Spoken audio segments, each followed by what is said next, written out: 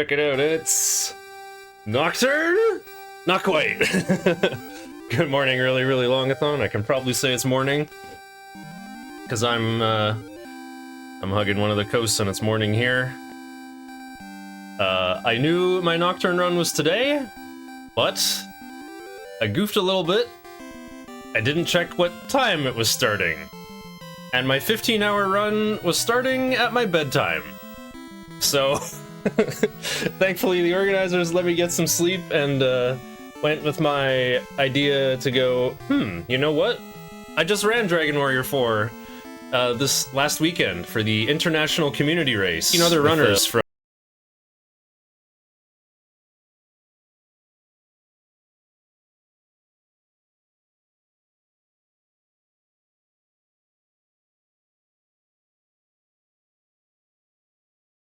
from the greatest threat to them being Twitch with the upcoming 100-hour limit. I got most things exported to YouTube, so we're doing good there, but I spent 5 weeks working on that, and haven't practiced my Nocturne run. I reviewed my notes last night. I feel like I could still do the run, but according to my own self-sabotaging circumstances, I guess, we're doing this.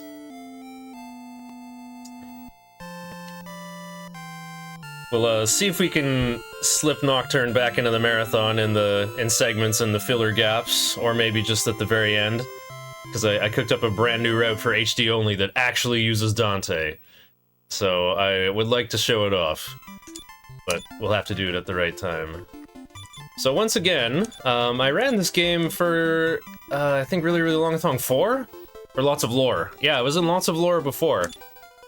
I like picking female, actually. I have a reason. And you want to pick slow message speed here, because you can mash through battles and run away a little bit quicker. Whoever's got their finger on the timer, I'll give you a 5-second countdown here. Because time starts when I hit A here and start my quest. So we'll hit start in 5, 4, 3, 2, 1, go. Try to read all the dialogue here. This is a story about the royal soldiers of a small country called Brooklyn. One of the royal soldiers is you, Ragnar. One morning, the king summons all the soldiers to the castle court. The king will speak to you. Listen carefully. Everyone at ease. You must have heard the rumor that children have been vanishing recently. The mothers from Isman village came to me in tears this morning, begging for help. As the king of this country, I cannot ignore this problem any longer. Find the cause of these disappearances and report to me. Go, my soldiers. Oh, soldier, please find our children. They're alive, I know it.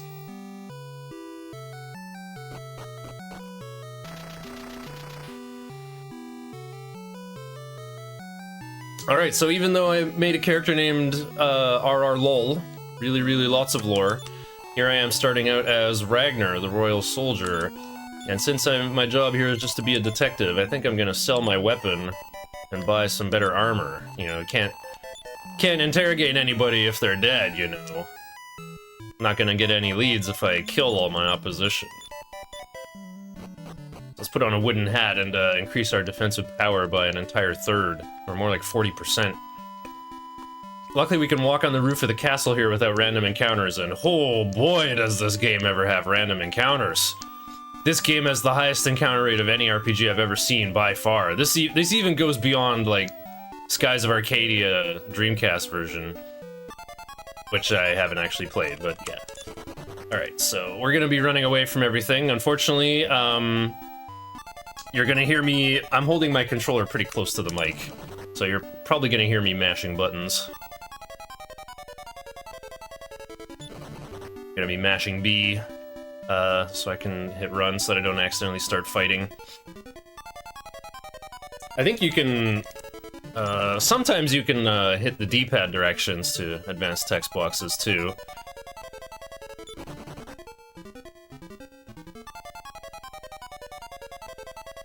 This game's got pretty good music, especially for an NES game. The problem is, we're gonna hear like the first 2 measures of it over and over again, because of getting interrupted by battles all the time. So yeah, Dragon Warrior 4, or, well, Dragon Quest 4. It was called Dragon Warrior back in the day, when TSR, who created Dungeons & Dragons, had another role-playing game also called Dragon Quest in the 80s, so they had to call this video game Dragon Warrior until Wizards of the Coast bought TSR, and then in the early 2000s they said, oh, you know what? You guys can use Dragon Quest for Dragon Quest VIII. Alright, so I walked on the castle so it could be nighttime by the time I got to Izmit Village. Here's how I get my first clue. You either gotta talk to Alex in jail, or this kid in the school. Now that we've done that, we can strip naked in front of this kid, and then ask the monsters, kindly, to send us back to Berland at the cost of half our gold. But I just spent all my money on a wooden hat, so... I'm gonna lose half of 5 gold. Free transportation. So yeah, Dragon Quest IV was re-released on the Nintendo DS. And that's what it's all about. So even though we made a character named RRLOL6 who is female, here I am playing as Ragnar the Royal Soldier with a majestic mustache. And we'll get this woman's attention by talking to her while naked, of course. And we found out that her husband is in jail in Izmit Village for stealing a piece of bread. Dragon Warrior games always were brutal back in the day. I mean, the battle backgrounds are just a black void. The enemies have menacing names. You can get wiped out in pretty much any encounter. You know, this was back before they went with cutesy names for the enemies and drenched the script in puns and annoying accents. You can go to jail for stealing bread in the NES game, apparently. What is this, Les Miserables? Now, speaking of miserable, in chapters 1 to 4 that introduce the rest of the cast, the game kind of goes easy on you. If you fail to run away from a battle, not all the enemies will act. Well, sometimes all of them will act, but not always. So now that I did my death warp back to Berland here, this time I'll get that money chilling in the cave. And we'll spend some of it on the old supply of medical herbal. Can get 3 of these. Not for the sake of money, but for the sake of inventory space. Careful where you walk here, the game might slow down if you get too many moving sprites on screen. Then you just go in any direction and Flora will talk to Alex. It's you, isn't it? Who are you, ma'am? Don't you recognize me? Don't you even remember this? Psh! No, it's the sound of a kiss. Soldier, thanks for finding me. I remember hearing this from some children. The secret playground is 4 steps to the south and 4 steps to the east to the village signpost. You might find something there. Be careful, soldier. So now that we've talked to Alex about that, this will unlock this secret locale outside of town. Come this way. Ooh, secret underground playground. This kind of reminds me of how when I was a kid, our playground just had, like, a bunch of farm tractor tires laying on their side. And we could just, like, run around jumping on the tires and, like, jumping across them, like, trying to figure out the biggest gaps between them, like, what was the biggest leap we could make. You know, we kept getting our legs scraped playing on those, but they were the most fun I had as a kid. Just constantly testing my metal. They don't have it anymore, of course. They took away all the fun. It's all prefab playground equipment now. So yeah, because this is really lots of lore 6, I'll in Chapter 5, there's 2 bonus cutscenes I can do that explain the story a little more, so I'll make sure to do those.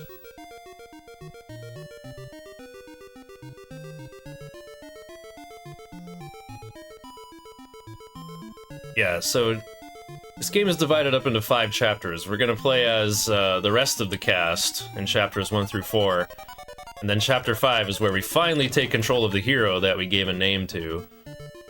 And Chapter 5 is like the prog rock supergroup album where we go and gather the other characters across the world and join together into a giant 8-man party that fills a wagon. An air-conditioned wagon that'll protect you from breath attacks, by the way. So this is kind of an awkward part of the run here. I'm going to acquire an extra party member for Ragnar. Ooh. if I can make it. Oh no! I got kicked out. No way. So your chance to run away in a fight is oh, no, I gotta walk all the way from Berlin. Your chance to run away in battles is I think it's 50%, 50%, 75%, 100%. That was a triple escape fail where I got taken down from nearly full HP by the two most powerful enemies in that cave. And yeah, like I was saying, it's awkward because I'm there to acquire an extra party member who I can't control, but is still extremely helpful, of course, because just being a meathead soldier with no magic points is not that fun of a time to RPG gamers in the 21st century. So the problem is my new party member will try to heal Ragnar all the time if his HP goes below 50%. And the fastest way out of the cave is to, once again, you guessed it, do a death warp. So you have to run from fights, but fail to escape so that Ragnar takes damage. You need Ragnar to get defeated to get wiped out and go back to town. So yeah, you can't have Ragnar attack himself, because if he gets too low, then he'll get healed.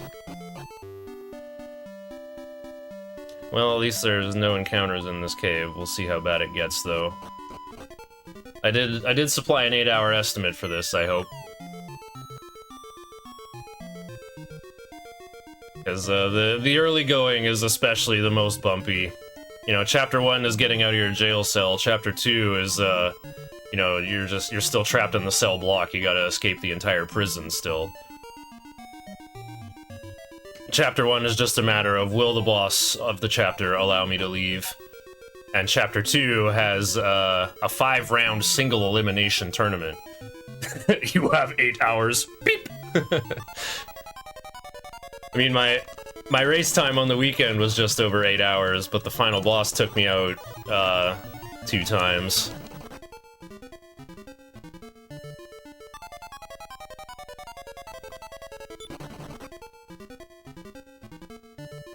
But also, I made a mistake and was lacking a somewhat important party member. Uh-oh. Lethal Gopher is building up power. Okay, I think I'd better herb up. We've learned our lesson. I know being at 3 HP would be so perfect for getting out of here quickly, but if I get into an encounter, it's not enough to survive anything. This is what the herbals are for. I could even buy another one. Like, I had 18, and then I died and lost half of it, and herbs cost 8. Alright, Healy joined the party. So Healy is a heal slime, or a healer as they're called in the old translation. So, Healy's not a bad slime. Okay, here I can have Ragnar attack himself. Oh, I forgot to take off Ragnar's armor, though. Oh, no, they're blazing on Healy. Okay. Okay, going from 20 to 2 defense power. That should help.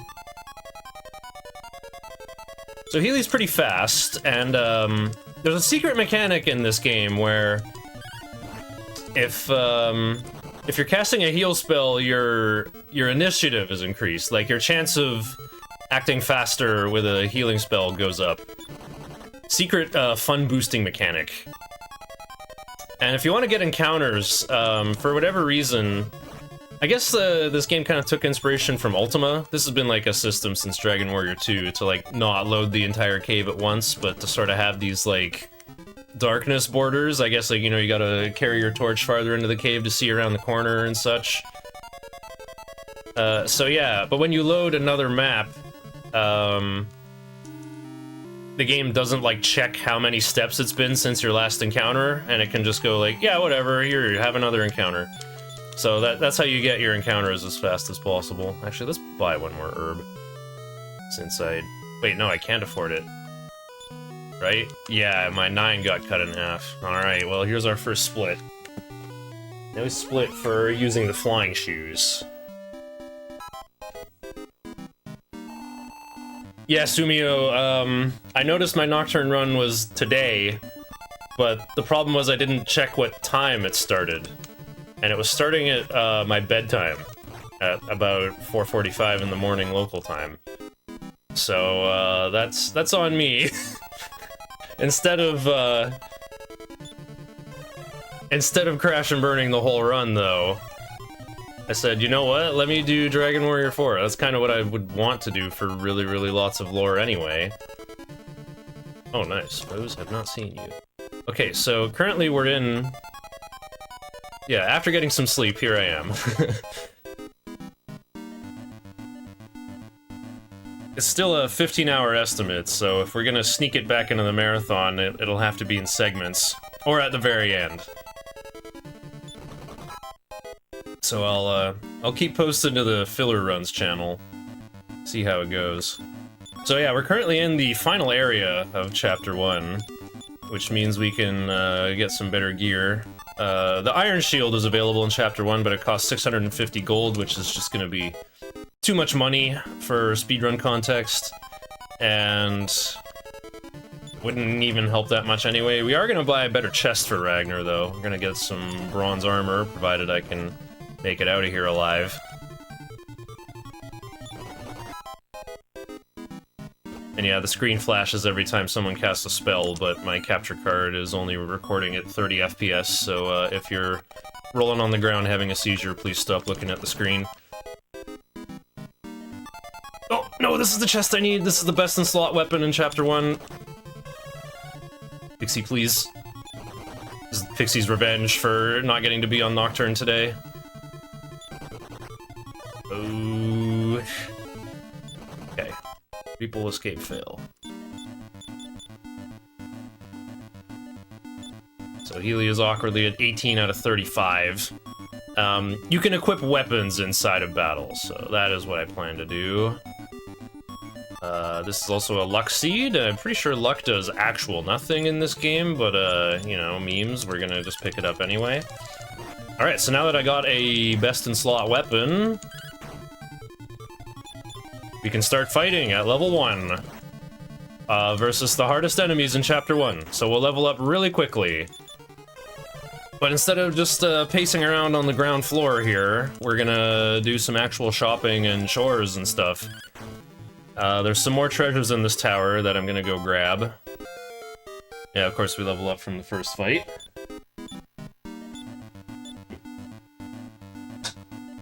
Only 2 HP.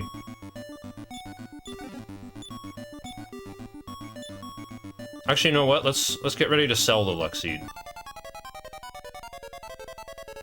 It doesn't sell for very much, though. Even vendors know that luck is useless.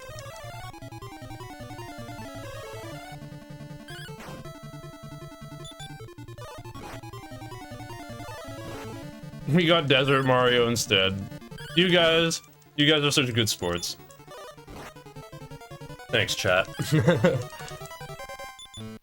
My serious allergy to responsibility has caused us to watch 6.5 hours of Desert Mario 64 tasks. Or strength. Well, unfortunately, it's I'm kind of looking for HP more in Chapter 1. The boss of Chapter 1 has a lot of HP, has like 250.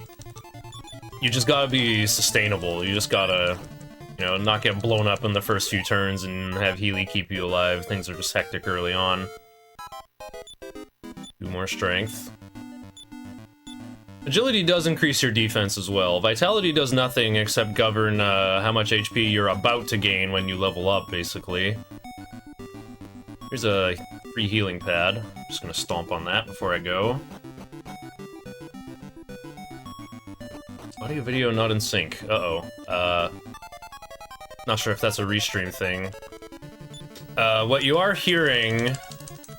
I use a Dazzle for a capture card, and the audio drivers that are stock on it just don't work.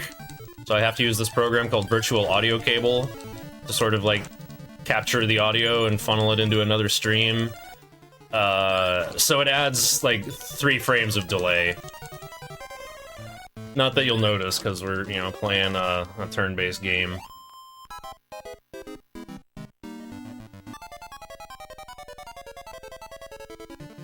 So the Sword of Malice is called the Cautery Sword in other localizations. It has a special ability here. You use it like an item, it casts the Fireball spell. Unfortunately, these guys have resistance to that spell. I thought if maybe it would hit one of them and I'd get some value, but it didn't pay off. Yeah, these giant chickens here have a sleep touch as well. They have a chance to put you to sleep with their normal attack. Foreshadowing for later, by the way, for how we're gonna truly conquer this game. I'm a little worried about Healy there. Let's use our last herbal on him. There's 2 more treasures I'm gonna get before I jump out of here and climb back down the tower.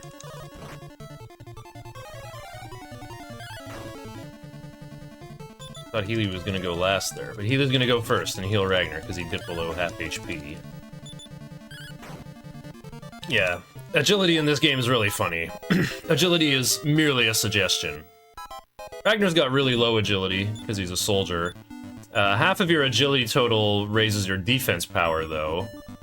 So, our next main character in Chapter 2 is a martial artist type who has really good agility growth.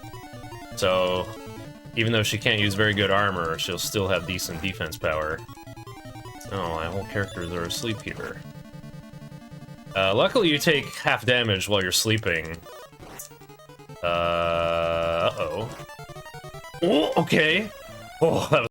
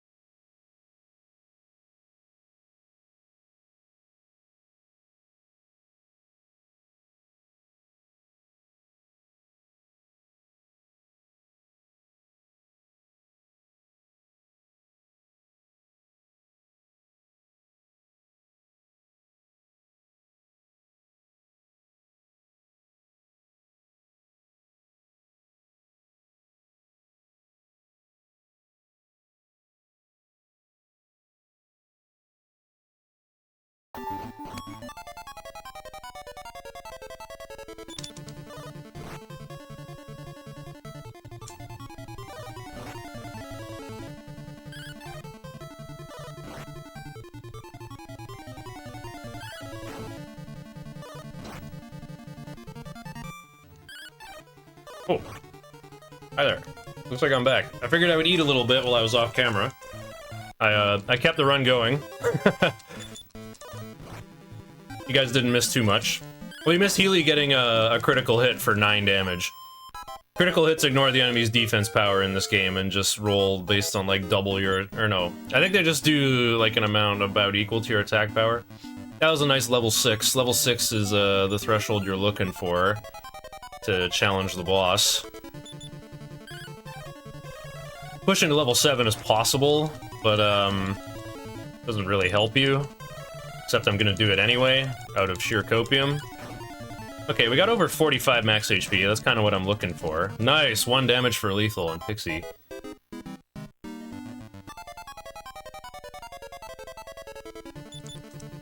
The Duxbill here has the Sap spell, which is, I think, the only spell that kept its original name, and its future localizations even changed the spell names to be sort of like cutesy sounds.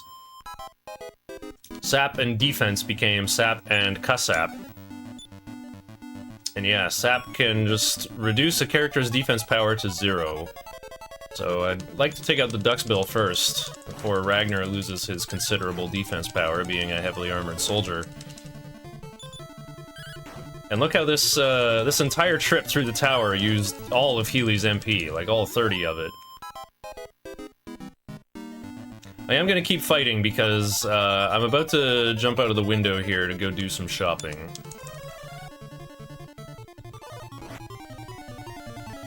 Ragnar falls asleep. How many turns you fall asleep is, I believe, is rolled randomly at the time you fall asleep. Wow. Getting sleep touched real bad. I would really like to not get wiped out here, because I just picked up a chest with 640 gold, and if I lose half of that, that's going to ruin my shopping potential. So yeah, you didn't miss too much. I walked into the northeast room there where there was a strength seed. I haven't used it yet. I might decide to sell it. I should hit level 7 on my way to the boss once I come back to the tower. You know, all one nice clean trip. Oh no. No way. 6 + 6? They can hit for that much? Okay. These weaker enemies outside shouldn't even be able to land a hit on me with my heavy armor. Alright. First I'm gonna do this. 1004. I might be able to afford a half plate, actually. If I sell my seeds? Costs 1200. My leather armor sells for 135.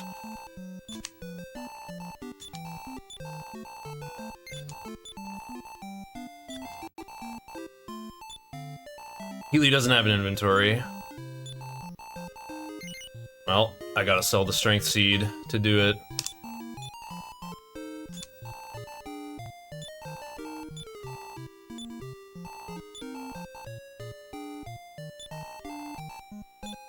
Actually, let's just turn this luck seed into, oh, it's 52.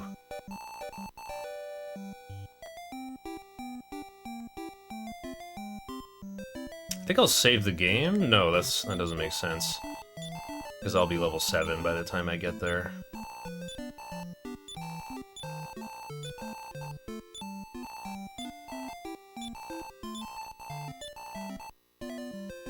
Wait. I'm fibbing a little bit. I gotta leave one inventory slot open. Alright, so I've been told that half-plate armor isn't, like, that much better than bronze armor, but I can't really do anything with my money in Chapter 1. The other funny thing... Wait, why am I saving the game? Whatever, I got this far and talked to him. You gotta, like, really think about what you're doing in this game. You walk so slowly, like, the menus all print out one letter at a time. But yeah, whenever you finish a chapter, your gold resets to 0. Whatever gold you had in each chapter just vanishes. Luckily, things sell for 75% of retail in this game. So what you can do is you can buy items to sort of solidify your assets, if you will. But Ragnar's not going to finish with very much money. It's not really worth it on him. Like I said, the menus are very slow in this game. All the text prints out one letter per one frame. Just the time it takes you to, like, navigate through the menus and, you know, pick the thing in Ragnar's inventory and then get the money from it. It's not gonna be a worthy amount of money in Chapter 5 anyway. Ragnar's job is not to bring money to the team. Ragnar's job is to just be Ragnar. Ragnar will actually be, one of the endgame party members, one of the most useful. Ooh, that 5 vitality roll for 12 more max HP. Yeah, I'll take that. So we're level 7 already. Yeah, my route through Chapter 1 is, really, really conservative, I think. Really, really safe. It's, you know, it's very much engineered for marathons or races and such. Now that I'm level 7, I can start running. Like, level 8 is too far away and not even gonna help. The things that kill you in the boss fight are not really dictated by, you know, how powerful Ragnar is. It's just a matter of can Healy survive. We have no way to revive party members in battle or in the field, and we won't have that until very late in Chapter 5. Even the healing pad in the basement will not revive Healy if Healy is dead. So it's very important that I protect him. Oh, see, like here, Healy's max HP is 35. He'll heal himself. What? Healy, why? Okay. Healy was at 15 and took 8 and then decided to attack. Healy just wanted some revenge, I guess. Alright, so now we're topped up. Let's make a run for the boss here. We'll use our herbs to top up if it's not a good setup. Oh, foes attack before you're ready. This is the MMO squad here. They got like 2 healers and a tank and support. Oh, they're chasing me. But we got away. Yeah, it's just a matter of Healy has to not get bursted down in this boss fight that's coming up. Sorrow's Shadow is the main attraction with 250 HP, who's also standing next to a giant eyeball who will be a regular mook in encounters in Chapter 5. And maybe somewhere else? I can't remember right now. Okay. So yeah, Sorrow's Shadow has 2 group hitting attacks, like the Fireball spell, which is like, you know, equivalent to what my Sword of Malice can do. I mean, we didn't see it do any damage. The Sorrow's Shadow can also attack, and it hits Healy for up to 21 damage, so with Healy only having 35 max HP, that's pretty scary. Some people don't even touch the eyeball. I like taking out the eyeball first. The eyeball kind of cheats, though. The eyeball can block and attack sometimes, basically doing 2 actions at once. The problem is when the eyeball gets to half HP, yeah, we get this. We get the Bloodshot mode, where you'll either miss or crit you for 15. So hitting Healy twice there could be a disaster. Okay, apparently Sorrow's Shadow can hit for 22 today, I learned. Luckily Healy was clutch and healed himself here, so I think we should be stable. Should be able to get through it all, as long as I can keep Healy alive.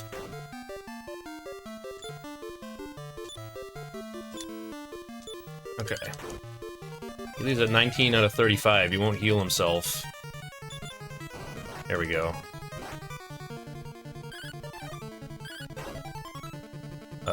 Healy? Oh, I'm at 29 out of 59. That's why Healy's not healing me. Well, Ragnar is not in any trouble. Oh yeah, Healy can block sometimes. Healy is usually pretty smart, except when he isn't. Ooh, Healy getting outturned. That was scary.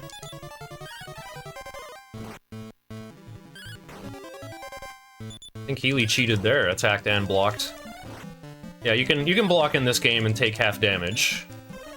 Uh-oh. Oh, Healy's toast, I think. Yep. Dang, we got outturned. And he's gonna have to fireball me. I don't think I'm doing enough damage. No way! No way! That was down to the wire. Wow. I can't believe you lost either, man. All mankind will eventually be offered up to the ruler of evil. I'll see you in the evil world. Hooray! Thank you, sir. I heard you can go home if you jump from the top.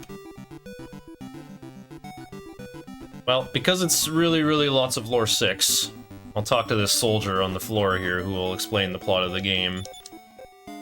Ragnar remembers his comrade's words. Somewhere in this world, the ruler of evil is about to resurrect. According to a prophecy, the hero who shall defeat him is now growing up. The evil ones intend to destroy the hero, while he or she is still weak.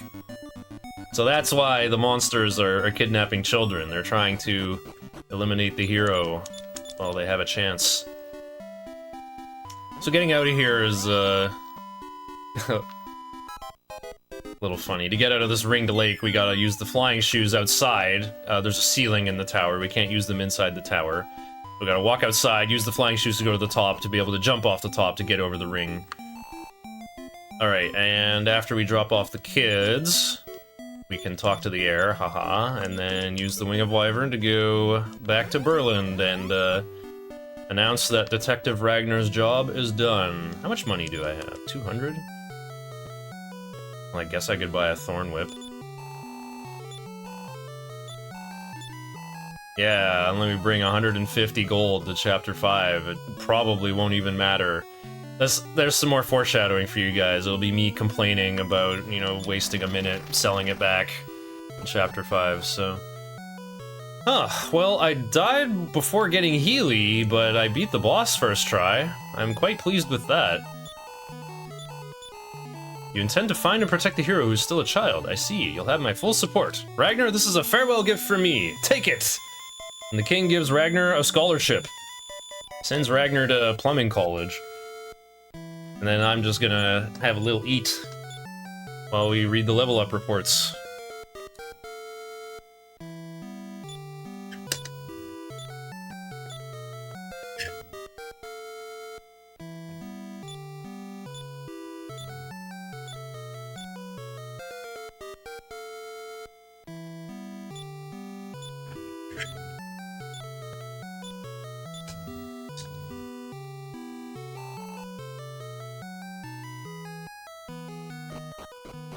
Thus Ragnar left on a journey in search of the hero. Okay. 619 behind my PB of 701, I'll take it. Somewhere long ago, no, somewhere right now, there was a very tomboyish princess named Alina. The king was constantly upset by her behavior. One morning, he summoned the princess to his chamber. Your tutor informed me you're planning on a journey to test your strength. I forbid it! You're the princess of this country! I won't allow you to go to the outside where monsters lurk! Now go stay in your room, is that clear? Alright, so in order to leave, of course, we have to talk to the guard on the left. And, this guy looks different. Princess Alina, your tutor Bray told me you plan to go out alone. That's so reckless! If something happens to you, I mean the king, would be devastated. Princess, why are you such a tomboy? Your late mother was so refined. As your tutor, I feel responsible for how you turned out. Yeah, Christo's little ellipses there gave someone on GameFAQs the idea to write a guide of like, hey, let's beat Dragon Warrior 4 with only Alina and Christo, because Christo has a crush on Alina. It seems the wall, repaired with flimsy boards, can be broken through with a falcon kick. Yeah, there's a maid in the way, like, repairing the wall until you talk to Christo and Bray, and left guard, of course. Standard video game jailbreak scenario. It's reckless to journey alone. If you're determined, I'll accompany you. And I, your loyal servant, will accompany you also, princess. Let's go now. Alright, so if you thought you were getting the Dragon Warrior 2 experience of just being a meathead all day long, no way, no way, we gotta get an actual party going. Speaking of Dragon Warrior 2, this like almost resembles Dragon Warrior 2. Okay, anyway, so there's two possible starts in Chapter 2. You can take your starting 100 gold and buy a copper sword for Christo and give his club to Alina, but we're gonna do the higher offense route here. We're gonna sell the feather hat. Now, this is the only feather hat available in Chapter 2, and it is best in slot headgear for Alina.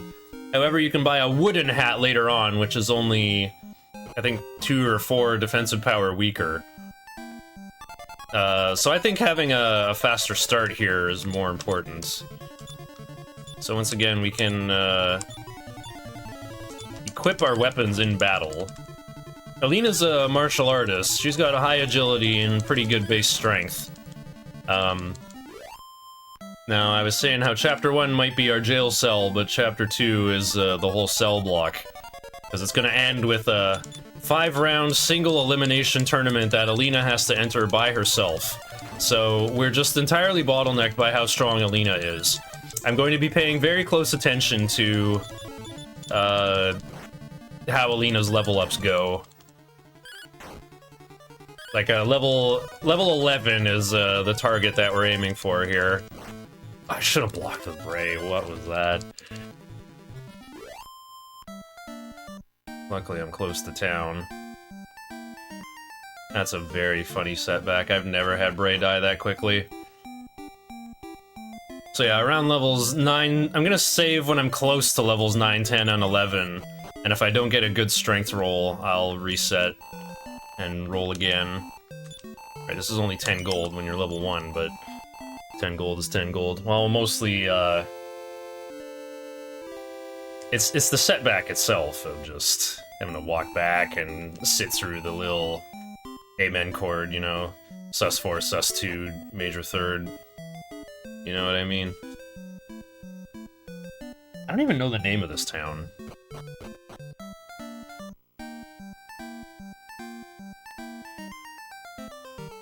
You can't use Return Magic or the Wing of Wyvern to go to it.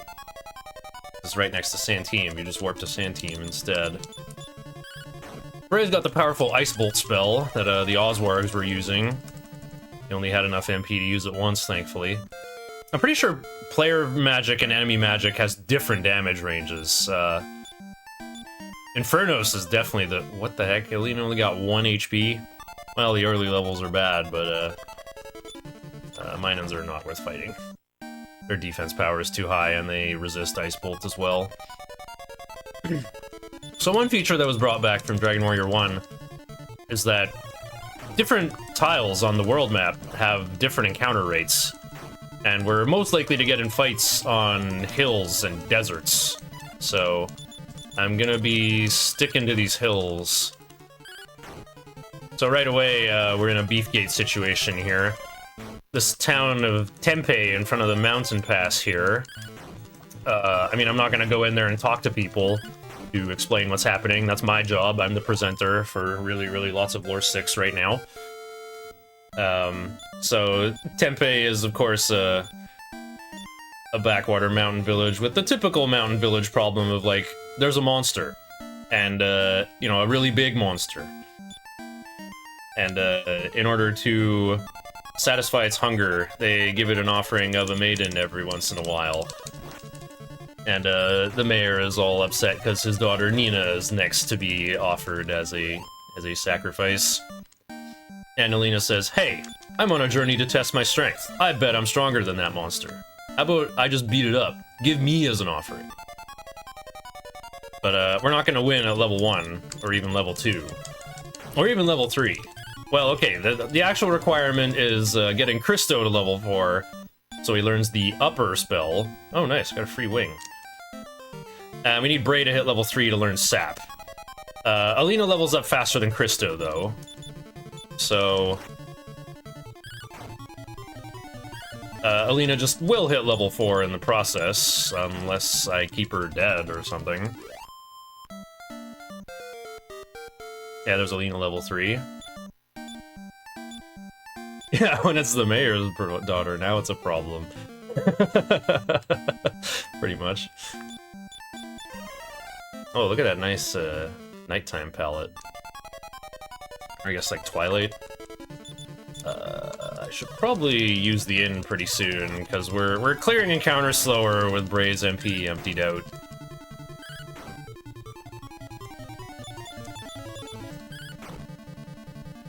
Yeah, a couple more mechanics to go over here. When you have multiple characters, whoever's in the front is most likely to get attacked. I'm pretty sure it's the standard, like, 40%, 30%, 20%, 10% distribution. But, you know, any Dragon Quest runner will tell you, like, nah, it's all 25. They're all equal.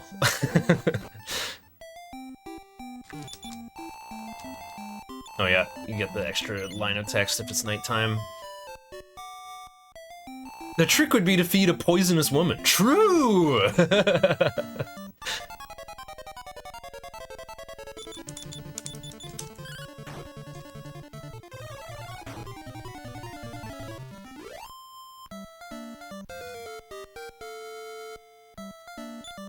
Here's Bray level 3.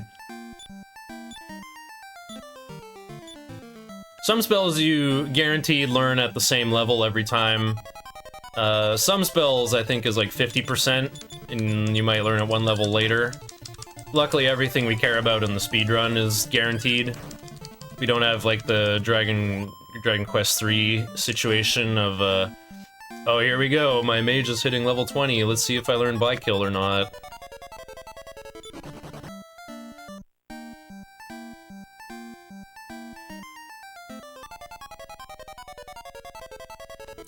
Casco's Hopper's also not worth fighting. I know they don't look dangerous, but they have a bit of a secret. Their AI will all target the same character. So if they target Bray, Bray's gonna have to spend the whole time blocking. You don't want to Ice Bolt them anyway. I think they can resist Ice Bolt. Well, their HP is too low to be worth Ice Bolting anyway. Well, I guess the point is Ice Bolt can one-shot things in this area. What is with all these Minons? This is more Minons than I've ever seen!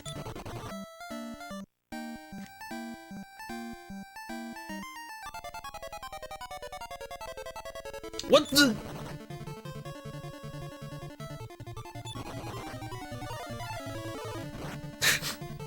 See, even when they charge up, they can't land a hit on me. And defense power is too high.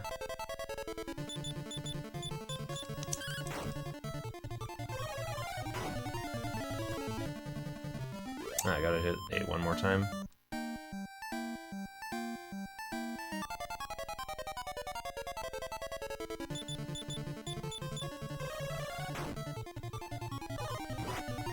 That's probably not a good use of Bray's MP.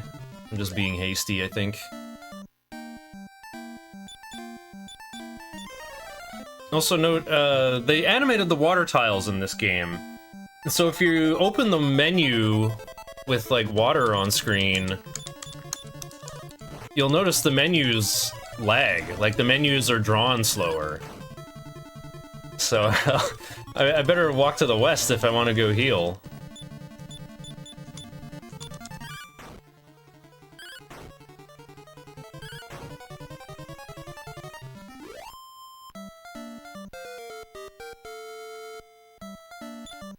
Two strength for Alina. Here I am more concerned about Alina's strength, because the 4th round of the 5-round tournament has a guy with really high defense power. What the heck? It's Minon City. Huh? Why are there so many Minons?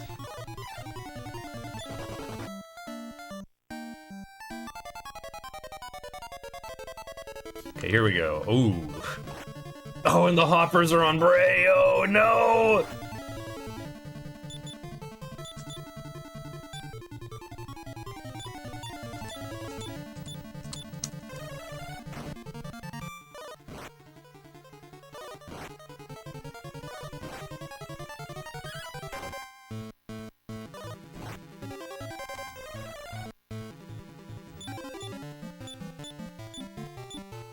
I have to kill the hoppers first just to protect Bray.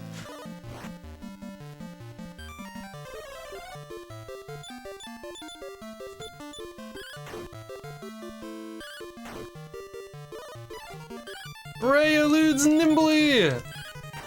Let's go. Yeah, you usually don't get items from fights in this game, but if you do, it's based on the last enemy you kill. So interesting, the boss fight is coded to always give you an item. It's funny because the task kills one of the rabbit hounds instead. Because they're guaranteed to drop a Wing of Wyvern. You know, the task doesn't really need life force nuts. I guess you could sell them for 187. No, wait, I don't think you can even sell them for that much.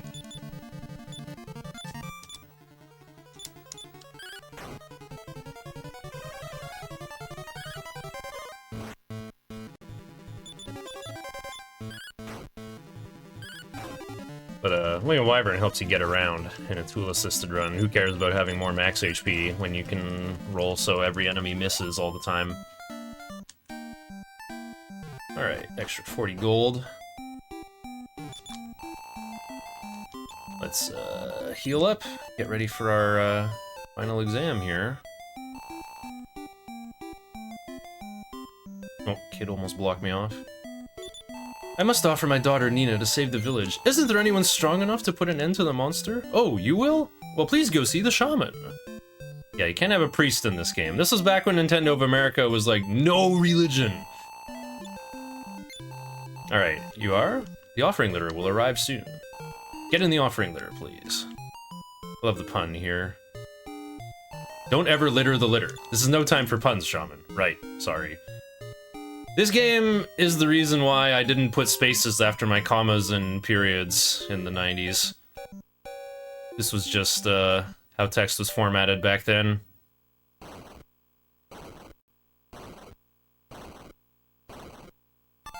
Oh, I should have stuck Bray in the middle. I forgot. Okay, whatever. Cast Upper on Alina. Cast Sap on the Humanoid. Yeah, because of that. Oh, wow. Bray fell asleep, too. The Chameleon Humanoid has a Sleep Touch attack as well. Well, the no way! They focused down Bray even though he was in the back. That's so bad. Okay, at least we got Upper off on Alina. There's one, It's gonna be a long battle, though. Chameleon Humanoid has heal as well. Oh.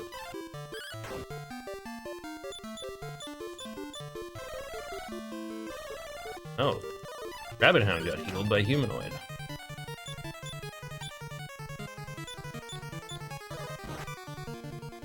I think I'll cast Upper on Christo just in case.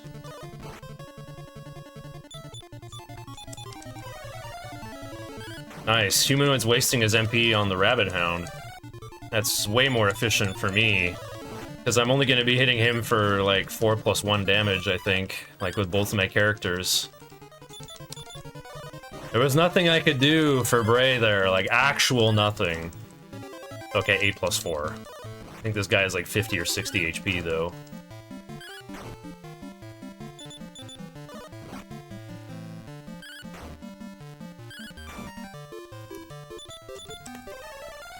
Not enough MP. MP got Tarinai. Okay, that wasn't too bad. And I actually did want to get Bray killed here.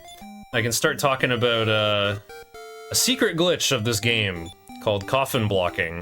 Nice, +3 strength at an early level. That's good. Oh, that was a good Vit roll, too. Okay, that made up for those bad early levels.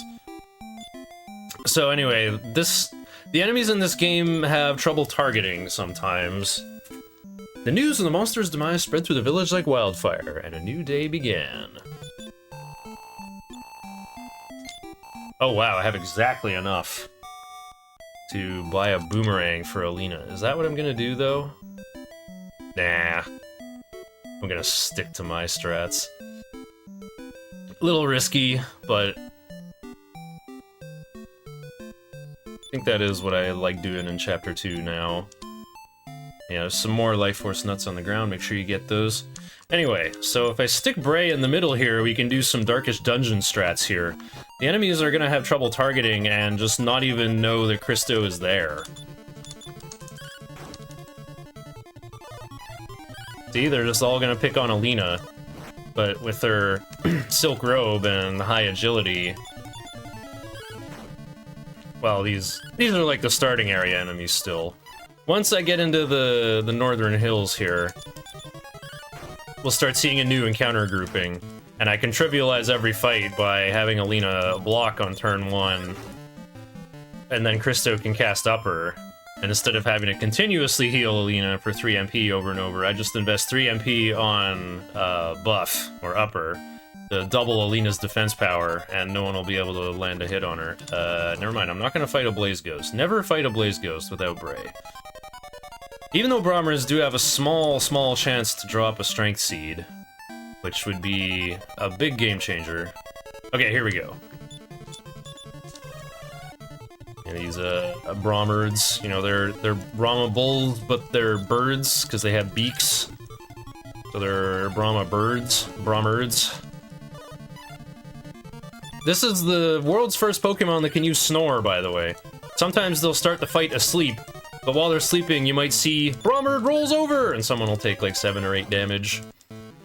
They also have a small chance to do a body attack if they're at low HP. Which is the equivalent of the sacrifice spell, actually. And I have a clip on my channel of Alina getting hit by that, and instead of taking damage, the text prompt just says, Alina explodes into bits! And she just instantly died. Okay, how's my level 6? 1 strength. Oh, okay, well, good Vit? Okay, well I got good HP to make up for it. Still would rather have strength than HP, but having more than 80, like 80 HP in the tournament can be nice. Okay, so I'm gonna do a little more fighting here, probably just till Christo runs out of MP.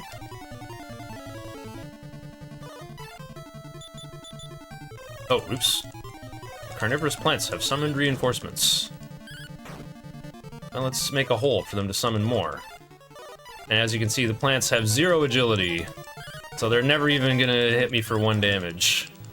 And they're always gonna go last.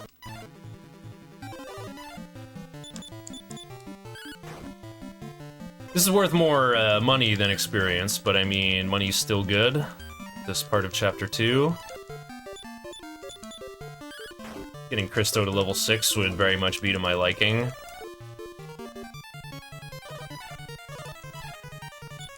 You might be in a bit of a loop here.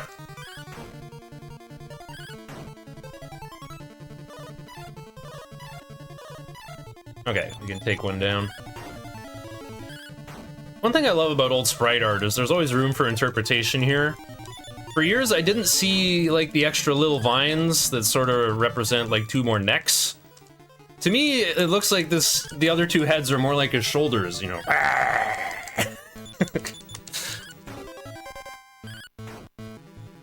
Lots of NES pixel art that has me thinking like that. Alright, big 150 gold. Christo's level up's always smaller than Alina's. He's just a lowly chancellor. Or he's kind of like a white mage. He specializes in healing magic, and he can use some mid-grade weapons. Whoa, what's all these people at the inn here for? What the heck? There's a hostage situation? Let me go! Someone help! Stop, or the princess will be harmed! Then some jailbirds run off with the princess? What? Well, anyway. Wow, tough break, man. I guess I'll stay at your inn to help your business recover.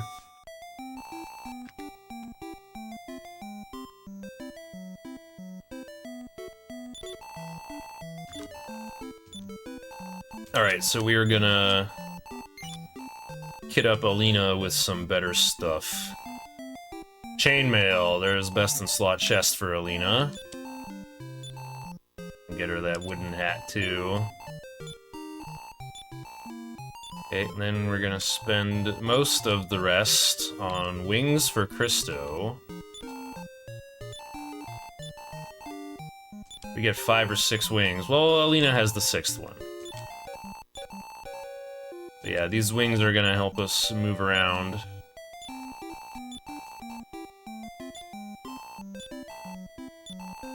I gotta be careful as well of,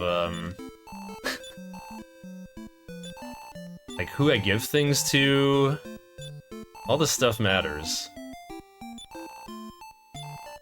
Because look how long it would take to, like, fix their inventory. Like, you know, open the item menu, pick the character, pick the item, pick who to give it to. Like, pick the give command. I'll hang on to Christo's club for emergency selling. So before I move on, this is the part where you're not going to see my face as much. Because I'm going to have to get up and use the old reset stick. We can roll 4, 5, or 6 on these nuts, and I will not accept any 4s. I mean, pretty much everyone only accepts 6 on these. If I roll 5 on the first one, I'll see if I roll 6 on the second one. That's the only way I would accept 5. And unlike Dragon Quest III, where your stats will, like, normalize 1 level later, this is just like a static, like, permanent bonus.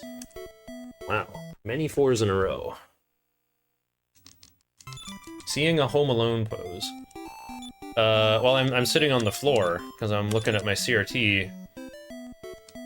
Wow. Oh, you mean for the carnivorous plant? Ah! Yeah. Okay. Save when we get our first 6, so that I don't have to roll 2 in a row.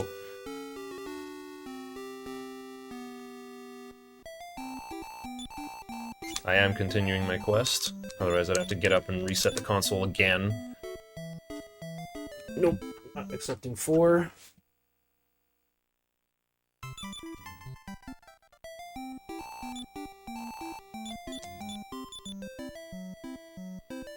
Not accepting 4. I'm only taking 6 on the second one as well.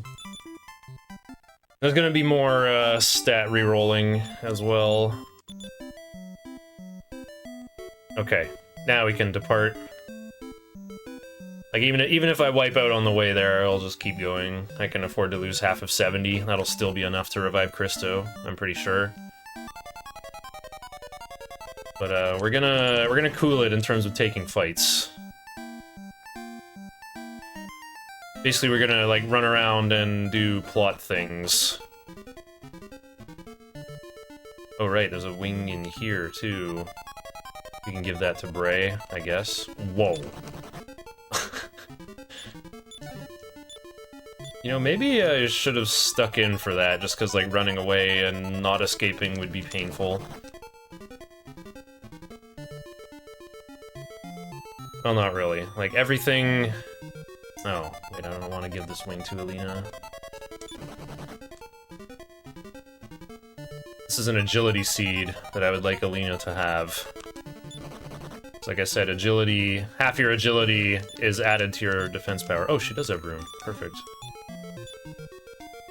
Yeah. When you use a seed, the character who's holding it just uses it on themselves. Usually it's... In, like, future RPGs, it's always like, which character do you want to use this consumable item on? But for stat items, it doesn't ask that. It's just like, they just instantly eat it.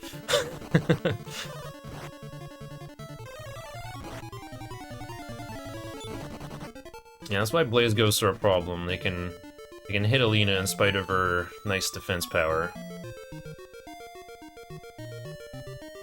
So yeah, we're gonna stay at level 6 for a while. We're gonna just advance the plot in Chapter 2 so we can get to the next area, or areas, where the proverbial experience per minute is higher. A lot of runners have been experimenting with kind of like taking fights on the road instead.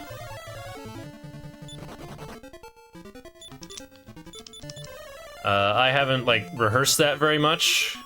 I do have a route like that written out. I don't really like it, though. I find it slow. It's a little dangerous to sort of get through the next area with our characters only at level 6, but it can work. We might have to reset a little bit, but it can work. It might be frustrating because of, you know, lack of agency or whatever. But I mean, I was supposed to run Nocturne today, after all. Uh-oh, triple escape fail. The Vipers have already changed targets. Why? Okay, well, this time I'll save. Now that I kind of half-looted the cave. Oh, it's 40. I don't want your service. Okay, well, a good thing I kept the club in Christo's inventory. This is what it's for, emergency cell. Look how far I have to walk, though. I'm always complaining, like, how do I never PB in this game? How am I so bad at it? Well, every little thing like this adds up.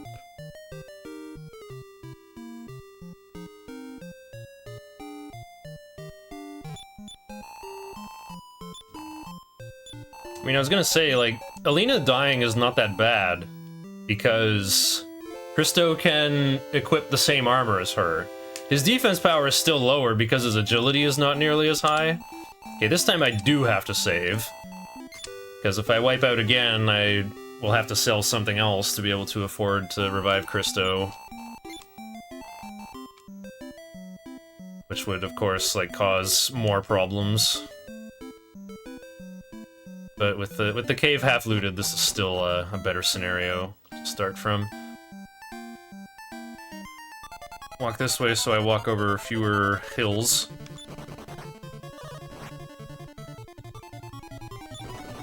Oh, I don't think I was at max HP. I kind of forgot I have plus 12 max HP with the Life Force nuts. No, wait, I healed after that Oswarg encounter where I almost died. So I saw I was at, what, like 46 out of 51? Anyway, the same strategies would work in these cave fights, like, you know, just block with Alina, cast upper, and then just kind of whittle them down while you take no damage, but, our attack power is not too great, with just a Thorn Whip and a Copper Sword. Spent my money on armor and, consumables instead. which is totally worth, by the way. This isn't even the hard part of Chapter 2, that's the funny part. I got, like, totally disrespected by those crested vipers. Wow, even without casting upper, these guys are kinda harmless, huh? Well, they do have a poison touch, though. But that would be okay, because I do plan to Death Warp out of here. Wait. Oh, that means I do need to win a fight, because I'll have to revive Christo again. Dang, I actually should have taken that Toadstool fight. Okay, I'll take this one. There's not as many. Yeah, and my characters working together can take out one. So even though Lena's not taking much damage, she might get poisoned, which will cause red flashing every 4 steps when I'm walking around. But, it won't be too bad.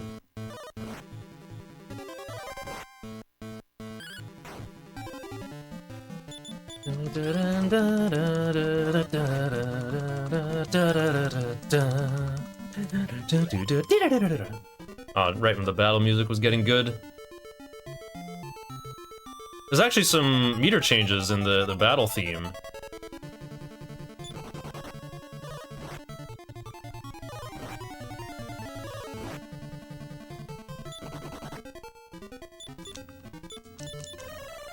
I think it's, let me think, 4454, 4458, right? Da, 2, 3, 4, da, da, da, da, da, da, da, da, da, da, da, da, da. Oh yeah, that's a 7/8. Into that part.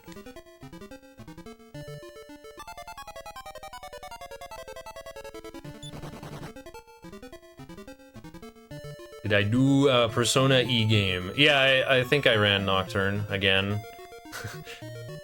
I'm always running Nocturne. Alright, we got the golden bracelet. That's what we're here for. That's, you gotta meet the criminals at night and they'll explain that's their, ransom demand. And now I'll just kind of walk around. But Somnobito is asleep.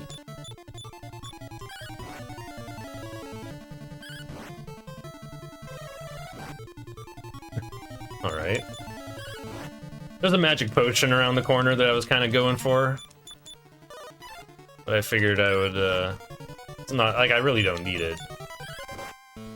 Nice exact Zelina.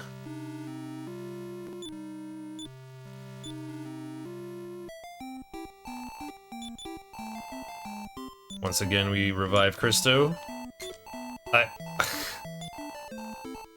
Come back when you're a little... richer. 2 gold short. House of Healing, huh? Who's getting healed exactly? What do I sell? Can't sell the Agility Seed. Oh, I can sell Braze Stick. Perfect.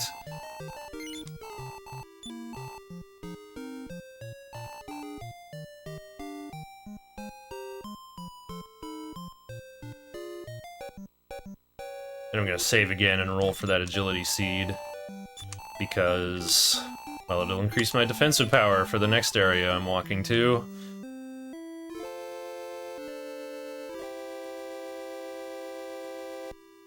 A lot of battle themes have time signature fun.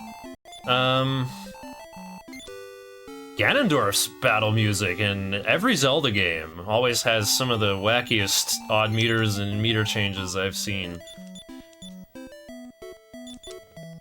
Give me the 3. Nope. Again, Seed can roll 1, 2, or 3. I'm only gonna take 3. Just because my level up rolls have been a little weird so far.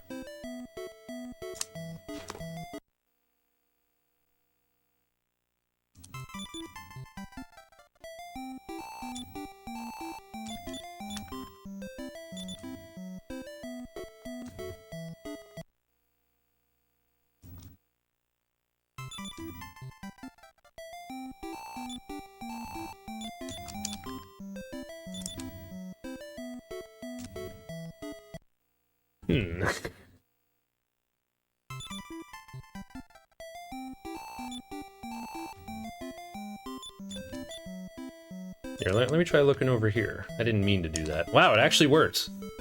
Nice.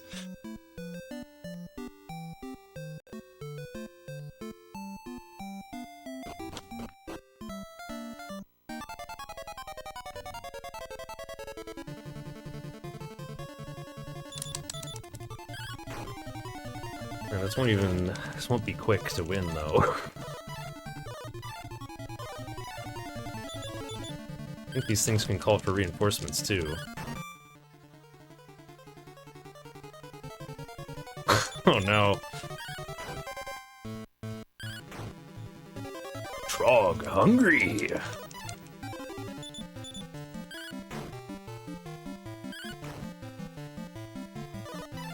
Again, I'm just thinking like, well, what if I wipe out again and need to revive Christo? But I'm gonna need a little more money than that. Yeah, 70, not quite enough. Okay.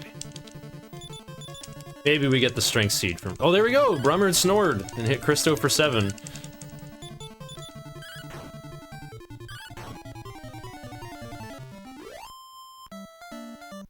Oh, no drop. Yeah, grassland has the lowest encounter rate, so I want to walk on that if I can.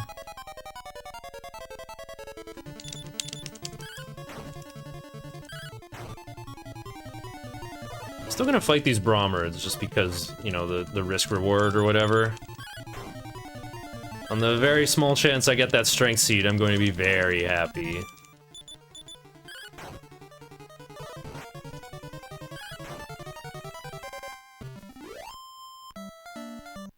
Of course not. I don't think I've ever got it. I think it's one of those, like, 1 in 255 kind of drop ranges. Alright, this is a bazaar going on in the desert. There's some nicer stuff for sale here, but we're not gonna buy any of it. I'm just here for this strength seed and for this necessary plot trigger over here. Return to Santine Castle immediately! The king is in trouble! Oh, I'm using the far wing, silly me. Okay, wait, we don't have to actually talk to the king, though. It turns out the king has lost his voice. And, nobody knows what to do. Well, someone in the castle says, hey, talk to the troubadour over in town. He lost his voice once, and he must know a way to cure it. And so he mentions, there's a tower where fairies live, and they gather something called birdsong nectar. But we go to the tower, and the front door is locked. So we have to get the golden bracelet and turn it into the hostage takers. And the princess will give us a thief's key as thanks. Here's the princess. Why? Thanks for rescuing me. I've learned a lesson. I'm not really a princess. My name is May. I'm just an actress. I got carried away because people treated me nice when I acted like a princess. I'll join my companions now. It's not much, but I'll give you this thief's key. Bye, real princess. Yeah, it's funny how her companions look like ours. Some Dragon Quest humor. Okay, there's an inn when I get there, but I am definitely going to save the game again. Actually, I'm gonna save the game twice. I'm gonna roll 3 on the strength seed, and then save again.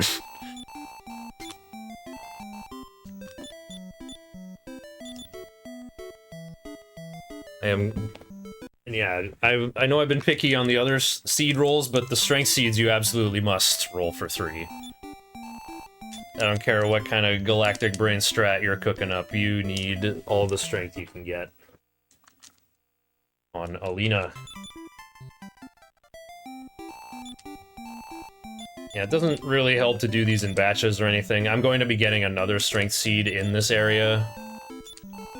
So maybe it is better to get like 2 at a time. But like, if you're saving before and after every roll, it just kind of has to be done. Oh, Christo's holding all the wings. Wait, before I go... Oh, I got lots of money. Okay, let's buy more herbs. I really want to make sure this goes off without a hitch. Give the... No, don't give the Thief's Key to Bray. Christo's in. We can give Alina the herbs, because we want to put herbs in her inventory anyway, for reasons. That many, actually. Need to keep one slot open to pick up the Strength Seed. The Birdsong Nectar can go into Ray's inventory? No, wait. It'll go into Christo's inventory. Okay, there we go. Save with the herbs in Alina's inventory so that I don't have to do that shopping again. Alright, wing to the bazaar. That's the closest place to this tower. Now we're gonna follow this peninsula to the west. Oh no! These Sandmasters hurt really hard. They do have low defense power, like maybe I could, you know, tank up and fight them. But I'm trying to go fast here. I said I'm trying to go fast here. Oh, third one active. Amazing! I go first and I can't run away.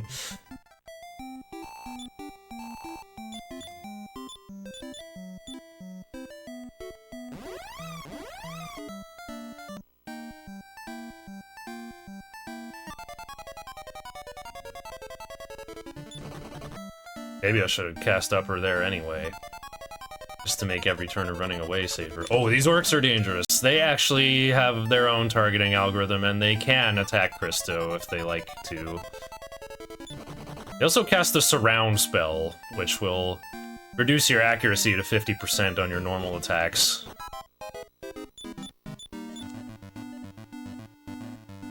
We're not in peak condition. I think I will use the inn. Now here's the Grizzly Saber. These guys can call for reinforcements. I'll be coming back to farm some of these later, once I unlock the next area and have access to best-in-slot gear for Alina. Well, actually, her armor is already best-in-slot. I should say best-in-slot weapon.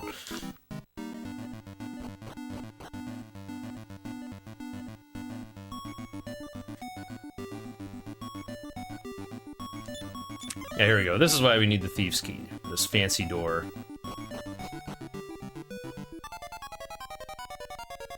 So yeah, in ancient times, haha, back in the Speed Demos archive days, I guess. Well, soon after, I should say, when people actually started single segment running this game in the early days of Twitch around 2012, 2013. Back then, we would just get to the top of this tower to get the Birdsong Nectar we need and leave, but I am doing the full dive here, where I'm also getting a chest that has a Strength Seed, and the chest next to it that has 1,200 gold pieces. So if I die, I lose half of that. It means I'm gonna reset and try this segment again. I gotta one-time the whole place, with both my characters at level 6. And there are some dangerous spellcasting enemies in here that can harm Christo. This is not one of them. The Spectets are actually completely harmless. They'll do this Warcry or Iron Eyes or... oh wait, they can attack, whatever. And yeah, I'm kinda... After running Nocturne, I'm like, you know what? Let's heal up to full after every encounter. That's kind of the mentality you want in here. Because if you triple escape fail, you're probably gonna lose a character. And moving Alina's armor onto Christo isn't even that helpful, because of his lower HP and lower defense power. But sometimes Christo, he's got that goat blood, man. He's stubborn. He's not gonna die so easily. If you just believe, you'll get to the top.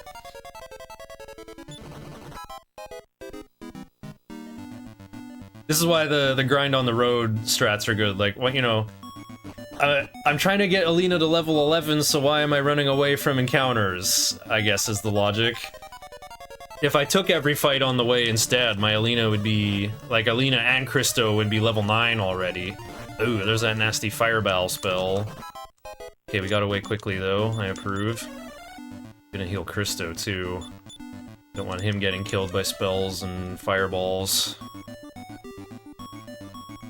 Yeah, when Alina and Christo are level 9, this walk is so much easier. You still run from everything, but... Christo has more MP for healing, your characters have more defense and more max HP, and Christo also has the antidote spell, so you can cure poison when that strikes. And Christo's down to 1 heal already. Good thing I bought 3 medical herbs. We're almost there already. There's only, like, we just gotta get down this narrow walkway, and then 1 more small room.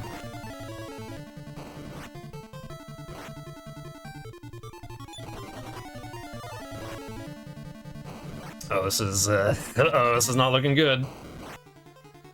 It's a high roll. Oh, no way! No! Double escape fail was enough to kill me?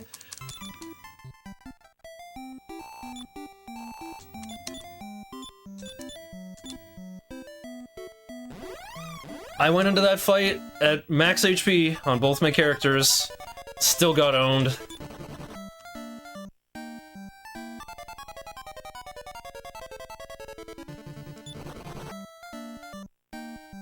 Yeah, I knew there'd be a possibility of this happening. Might end up looking like a mega fool on the marathon stage again. Just trying to do something that's mostly up to chance. Ooh, the terrible blow from Cordra. That just happens sometimes.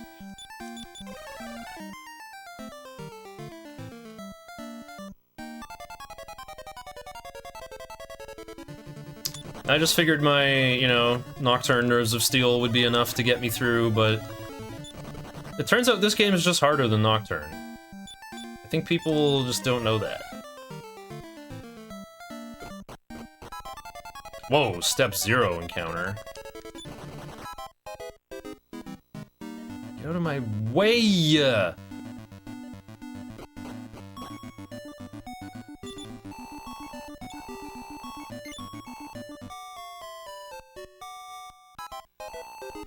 At least there's an inn here, like, as long as nobody dies, you can keep healing, am I right?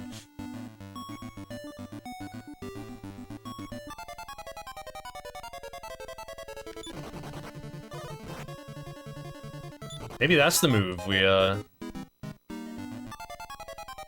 get the, well... Christo running out of MP is not why I wiped out. I was just getting unlucky with the quad butterfly dragon encounter. Tripping me up for 2 turns.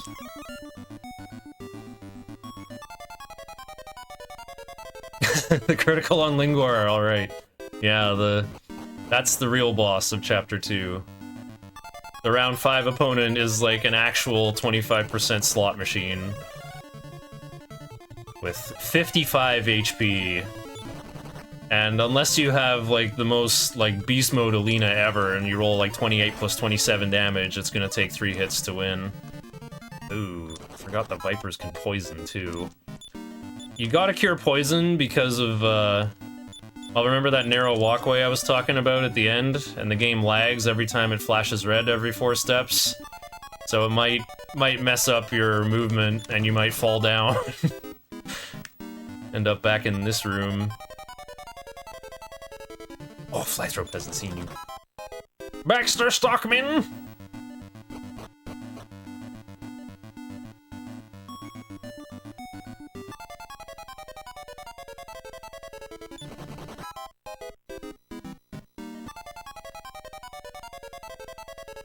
Okay.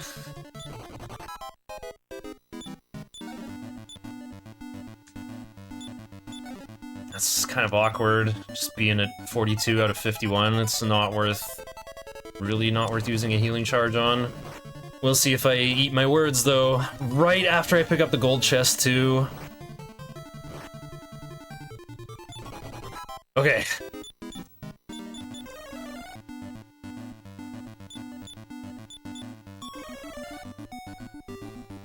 So annoying that Christo has to heal himself too, so that he doesn't get shredded down to 0 by orcs or group attacking fire. I don't say AoE because, I mean, look at the game's battle UI. It's just like Microsoft Excel. It's just menus. This isn't Chrono Trigger where you can see where your characters are standing. There's no such thing as an area.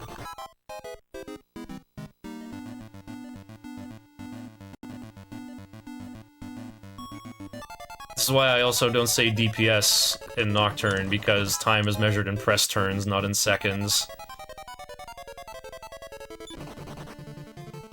But, this kind of pedantry is probably why I'm getting karmically destroyed, right?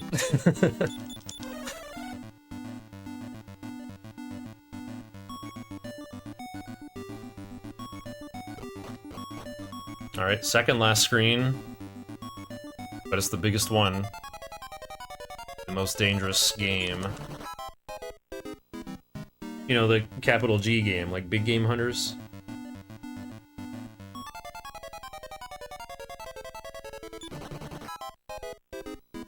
I think Pteranodons only have a 1 in 6 chance of using Fireball. Enemies in this game have, 6 move slots, if you think in Pokemon terms. So they just kind of randomly pick one of their 6 moves to do. Unless they... well, maybe they have, like, programming to do specific things sometimes. Whew, okay. See those stairs? We got one small room after those. So I'm gonna use Christo's MP, and we're gonna go for it. Uh-oh. Grizzly Sabers? That's not too bad. Don't hurt that much.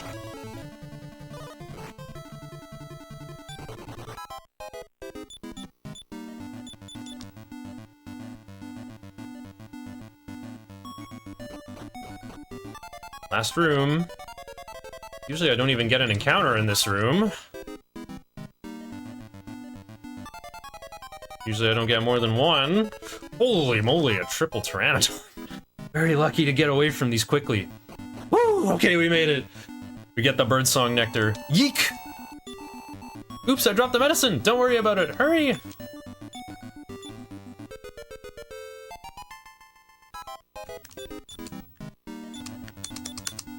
Alright, now that we got that, we'll just wing to Santeem instantly.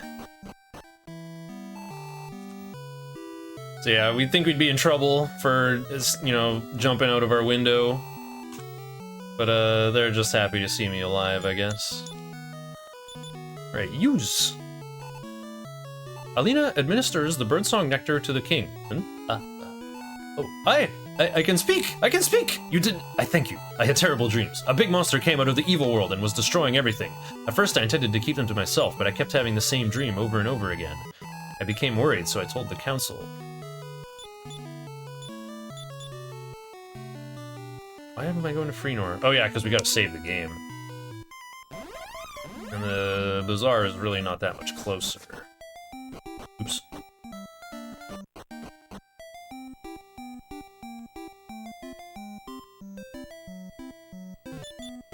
The day-night cycle in this game is supposedly random, but every time I make this walk from Freenor to Endor, it's always dark by the time I get there.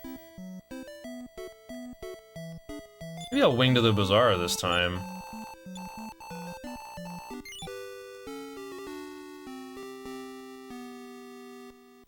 Oh, you know what else?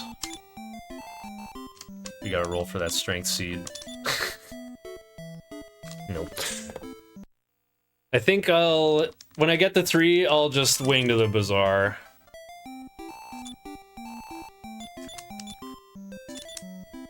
What the? Okay. I got so many wings.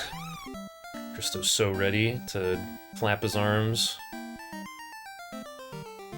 This will save me from having to use the inn when I get to the next town. So now that we've helped the king, he's opened the borders, and we can visit the Kingdom of Endor using this teleport shrine over the canal. Canal? Over the channel. Over the strait? Whatever, that little strip of seawater. The encounters here are even more dangerous. Very lucky I didn't get any. Alright. Gotta buy more wings for Christo. Oh, you know what is wrong, though. Forgot to go back to the cave and get some more money. But if I sell the Thorn Whip, and Christo's Copper Sword? Wait, selling Christo's copper sword sounds like a mistake. What else can I sell?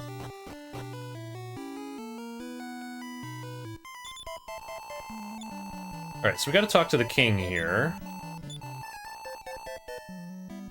Right, so the king of Endor is, you know, he's heard the monsters are gathering in strength, so he's hosting a tournament to gather strong warriors to Endor, because this is the biggest country in the world. This is the biggest town.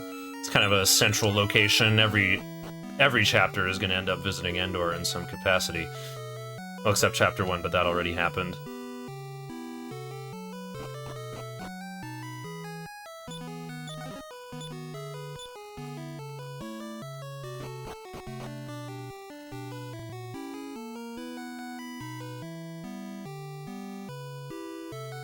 Sell the Thorn Whip for 150. And Christo's Copper Sword for 75. We're gonna have to do it. Oh yeah, so by talking to the king, we can enter the tournament area, which is where Alina's best weapon is sold. We're here just for that.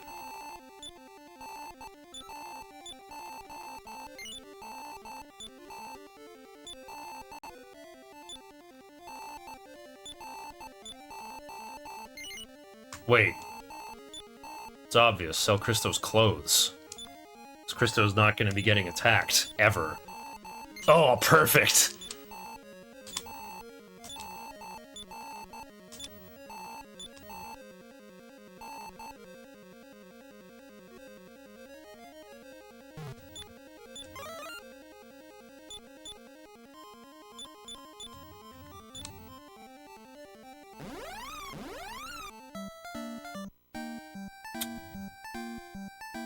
I don't really need to save.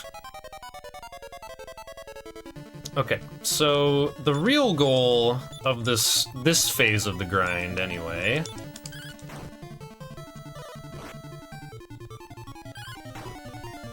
it's looking like we're getting Alina to level 6, but the real purpose is to gather some money so we can buy a good weapon for Christo and then grind somewhere better for levels 9, 10, 11.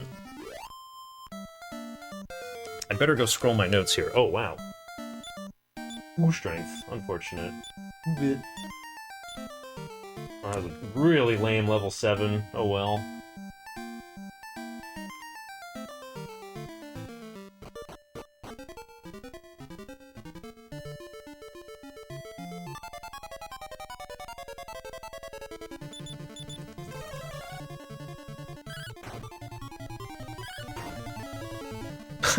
Yeah, keeping the sword was worth.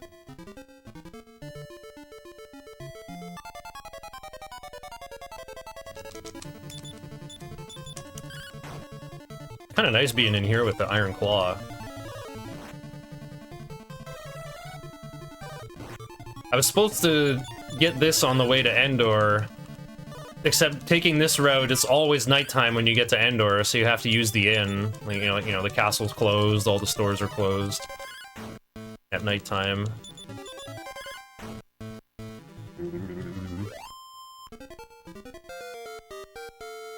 Christo's level 7. Who cares?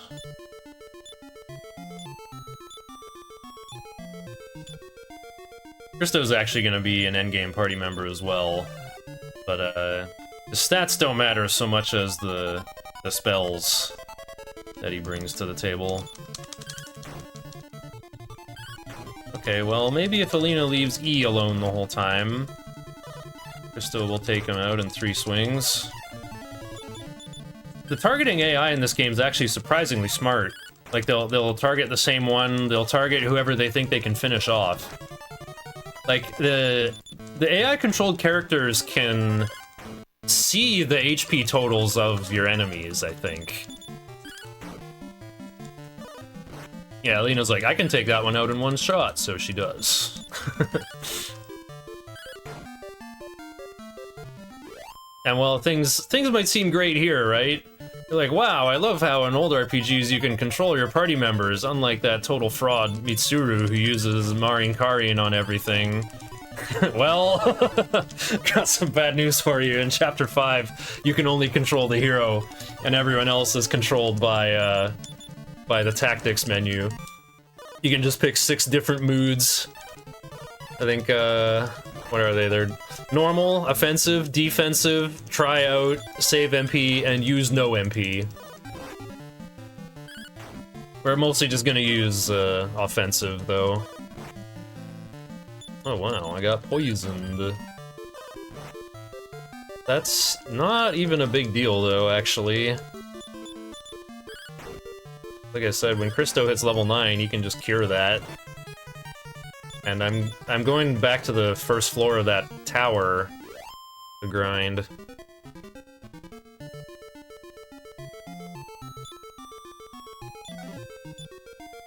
There we go, 360 gold. That's what should have paid for the rest of the Iron Claw.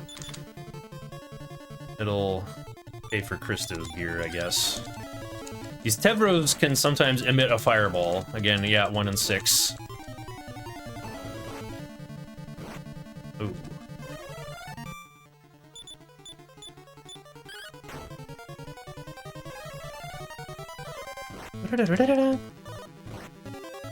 Actually, I think what I'll do when I get out of this cave, I'll wing to the bazaar and buy some more supplies.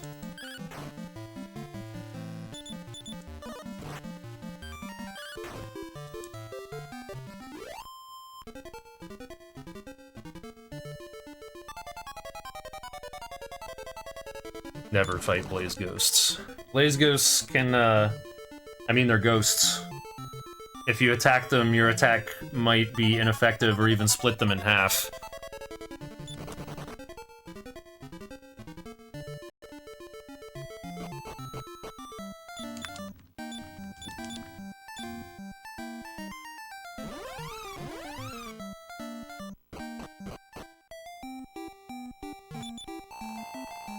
Oh, Alina's gotta sleep in a bed with someone else while poisoned. That's rough. Okay. Fortunately, the item shop is way over here in the bazaar.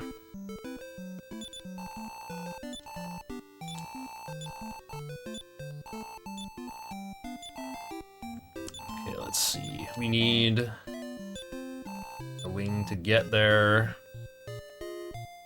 Actually, that's all we'll do. It's Alina's current experience.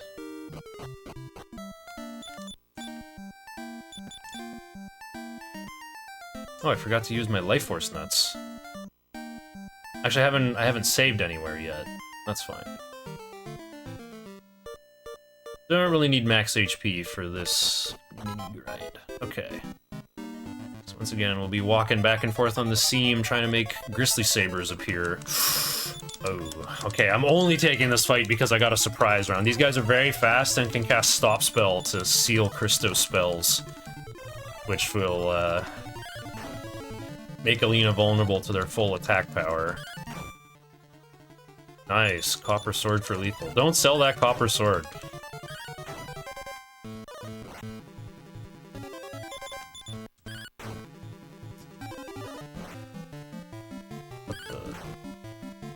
What is going on? Dude, Bebop and Rocksteady are about to drill through my floor right now. Oh, Alina is level 8 already. 5 strength! Okay, that makes up for all the bad rolls. Only 4 HP, but I think we might be doing okay for HP.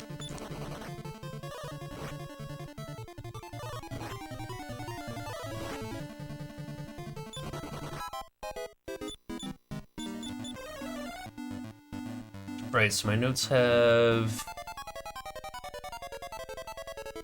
They don't say what level... When does Alina hit level 9? Also, I need about 400 gold to get the Morning Star that I want. Okay, here's one Grizzly Saber. And we're just gonna start blocking. Okay, I'm already wishing I used the Life Force Nuts, because Grizzly Sabers can do a terrible blow for 40 damage sometimes, so you want to keep Alina above 40 HP at all times. Just waiting for this guy to call for reinforcements, and the reinforcements will act immediately, and they might call more reinforcements too. You can go from one Grizzly Saber to a whole bunch really quickly. There we go. We need more than 2, though.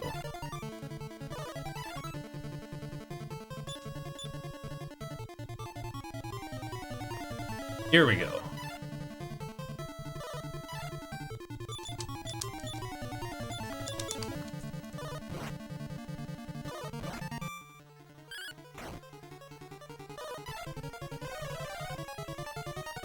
My notes say to kill 28 Grizzly Sabers. That seems like a lot. Well, I did just hit level 8, though. Oh no! I hit the run button and instantly succeeded. Suffering from success.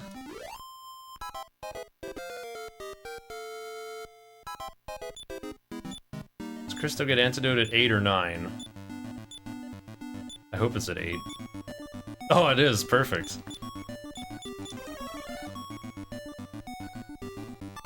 Poison just elects to leave.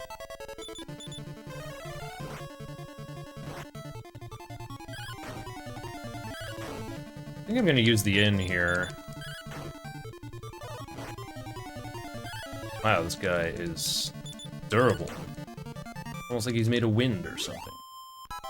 But yeah, the thing is, Christo can only cast heal 4 times, and that is actually 3 times. I have to cast upper on Alina.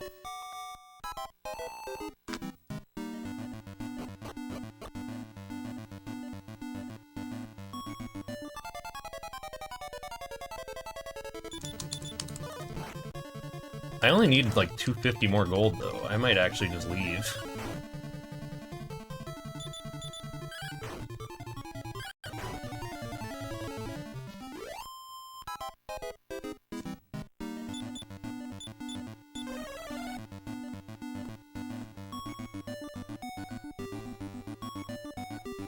It's so funny. I was even thinking like, don't hit the run button when you're farming these Grizzly Sabers. And then I literally did.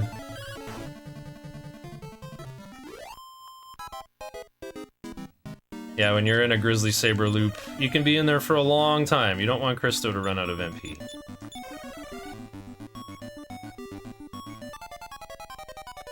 Need about 150 more. Oh, the foes haven't seen you. You know what? Spectat will just take too long to kill. It's not worth it.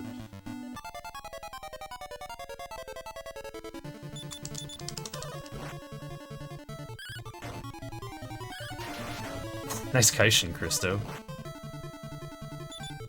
It's so funny seeing Orc's name, like, fit on the previous line.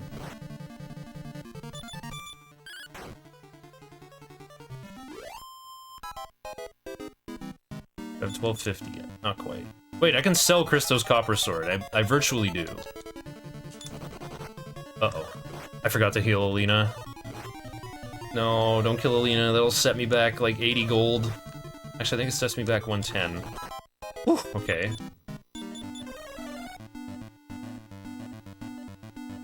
Wait, I have to win one more fight.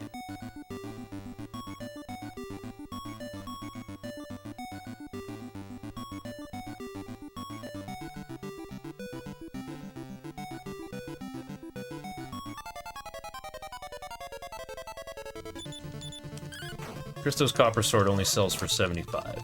I need to get to 1250. Wow, Poison Lizard Bee lived. They're as chonky as they look.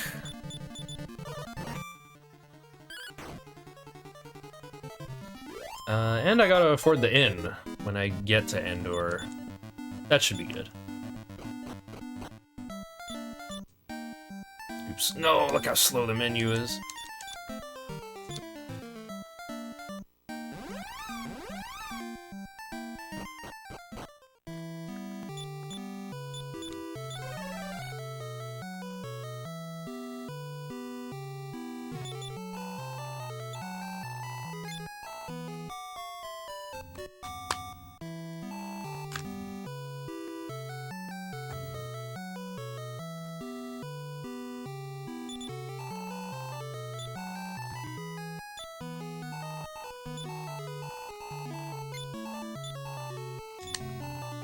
Alright, here's a best in slot weapon for Christo. This should allow me to farm at full speed in this area.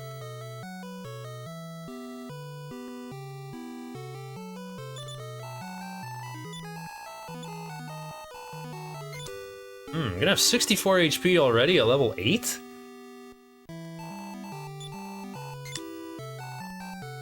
Might be able to hit 80. Nice.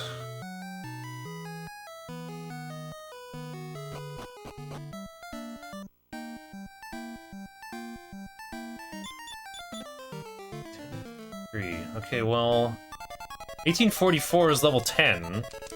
When do I get to hit level 9? These Rogue Knights hit kind of hard, so I'm blocking while I set up here.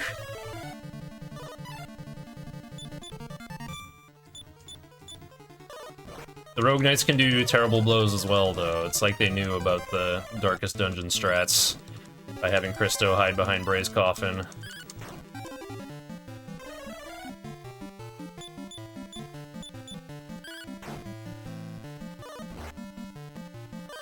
After this, I think I'm gonna save again.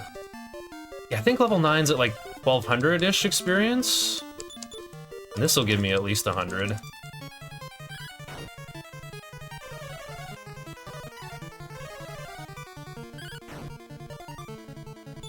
Might, change the text output here, so that I don't have to mash.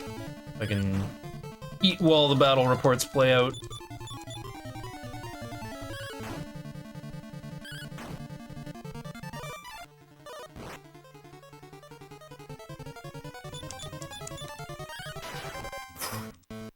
Very silly critical hit. By the way, critical hit chance in this game is 1 in 64 for everyone except Alina. Alina's critical hit chance is her level divided by 256. So before level 4, she's less likely to crit than everybody else. But already, like 8 out of, you know, 8 out of 256 is 4 out of 128 is 2 out of 64. So already she's twice as likely to get a terrific blow as Christo. Not something you can count on yet. But we'll be finishing the game with Alina around level 30. And that's why Alina is going to be one of our endgame party members. Oh, 4 strength! Okay, I'll lock that in. Not a good vit roll, but again, I care more about strength.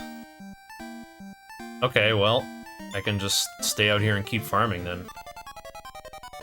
1844 is level 10. Uh-oh. Never mind, surprise round? How many of them are gonna attack? They don't all attack in a surprise round. Never mind, that was all 5 of them. Okay, Alina blocked, we're good. Armor Scorpions can also do a terrible blow, though, so make sure to keep Alina's HP above 40. Again.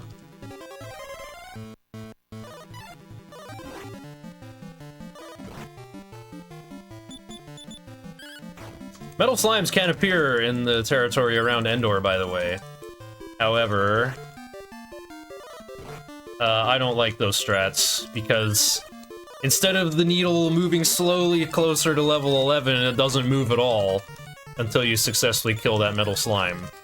And it also means you gotta revive Bray and stop do coffin blocking, and then he's just like a sitting duck in every other battle. There's some merit to it, though. You actually do have to give Bray some extra experience. Something like 4,000, I think? Oh, that's a big level up for Christo standards.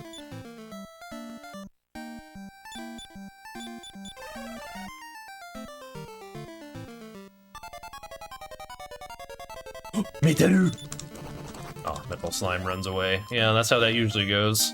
They got 3 or 4 HP. This game has hit dice like old Dungeons and Dragons. You know, they'll roll anywhere between 75% to 100% of what their max HP should be. But with Bray dead, I've only got 2 characters alive who will do 0 or 1 damage with their normal attacks, while Metal Slimes are immune to all forms of magic.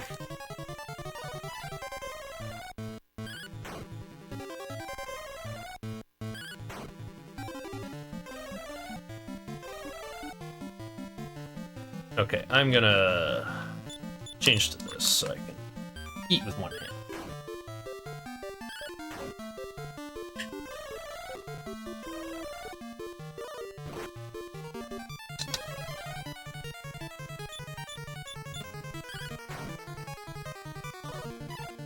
Message speed 1 isn't slower when you're actually fighting. Message speed 8 is only good if you want to run away. But it's not worth it to constantly switch between 1 and 8. I'm only doing it so I can eat.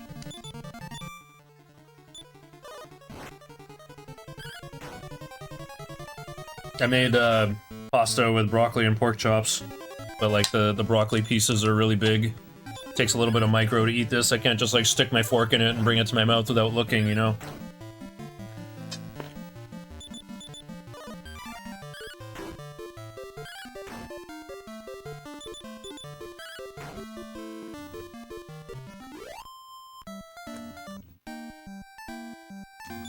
Alright, how are we doing?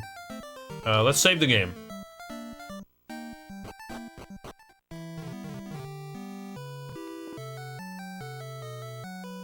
Actually, no. I'm not gonna get 180 from a single battle, right? Most things give like 100.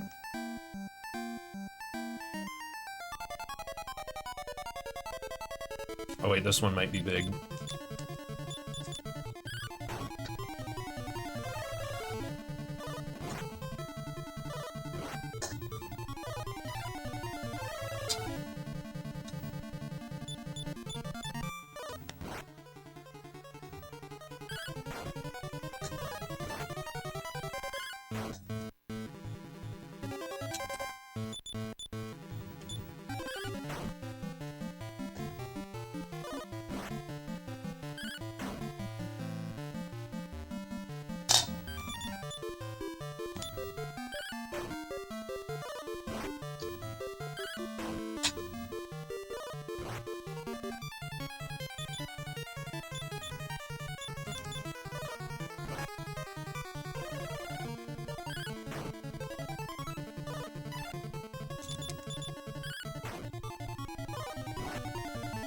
So my next splits are called level 10 lock-in and level 11 lock-in. As in uh-oh. No, I did hit it. Well, oh, that sucks. I don't care. I gotta lock it in. HP was good, but... Oh, I have 41 strength already. Okay, well. Yeah, that's fine. I don't even need to save that. Like, I already hit level 10, so... Ooh, it's nighttime. Metal slimes are more likely to appear at nighttime. Let me eat a little more. Oh, there we go. The terrible blow has already struck.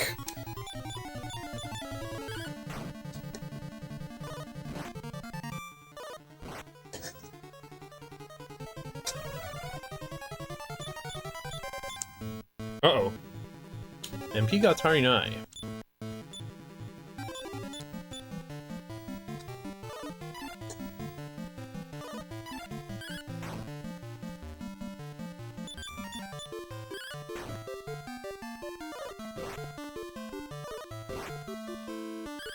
Are level ups completely random? Well, the characters have different stats that they like gaining large amounts of. Like, all the characters have, like, expected level growths. Because basically the, you know, Ragnar and Alina, the warriors, they get the most, they get the most HP and the most strength. Meanwhile, the spellcasters get nothing. Actually, this is a big level up for Christo standards. I think it's still, you know, more stable than Fire Emblem, where you either get +0 or +1. Okay, I've never played a Fire Emblem game, but I've seen what the UI looks like.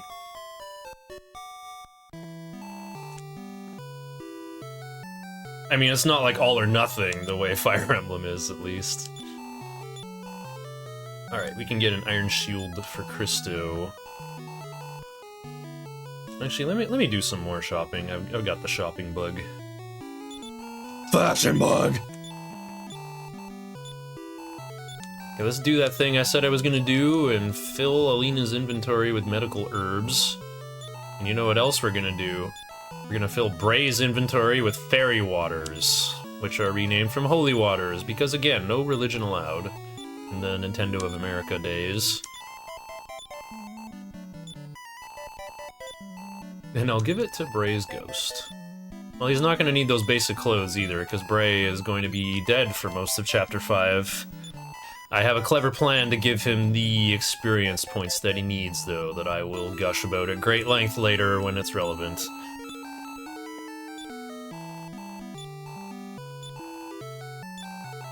Yeah, Iron Shield is actually, well, it's not best in slot for Christo, but it is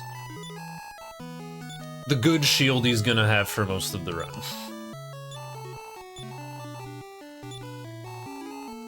Feels good to have on him, but probably pointless in a way, because he's gonna be in the back for pretty much every fight. Okay, that's 8 fairy waters for Bray. I need 2 wings for Christo.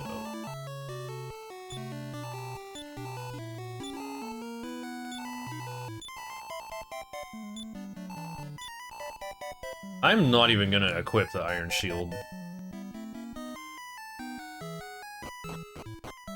Christo's not gonna be getting hit in Chapter 2, and I don't need to adjust Christo's equipment until way later in Chapter 5 when we complete the World Power-Up Tour.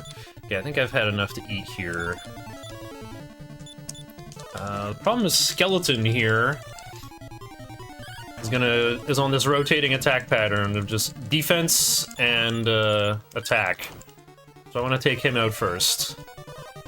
Restore Alina's defense power a little bit. That's not all of it, but it'll be enough to take out this guy. Actually, what am I doing? I'm not, like, running from any fights. 2798 is level 11. So I'm about 600 away? Okay, I am gonna stick to message speed 1.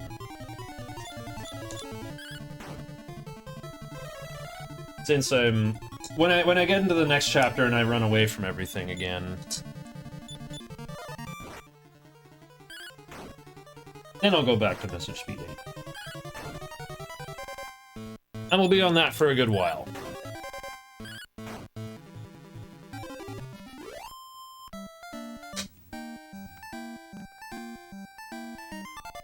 Okay, 87, so 500 to go.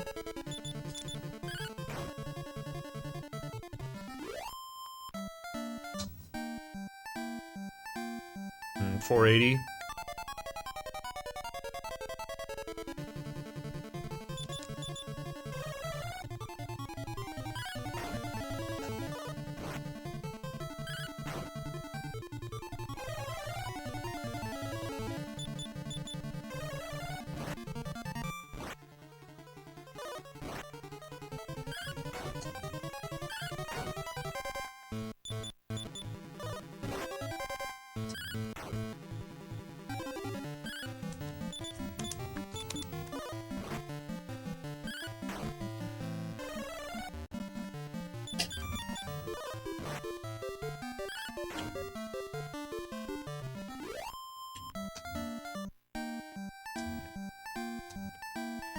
Oh heck, how much was that? Whatever, I'll do... 480? That was probably... Okay, this will get me to like 280.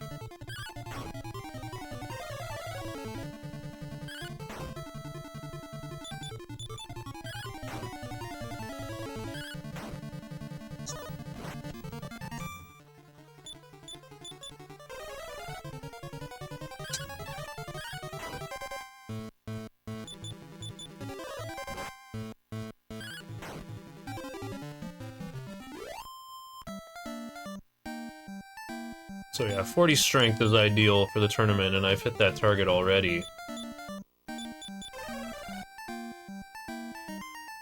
There's no way I have a... like a 240 XP encounter here.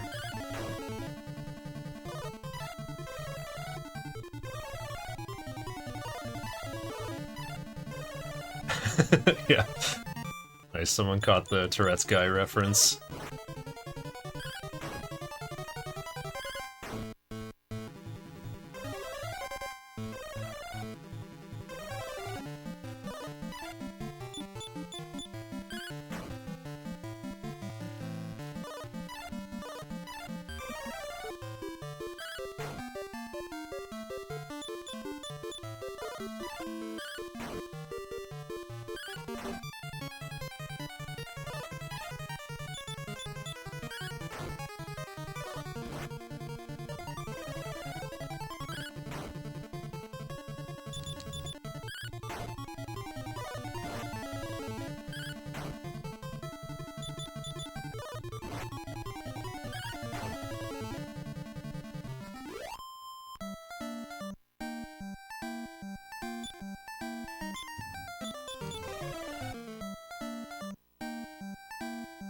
Okay, all I want on this level 11 is, I want 7 or more HP. Having less than 80 HP is kind of painful. Or if I get 5 strength, I'll just say whatever. 2798. Okay, we're like 2 fights away.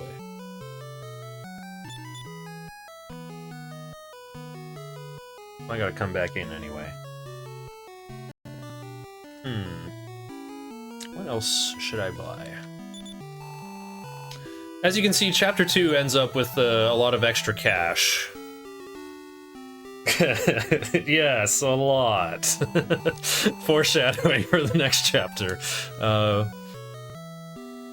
yeah, there's a casino in Endor. And you can buy coins for gold. I think it's 10 gold for 1 casino coin in Chapter 2. But even though your gold disappears at the end of every chapter, your casino coin balance is maintained across all the chapters. So I can bank money in the casino with 100% efficiency.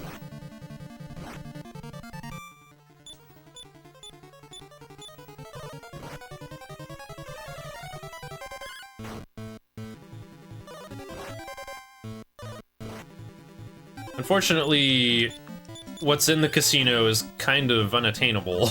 Like, it's all really expensive. But I can get some magic potions. Or rather, enough coins for magic potions, which will be helpful in Chapter 5. So I think that's what I'll do.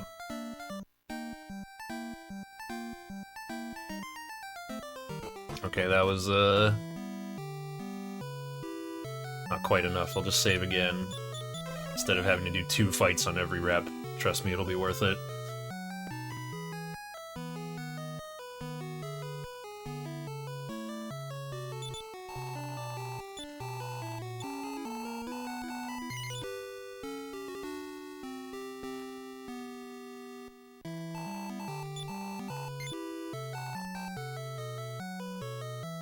I think I've kind of maintained the same pace here. Oh, wait, I went from 11 minutes in the red to 17 minutes in the red. That makes sense. From the Death and Birdsong Tower. Oh, the terrible blow already. Wait, what?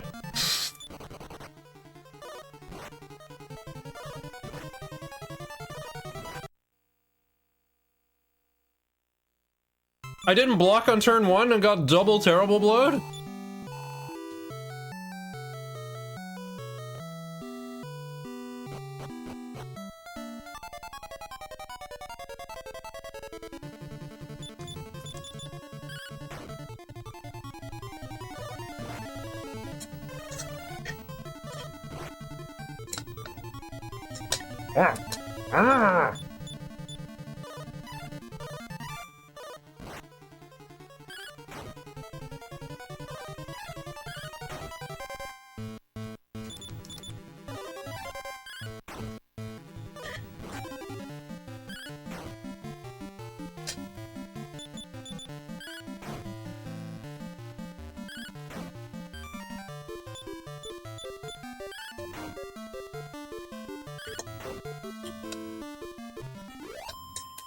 Okay.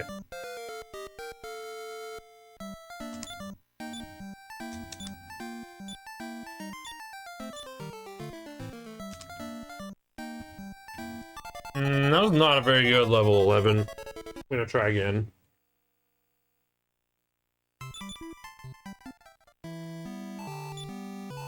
Three strength is a low roll. 6 HP, I don't know, that seems about average.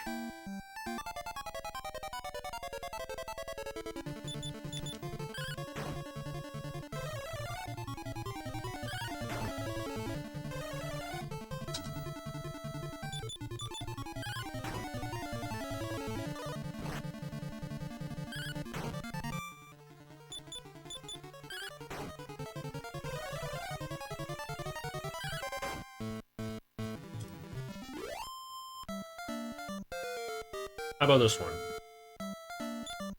4 strength? Or agility? What the heck? 7 luck? That was like a really bad HP roll. The agility was kind of interesting, but that's a pretty low impact stat. Okay, maybe I didn't know how good I had it with the 6 HP.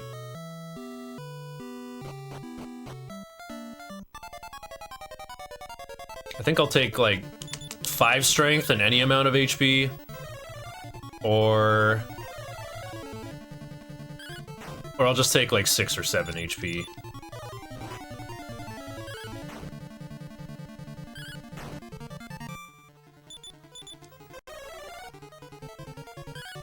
I know this seems, like, really weird, like, it's just a level up, bro! But this is the final boss of Chapter 2 coming up. It's the 5-round gauntlet. Ooh, 2 vitality. Doesn't bode well. 3 HP. My HP rolls have been bad in this Chapter 2. I thought I was doing okay for HP, but I had a couple really bad levels. In like the 6 to 9 span.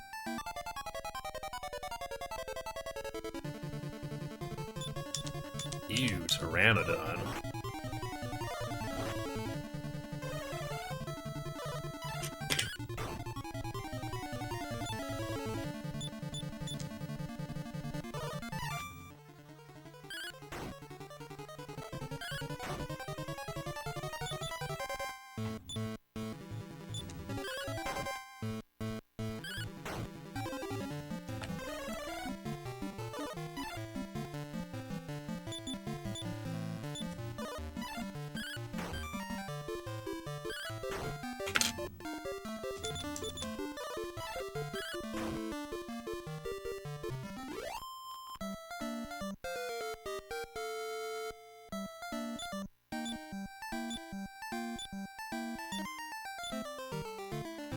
Okay, I'll take this one. Just because I got 5 agility, 4 strength. Still got, like what? We got 4 HP? It was bigger than the other ones, the ones that weren't 6. Kind of, yeah, dismally low max HP. But oh well.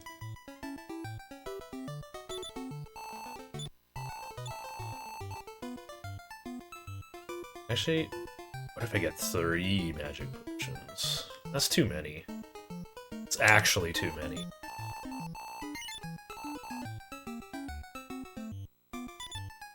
Confirm they cost 30. Okay. Wizard Ring might be the other thing I get at, like, the very, very end of the run. Okay, I have how much? Can I sell anything? That's a weird amount. A really weird amount. Chain Cycle's 550. Everything here is too expensive. Dang, I think Chainmail's like the only thing I could get.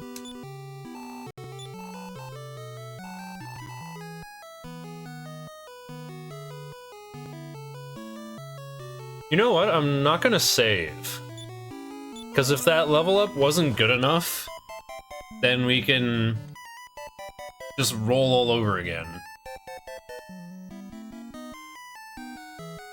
That sounds like a fire engine. This run is on fire right now. 77 HP, I've done that before.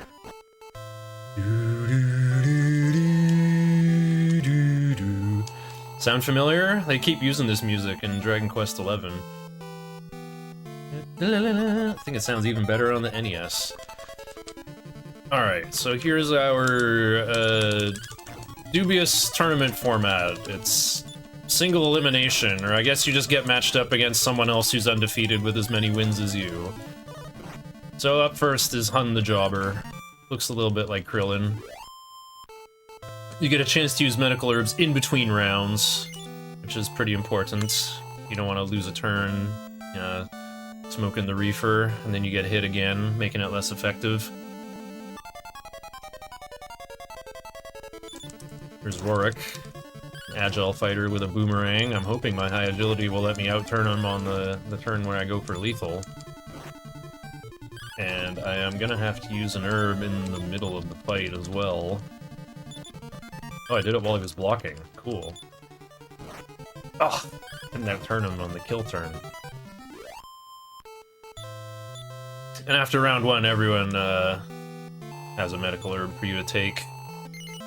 I'm actually not gonna herb. They heal from 30 to 40. In fact, I think I'm gonna try an unusual strat here. We're gonna run Vivian out of MP by blocking. It's not good when she uses Ice Bolt, because Fireball costs more mana.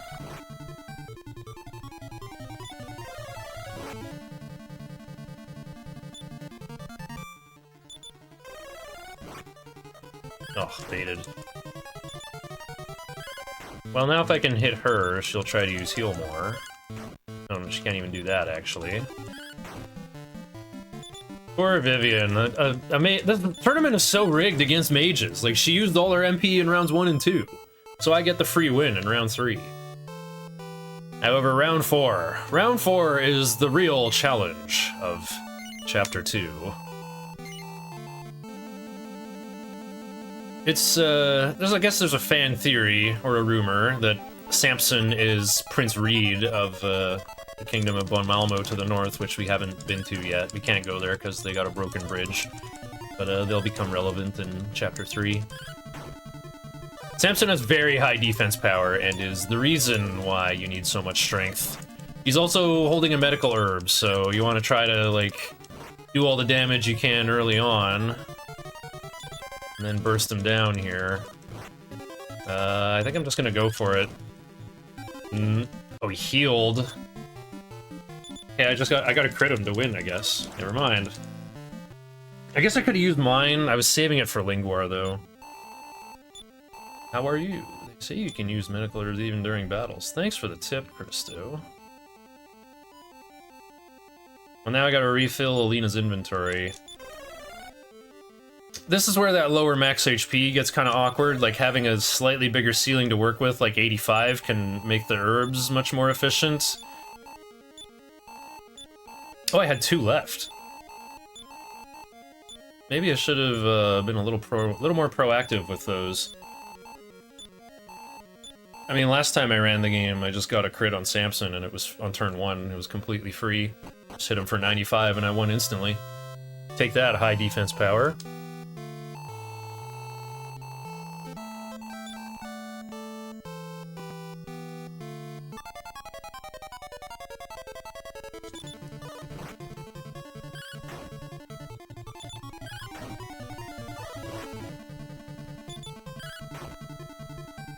Okay. It's a fine start.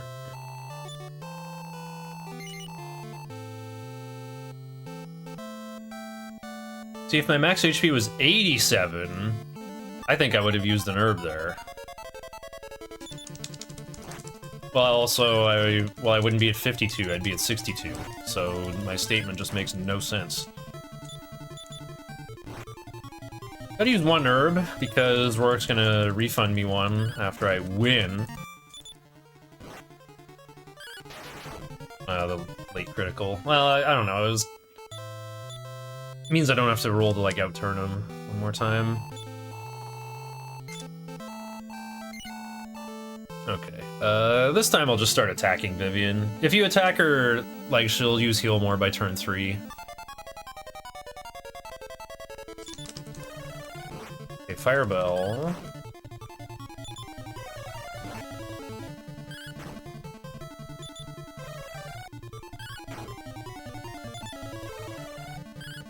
Oh, she's out already. In the Japanese version, Vivian's headband has bunny ears on it. Not sure why they took those away for the North American release.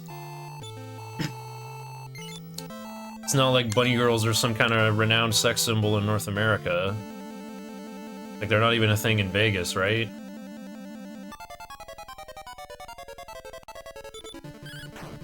Starting at 57, a little dubious. Samson can outturn you sometimes, too.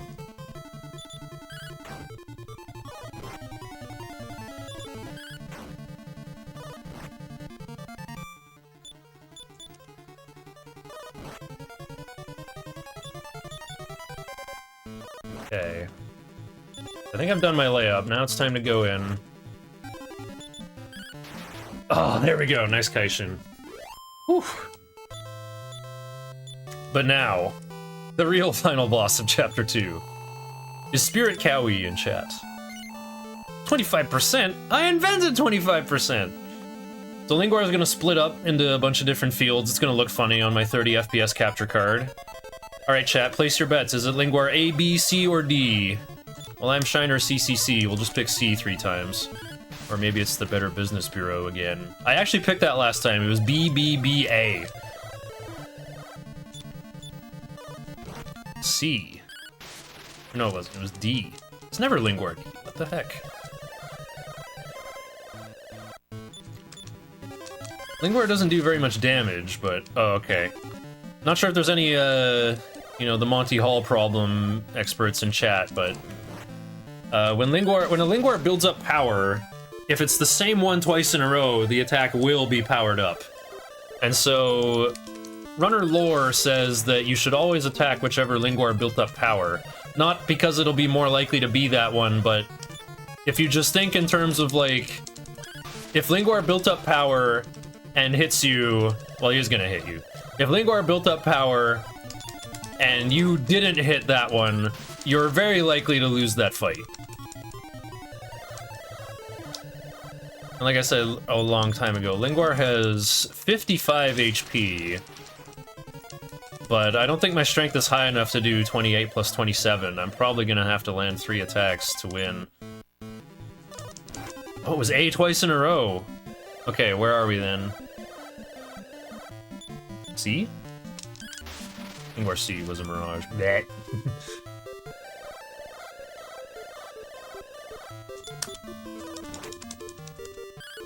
I don't really have, I don't know, any other suspicions we should try? Any other superstitious Lingwar guesses? I'm out of herbs. I think I have to guess right 3 times in a row from here, or I lose. What does my gizzard say? It's C. It was D twice in a row. Well... Okay, now it needs to be a critical hit, I think. Lingwar B was a mirage. Lingwar C is building up power. Oh wait, I get a free turn.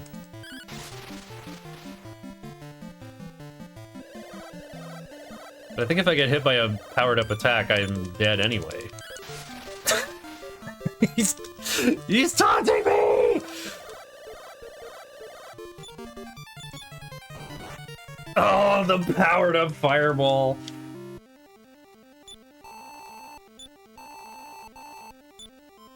I'm going to run out of money for herbs, and I think we will be re-rolling our level 11.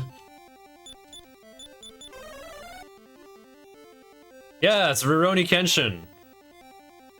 They gave it to me for, I helped out volunteering for the anime convention again this year. And sort of like, hey, you want this poster by this nasty fellow? I'm like, oh yeah, my friend loves Rurouni Kenshin. I mean, I know the lore, but no one brought it up until now.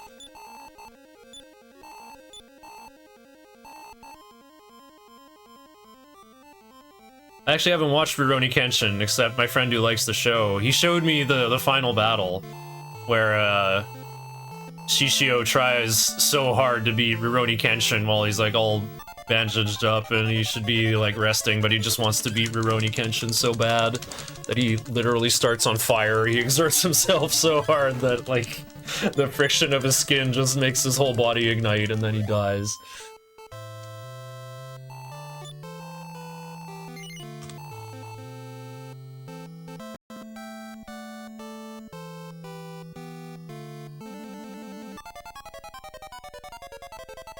And apparently Shishio has like Beethoven's the Sonata Pathétique for like his character theme. You know, the one in A flat major.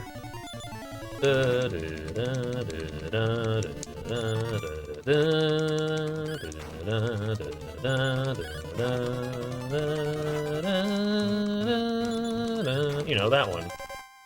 Oh. That was a worthy gamble. That's why agility is good. You gotta get the 3 on the agility seed so you can outturn Rorik when you need to. I am really feeling the pinch of only 77 max HP.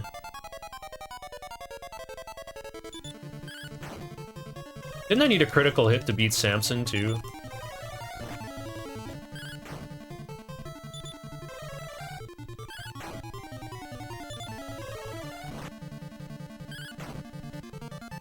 Vivian, you better not hit me with that stick.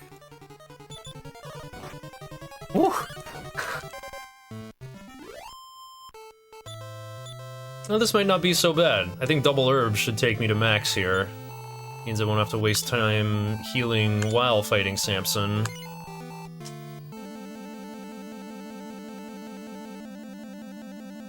Everyone else is getting out of chapter 2 before 2 hours, and here I am at 2:20. Wishing I'd picked a better level 11. I mean, I still haven't saved. I could go back and get a better level 11.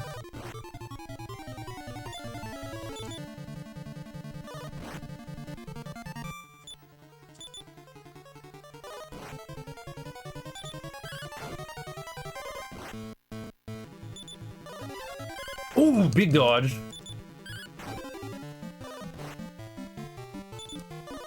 Oh, no way! Samson outturned me!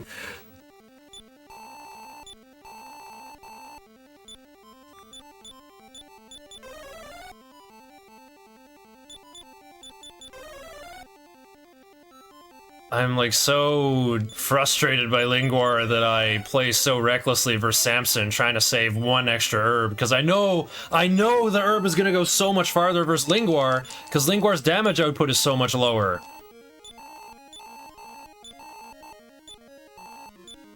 And if I waste a turn healing versus Samson, he might use his medical herb, and then I lose.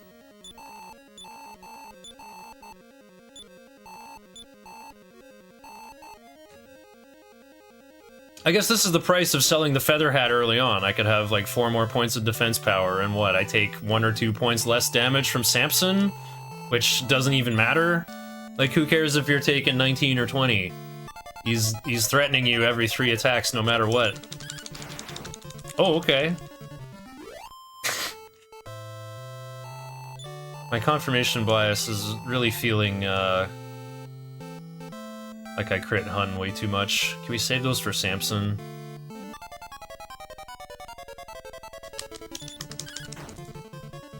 Okay, well, I'm kind of like 1 herb ahead here. Means I can just go in on Rorik from full HP and then, heal before I win. Wait, I can heal right now.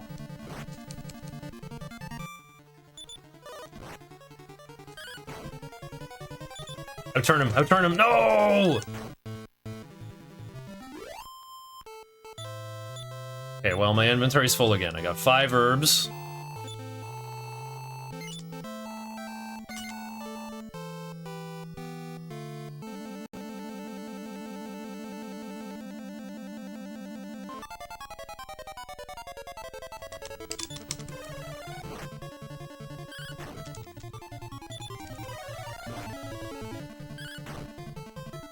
Yeah, I'll just take my 26 damage.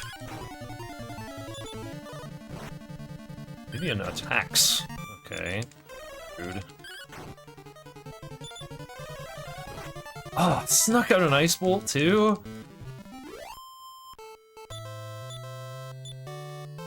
Back to 5 herbs.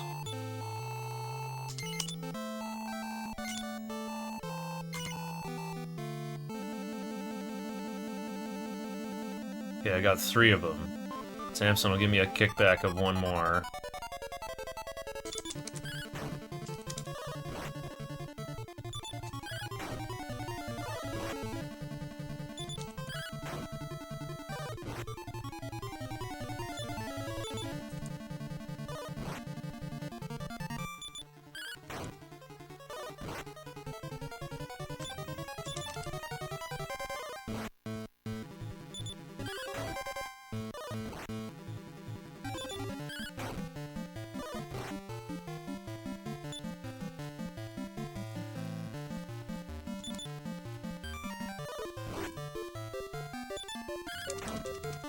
He was 1 hit away! What a waste. Okay... I think this is my only one. So I have 63 HP to guess right 3 times. That's messed up.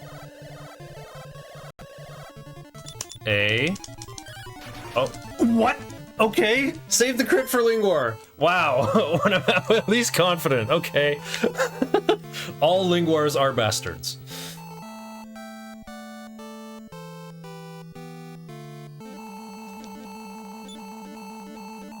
Oh, my next opponent DQ'd. He didn't show up. Princess Alina, congratulations on your victory. I thank you for winning. I know your father, the King of Santine, will be proud of you. Perhaps you should return home and let him know you're well.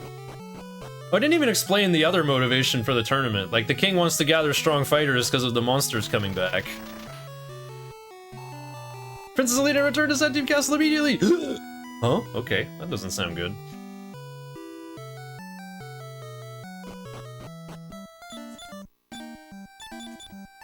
But yeah, what's the prize for the tournament? You get to win Princess May's hand in marriage.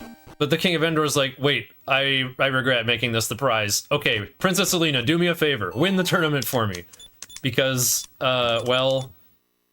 princesses are married off politically, and a princess can't marry a princess. And what befell the people of Santine? You're supposed to, like, walk around the castle more and, like, wander around and stuff. But... you take one more step after, the dialogue box there. And you can leave.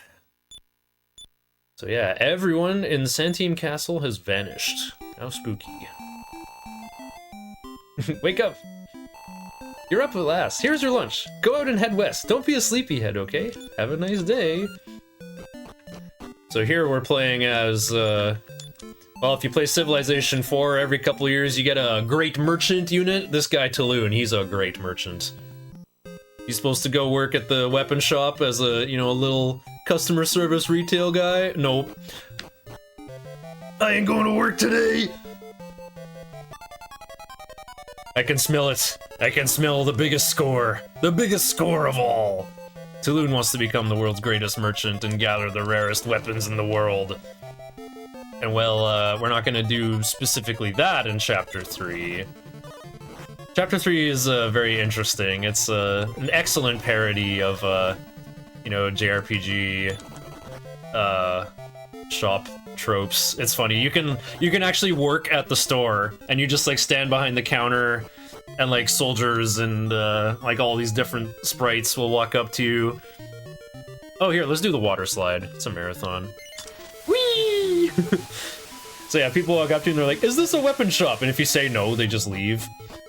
And then they say like, "Can I buy or can I sell?" So yeah, then... and if they sell you a weapon that is not in stock, it'll like actually appear in the inventory. And when you're not on shift, you can go around to the front and buy it. Oh, what the heck? I did triple escape failed and died to worms. Luckily, I'm not carrying any money, nothing to lose. Nothing to lose but our chains. Speaking of chains, though, that's actually what we're after. We're going into this cave here. This cave has a fun boulder puzzle at the end, where you gotta, like, lure this, like, Indiana Jones boulder to chase you down the right passageway so it can fill in a pit for you. so you can walk across it later and get to a really special item called the Iron Safe. And the Iron Safe makes it so that you don't lose any gold when you perish. You'll wake up and have all of your money. However, once the Iron Safe is in your inventory, you can't get rid of it. And having an 8th item slot is far more useful to us in Chapter 3. In fact, we're planning to not win a single battle. Talon is never going to be used in any fights. We're not even gonna waste time sitting through his level up reports.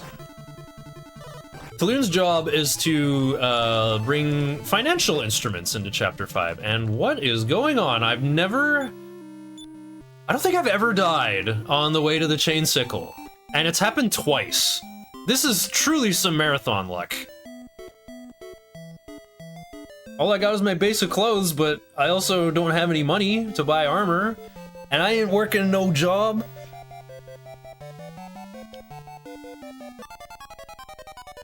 Even though if you work the weapon shop, there's a chance someone can sell you the Sword of Malice, which is, it's the best, like, it's the most expensive thing you could buy in Chapter 3. And Talon can use it too. It'd be the strongest weapon you can use for quite a while. Yeah, the shop mechanics. Well, actually, how do I explain? Like, let's say someone sells you a Sword of Malice. If you keep working behind the counter and someone else walks up and they're like, can I buy a weapon? Oh, I think I'll take the Sword of Malice. It's 3,500 gold pieces, right? No, we don't want this water slide. Here we go. This is how close I was. I was one room away both times. Here we go. I actually just want the Chain Sickle. This is what you call seed capital. This is what's going to start our entire fortunes here. And what's the quickest way out of this cave? You think I'm gonna walk all the way out? No, man. We got like approximately 420 pounds worth of innards to spill on the ground. Okay, and then when I do need to die, all the enemies are hiding like it's an Undertale genocide run. Come on. Okay, Noble Slime. You are going to help me escape from this prison of flesh. Mission accomplished. Talon, husband of Nada, and actually I don't know the name of his kid. I don't know if his kid has a name. Okay. Well, now that we have a weapon, we can protect ourselves or something. But like I said, we're not even gonna win fights. Although maybe we should. If there's only one enemy, I probably will just click on it. In Chapter 3 only, Talon is extra likely to get items after fights. And you can get, like, anything. You get, like, any piece of weapon or armor. Anything from, like, half-plate armor to broadswords to, and, like, everything cheaper than those.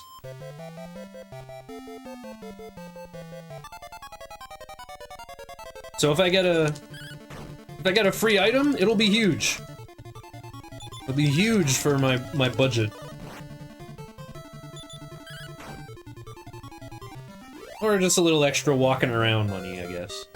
Oh no, I'm level 2. I didn't want to become level 2. Talon's got pretty good HP growth, though. Yeah, so now my max HP went from 20 to 25. I guess I'll take that.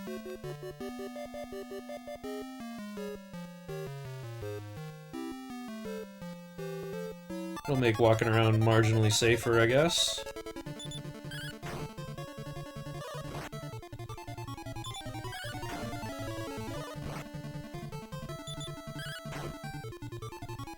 Tornico Talon, the goat.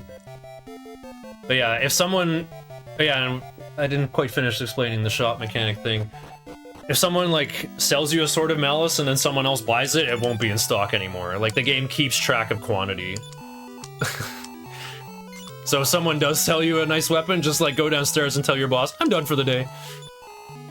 Okay, we're gonna buy 6 wings this time. So 4 more, I go to 296. I guess that's what I'm doing with my extra walking around money. Usually I don't like doing that. This is what it takes to be a merchant, you know? Logistics, logistics, logistics. You gotta pay your transport company, pay your contractors. you gotta have some slick wheels for yourself. You gotta have 6 wings of the wyvern. And Tulun makes about like 80 or 100 gold a day at the weapon shop. He actually gets paid commission. Reed is gonna give him a hug. This is the only time sprites can overlap on the same tile. Actually, like, takes a little longer to walk off for some reason. Yeah, Prince Reed has, you know, something royal conspiracy. He's got something planned. He needs our help with something. This is jail. You can't hang around in jail, so we're gonna do some... I'm getting sleepy! I feel asleep! Alright, so this guy... Yeah. Grandpa Tom lives in our town. We're gonna wing to Bon Malmo to get out of here quickly. This prison's not very high security if you can just leave with a wing of wyvern. Some ceilings are not like built up to a building code and you can just like fly right through them with magic. Again, we can walk on the roof where there's no encounters, just to force it to be nighttime so we can meet Prince Reed behind the weapon shop like he asked.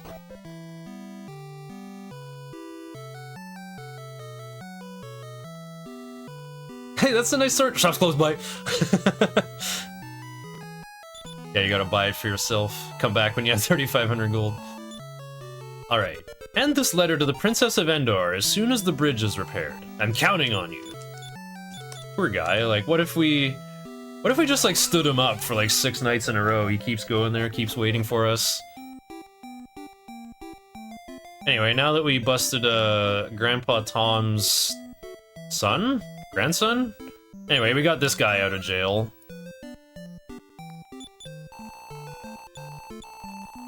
You just want to borrow my dog. He loves to hunt foxes. Ah, yes, we haven't explained why we need this yet.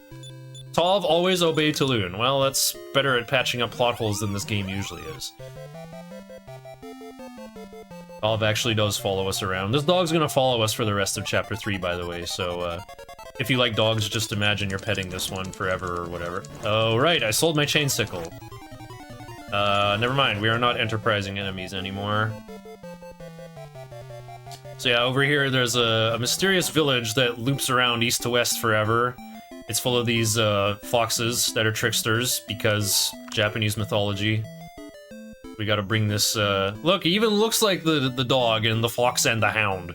He's that, like, floppy-eared rodent chaser. No, help! I hate dogs! It's too late! My supernatural power is... Yep, I'm sorry! Please let me go! I won't play tricks anymore! Here, thanks! Here, let me give you this full plate armor in appreciation. Yep, bye! I'm Dagardi the architect. What happened? When I woke up, the village was gone. That's right! I was supposed to go to Malmo Castle and fix the bridge. Excuse me! Wait, why am I walking? I got a wing for this!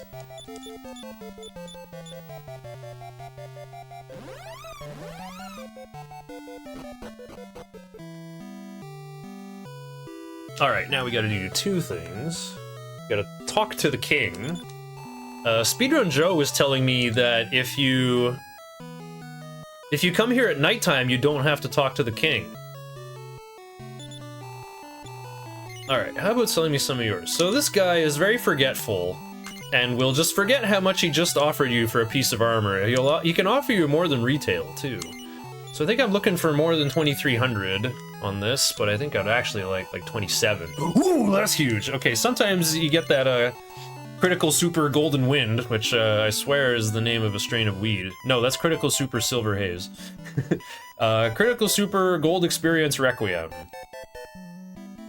Sometimes you get offered the critical amount that's like over 200% retail. You can't even buy full plate armors in Chapter 3. I just struck it really rich there. Now we gotta walk to Endor while basically naked. We're just wearing our basic clothes. There's no armor available for sale in this warlike kingdom of Bon Malmo. This is the only area in Chapter 3 that sells broadswords, though. I can't explain this. Like, they got the best weapons in the land, but no armor? Because they're trying to, like, arm their military? I don't know. But yeah, we gotta get to Endor with just our basic clothes through slightly more dangerous enemies, so we do have to save the game. I don't want to lose half of that huge chunk of money I just got, and now I just made it to Endor with that huge chunk of money I just got. Let's buy some best-in-slot armor for Tulun so we can just walk around like a Megazord and not care about anything. I think I can make this. Wow, I'm so rich. I'll do... No, I will do another iron apron here. Gotta afford a wooden hat still.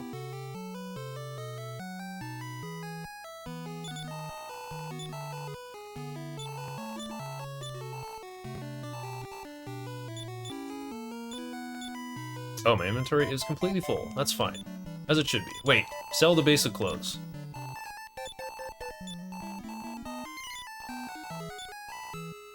One slot open, that sounds correct. Okay, let's get suited up. Look at that, much better defense power. Once again, we gotta visit the Royal Audience Chamber.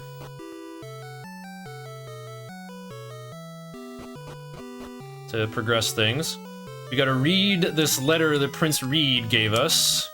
Tulun reads the prince's letter. Dear Mia, Princess of Endor, many days have passed, yet I haven't been able to tell my father about us. Worse still, my father seems to be planning to invade Endor. We must stop it. Please inform your father of this. Oh, father! I heard the news, Mia. You do not need to worry. Tulun is the name, isn't it? Would you take this scroll to the King of Bon Malmo? He just writes that up. Hayaku, please hurry. And then instead of walking all the way out of the throne room, look at this. This is a pretty important area, man. This is where the king sits all day, and you're just gonna let an assassin use a wing of wyvern and get away? You gotta build the ceiling up to code, man. Well, whatever. It saves me time. I won't complain. Okay, so the next thing we're gonna do, there's a rich, eccentric collector in Endor. Oh, haha, I'm not at full HP. I didn't use the inn either. Well, no big deal. I'm still carrying one medical herb, and there's a medical herb for the taking in this cave. So there's a rich, eccentric collector in Endor who lives in a big house. And he says, I want the silver statuette. I'm so stupidly rich, I don't even know how much I'd pay for it. And over here, there's this mysterious cave in a bog. So I'm sure with those two pieces of information, you can figure out what we're here to get. Now, normally these enemies would be much stronger. In Endor, you can hire mercenaries who stay with you for 3 in-game days. Like, the game actually keeps track of 3 day-night cycles, and at the end of it, they'll leave your party. And just like Healy, they don't have an inventory, you can't give them anything, you can't change their equipment. But it's okay. You can hire Strom, the guard with an iron spear, who's on the west side of Endor there. You can also hire Laurent, who's a troubadour, you know, a bard. He has some good magic. He has sleep and firebell, and he has a venomous dagger, which is a decently strong weapon that also has a small chance to inflict paralysis on hit. And in a battle, paralysis doesn't go away. Like, anything that's paralyzed is just effectively dead. They'll just never take an action again. So, venomous dagger is very good. But yeah, you can't hire Strom. Strom says, I hate dogs! Get rid of that dog first! So you have to go back to Lacanaba, the first town, and talk to Tom, you know, Tom Jr. again. Be like, oh, good job, Tov, you helped Tulun, and then you'll take the dog back.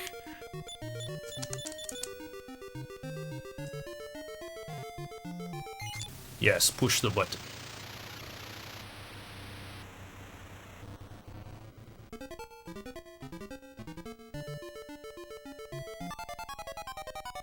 So that's gonna... That drained some of the water in the cave. I don't know who built this drainage system, but here it is. But yeah, like I said, we're not going to win any fights. We're not gonna bother leveling up Tulun and sitting through endless level up reports. And we're sure not gonna waste any money on something as ephemeral as a mercenary. Even though I'm about to death warp. All the money I kept, like keeping half of the money is still worth it. Oh right, the mushroom room chest. There's some money in here that I want more. Even though half of it is gonna go away, because I'm gonna leave this cave by dying, I'm gonna come back to this cave in Chapter 5, and all the chests I did not open will still be unopened. So I'm gonna strategically leave behind some useful gear for my Chapter 5 characters. And just take the stuff that's gonna help Tulun get through Chapter 3 faster.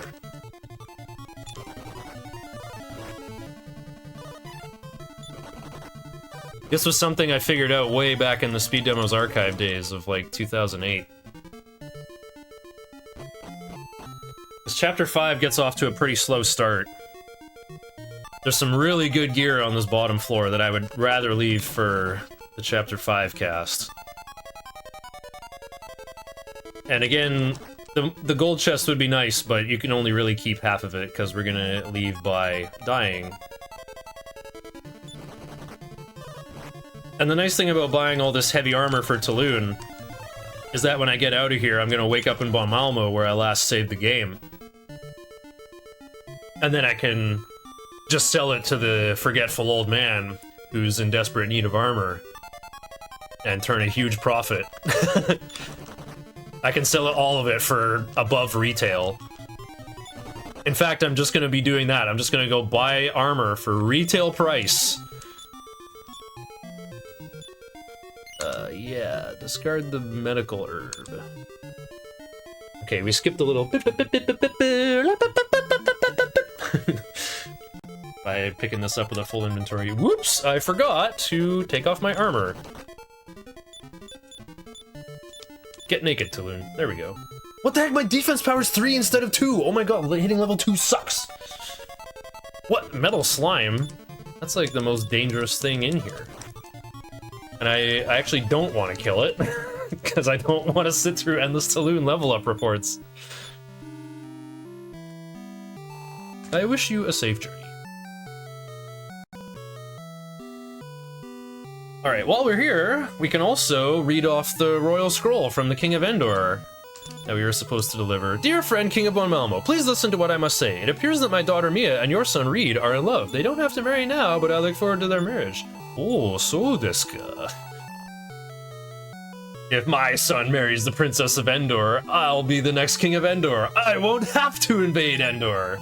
So we just stopped a really foolish invasion on the biggest kingdom in the world. And we got enough problems with monsters rising up again. Let's not have any more human-on-human violence in a tough situation like this, please. Good job, Tulun. Truly a great merchant and great diplomat. Now this naked fat man with a dog following him around is gonna sell all this armor for greater than retail here. Yeah, that's above retail. It's above 650. This is also... Well, I want to take anything above 1710. Iron Apron is the most expensive piece of armor that I can loop for this easily here. Wooden hat. This just has to go for more than 120. Come on, haggle! 15 for this gourd? Okay, that's all the armor. Now we wing to Endor and go again. Alright, let's sell the Iron Spear for 75% of retail, just at a regular vendor. Alright, let's buy as much armor as we can carry. We're a little short of getting a bronze armor, unfortunately. It's like not even... Oh, wait. Could do or a half plate, that's what I meant. I'll just do a bronze armor anyway.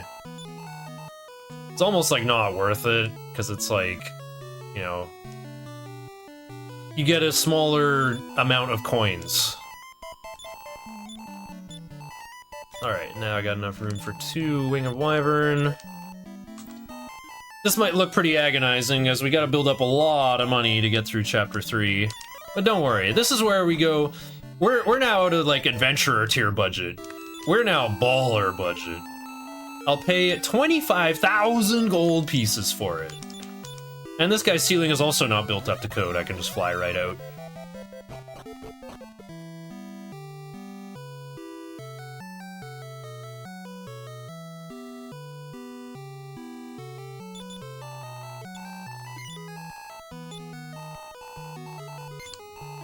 This part goes so much faster in the Japanese version, where the text is just printed out faster. I remember in the very first international community race for Dragon Warrior 4 and Dragon Quest 4, where we kind of tested this out. Crimson, one of the Japanese Dragon Quest RTA runners, came up with this idea. I guess he had had his ear to the ground and heard the buffalo stampeding, and heard that Japanese runners wanted to try running Dragon Quest IV, like pretending it's Dragon Warrior 4. Let me explain. There's some tricks you can do in Dragon Quest IV that were patched out of the North American release. One big one is that you can throw holy waters at metal enemies and do 5 to 10 damage to them, which kills them instantly. Okay, I need... hang on, this is 3... 4 more? Okay, going down to 212. I gotta buy 7 iron aprons. But I need to not buy 8, because that'll fill up my inventory and then I can't afford a wing of wyverns. So I have to look at my gold and keep track of inventory that way. There's like a few other things you can do in the Japanese version that are not possible in this version. Oh, nice 21212. Nice gold total.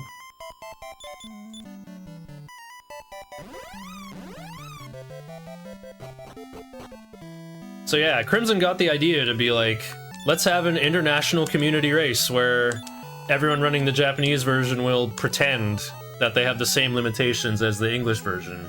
And it started going the other way around too, where the Western runners were running the Japanese version and the Japanese runners started running the English version. And I remember at the very first race, I think some Diener took an early lead in the English version, but then as the people running the Japanese version got to this part, you could watch them like pull ahead in real time around this part, where the text is so much shorter. I too have played Dragon Quest IV, the Japanese version, and there's no kanji in it. It's almost all hiragana, and a lot of enemy names are in katakana, of course. And I can read all that. You know, I can say all the hiragana Japanese words out loud and have no idea what they mean, and just have like 1% of an idea what's going on. You know, I know like a few typical words like hayaku for hurry, and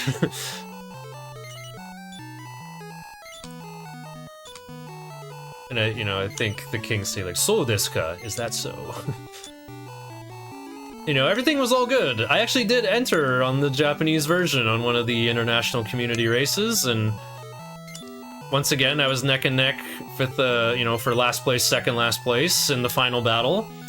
And that was when I learned that the interface is just straight up different in the Japanese version for like the tactics menu, or more like the member menu. Like the menu where you can take people out of the wagon or send someone else into the wagon. Like it's not one-to-one the same as the English version. It's not the same types of menus with the words replaced. The menu just works differently in the Japanese version, and I had some trouble in the final battle juggling my Pokemon in and out of their Pokeballs. And I fell behind and got last again. I get last place every community race. I have some kind of supreme Dunning-Kruger complex with this game, where I feel very competent at it. I was one of the first people to help with routing of this game, to help Yelzrayek's brother Chess Jerk cook up a segmented route that is still on Speed Demo's archives today. It's still, like, it's scary fast. It's like 447 segmented, and like RTA world record is like 545, I think. So even though I know a fair bit about this game, I just can't seem to get a decent race time. I think I'm doing safe things, or maybe I'm just like over-preparing most of the time is what it really is.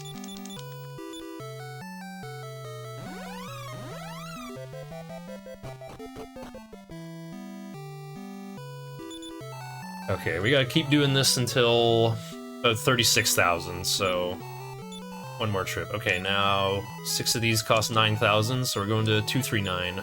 23,949.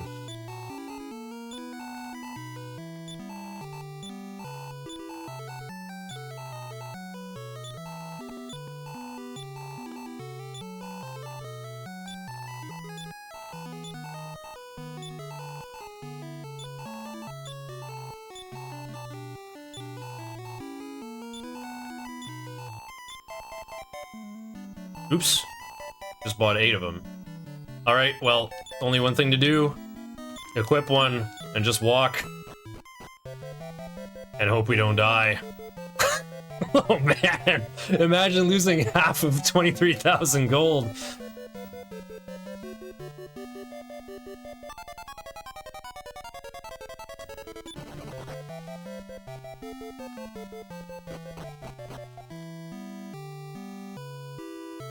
Would you still giant me if I was a worm?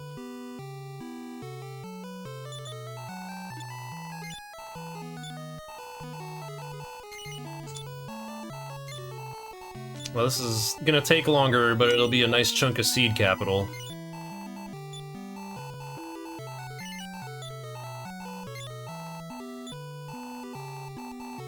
Well, that's above 1710.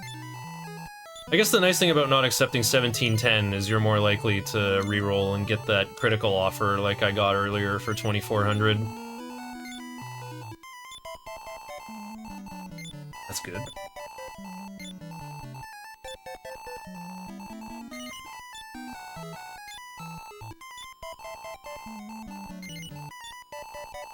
$13.12? I paid 1500.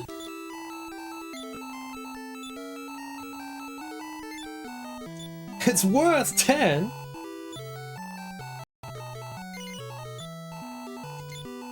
You know what's extra funny about Chapter 3? I have to bring this up. The Iron Apron is chest armor that only merchants can wear. Like, only Tulun. Only merchants can wear iron aprons. So, what happens later on in the chapter is the King of Endor says, my military is really underfunded. I want to upgrade their stuff. Tulun, get them 7 broadswords and 7 half-plate armors. But here, I've already sold like 8 iron aprons right here. I sold 7 on the last trip. I sold like 2 + 2 on the previous trips. And later we're gonna be selling a whole bunch of Abacus of Virtue, which is a weapon that only merchants can use again. So even though the world's, like the military for the world's largest country is getting 7 broadswords and 7 half-plate armors, meanwhile Tulun is out here distributing like 21 Abacus and Iron Aprons. Tulun is actually making the merchant class the most well-equipped and most powerful. Which kind of makes sense, because, like, look at most RPGs. It's only in, like, the, you know, the vile Western ones, where, you get, like, you know, you can just, like, there's like a kill button in every menu, right? You can just, like, you can fight anybody you want. Sure, there'll be consequences, but you can do it. It's a role-playing game, after all. Tulun, welcome back. I received the message from the King of Bon Malmo. Thanks for your help. As promised, I give you permission to own a shop. Okay, that's... Now that we read the Royal Scroll and talked to the King, we took care of that. So yeah, you can't have an RPG like this unless the merchants are practically invincible. So, good job, Tulun. You've created a stable enough economy for weapon shops and armor shops to thrive. Alright, so for 35,000 gold, we become the owner of a shop. 256. I am usually 245 is when I usually have this. I love you. Psh, no, it's not a slap. It's a kiss. It's a smack on the cheek. Or on the lips, if this is Italy, I don't know. Actually, I'll go buy a bronze armor, even though I have to walk a little farther. Okay, so we've unlocked the shop. This is way better than anything in Reciteer.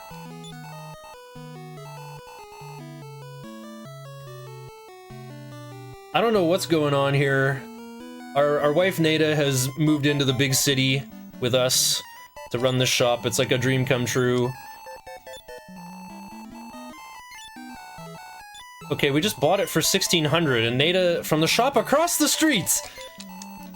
We bought this bronze armor. We bought this for. Bought the bronze armor for 700. She's gonna try to sell it at 150% markup. What is this? What are you doing, woman? I can't take this. I gotta go to sleep. I'm still stressed out. I'm going back to bed. So everything in Nada's shop has a 75% chance to sell. And it won't sell for the amount she said, but like a, you know, a range plus or minus around that. But, you guessed it. So we're just gonna buy stuff for retail price, and somehow Nada is going to create a positive feedback loop of money and kind of violate every known convention of economics. Where there's supposed to be, like, entropy along the way, you know, like exchanging currencies and, Okay, so we turned an Abacus of Virtue and a Bronze Armor into 2 Abacus of Virtue. We're already moving up.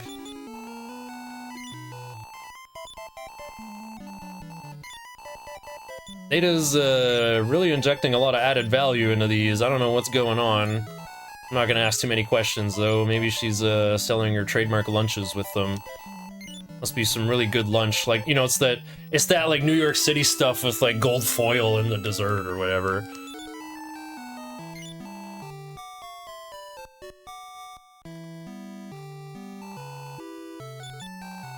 Yeah, that's why you want more than 36,600. You want to kind of start the... It's weird, like, the gold permitted here is way faster, obviously, but, like, you still want, like, a decent surplus chunk.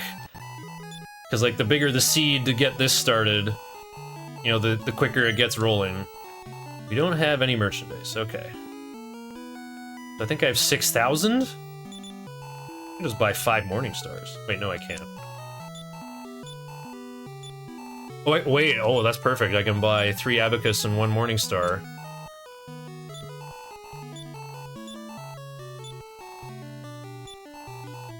Saloon can't be equipped with this. I still picture, the unique Morning Star from Diablo 2. Oh, what's the elite one called that drops in hell difficulty? I can't remember the name of it, but it has, like, adds 1 to 100 fire damage, adds 1 to 100 cold damage, adds 1 to 100 lightning damage. I can still just, like, so vividly picture it. I'll try hard to get good prices. She's trying really hard, alright. But yeah, I can remember it. It's like, it has this, like, dark red and purple handle that's, like, thickest at the bottom, but then it, like, flares up again, and there's, like, a big round thing with lots of spikes on it at the end. It's all gray. Okay, 2 sleeps should do it. We don't bother giving her the lunch because it doesn't sell for very much, and she'll just give me another one when it's not in my inventory. What the heck? 90... Okay. We don't have any merchandise. Bring some soon. Well, you can see this gets rolling pretty quick.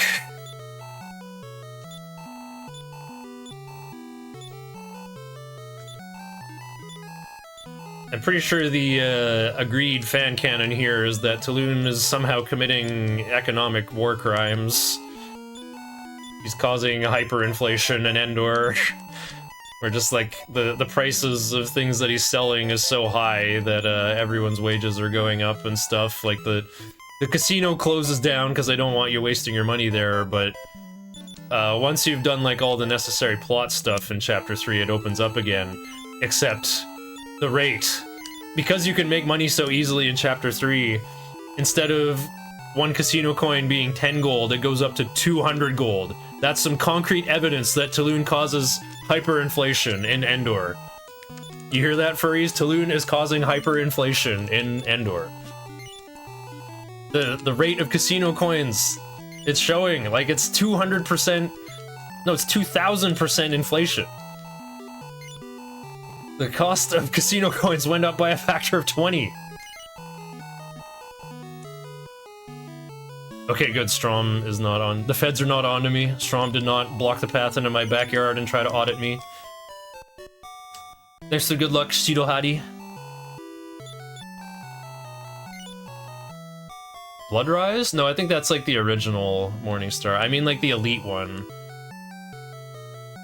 I feel like it's... No, it's not Bartuk's Crusher. That's an assassin unique weapon. That's a claw. Or no, that's Bartuk's Bloody something. Oh, one of the Abakai didn't sell. Alright, here, Tov, have this week-old lunch.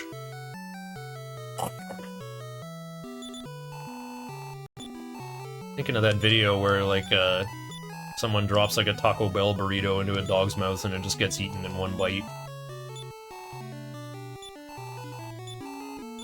Okay, I should have enough money for a full inventory of these.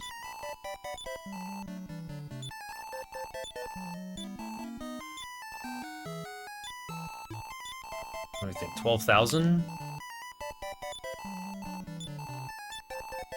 I get one more. I should. Can't afford the iron spear.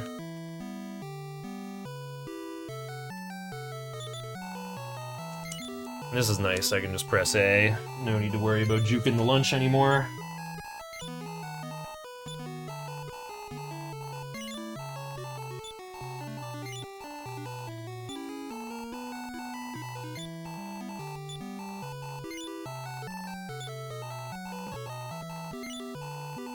How has the RNG been going? Tournament took me 3 tries. I got a crit on Lingwar on turn 1 on the attempt that I won. My Alina had good strength, but only had 77 HP, which was a little bit problematic. Like the poster behind me, am I right? Oh, nice. How do I get out of this menu? By pressing B. Well done, UI designers. You put an arrow in a dialogue box. What else happened? I beat the Chapter 1 boss first try. Got out of there. Well, wait, I died on the way to Healy, though, so that was the only bad thing that happened in Chapter 1. Okay, let's do 3 sleeps. Try to make sure absolutely everything sells. I scroll my notes a bit. I really gotta move the spots. I can read my notes. Okay. Alright. Give me my liquidity, woman. Oh, that's pretty liquid. Wait, that's enough money. Yeah, I just need like 24,000. Alright. Today's the day. Today, Taloon senses a new big score. The merchant class is fully armed. The market is saturated. Perhaps the military class will be hungry to catch up now. Okay, so now I buy 5 more of these. That costs 6,000, so 18,995. Takes a bit longer because Taloon can't equip it. Some dogs don't need to chew. No, he like drops the burrito in like vertically and the dog is just like and it's gone in 2 bites. Oops. Bought a chainmail while I was mashing too hard. Yeah, confirmed I need 2 more. Oh, that's kind of bad. I just like burned 900 gold. Just like burned 900 and smoked it in a joint. Okay. Oh, actually it was only 95, not 700. I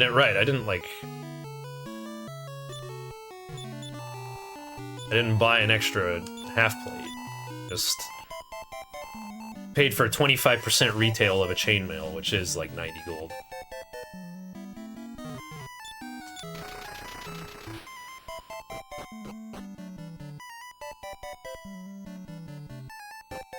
Suikoden got any kind of re-release? I didn't know that.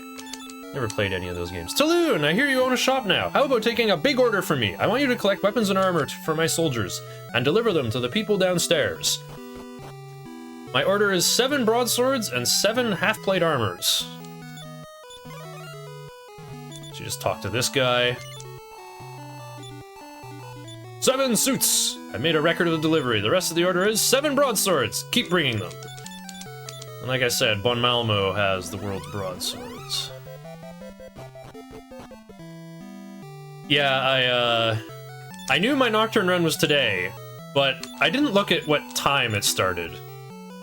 And when I tech checked, P told me, no dude, your run's not at 15 o'clock, it's in 5 hours. And I'm like, oh, it starts at my bedtime. Uh-oh.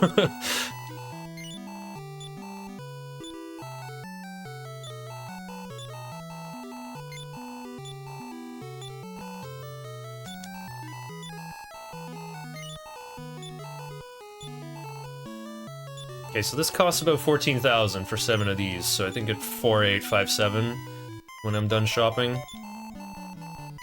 So yeah, I tried to get, like, I thought, like, oh, maybe if I can nap for 1 hour I can do it, but I got approximately 0 sleep. So I just said, you know what, let me sleep for 6 hours and I'll do a Dragon Warrior 4 run instead. I haven't practiced Nocturne anyway. I mean, I reviewed my notes. I could probably do the run and be okay. But I just did Dragon Warrior 4 for the community race.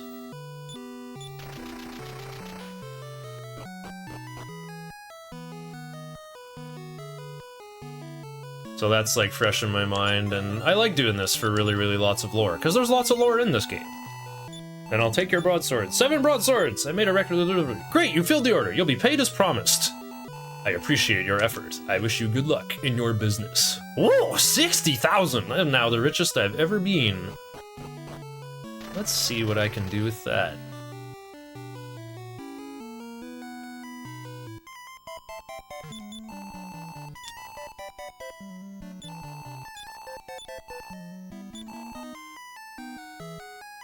I guess I'll buy a wooden hat. It's not like I'm gonna run out of slots. Alright, so I might do a little more NATO shenanigans, though. Get an iron shield. Okay, what can I afford? I can afford 2 morning stars. Usually I like bringing a whole bunch of extra money into Chapter 5 by using Talon. But I guess this is all I get. It's 2 morning stars. Should be fine, though. The budget is like a little bumpy at the beginning, but then it's fine.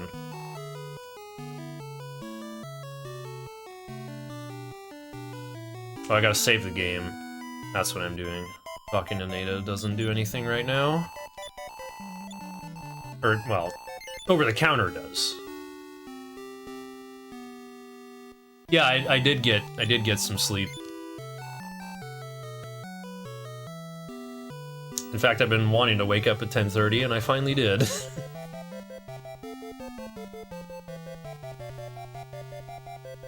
Yeah, I've still been kind of stuck in Nighthawk mode.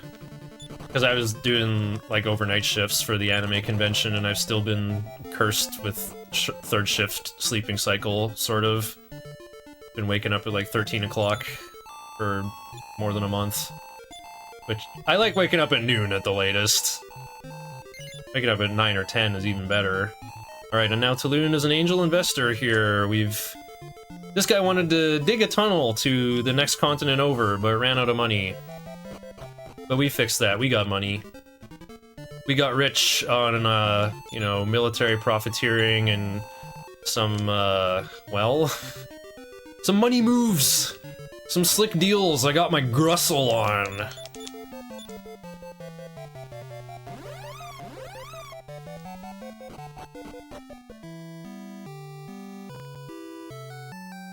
Alright, so now, just go in and out of the casino.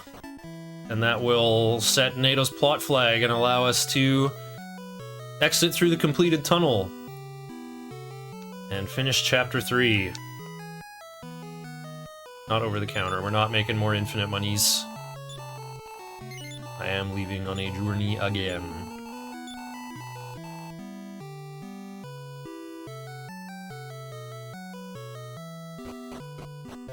Alright, and now that the 60,000 is out of our pocket, we don't have to save the game again. Just steal this dog and make our way to the next continent. Oh wow, they even paved the road. You can take a wagon through here. Nice work. They dug that tunnel nice and quick.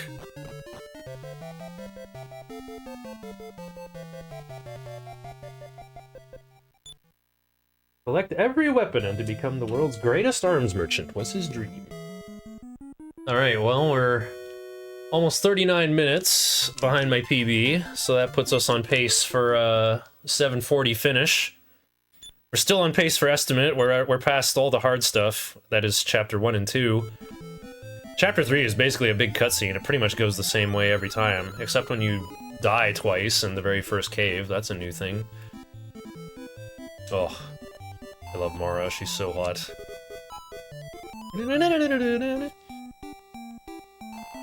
Good performances. Did you see him? No, I didn't see a cute guy in the audience today either. No, I mean him! Our sworn enemy, Balzac! Oh, I didn't see him either.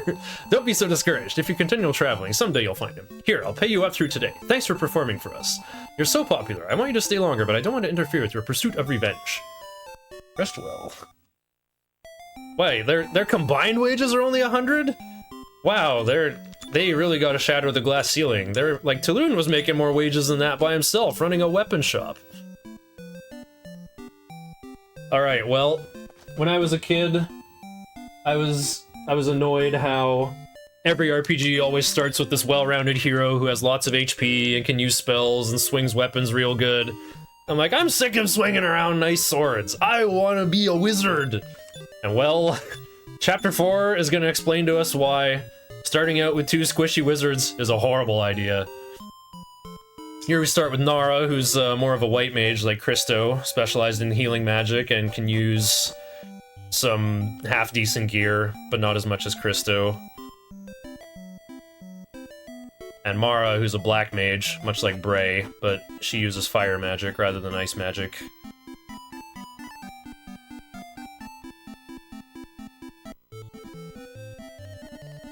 I do love the Roma-style music that the sisters get.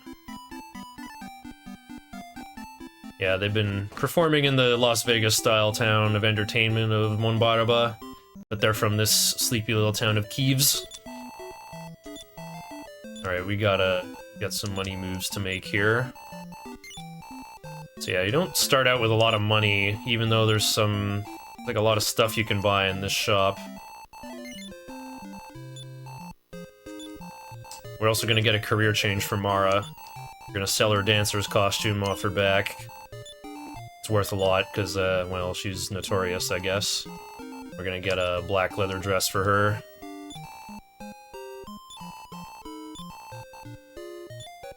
Okay, we're gonna fill Mara's inventory.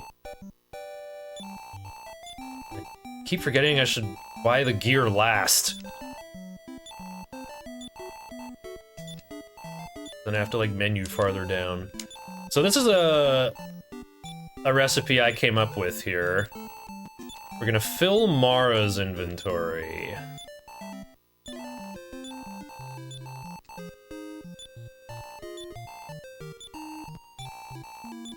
Oh wait, not with that. And spend down to 21. So even if we die, we'll come back to life with 10 gold and be able to revive our other sister. There's a trick here. I think if you reorder your party... There you go, the dog moves through you. You don't get the fat dog blocking you. With Mara in front, the Life Force nuts go straight into her inventory. I don't need to care about re-rolling.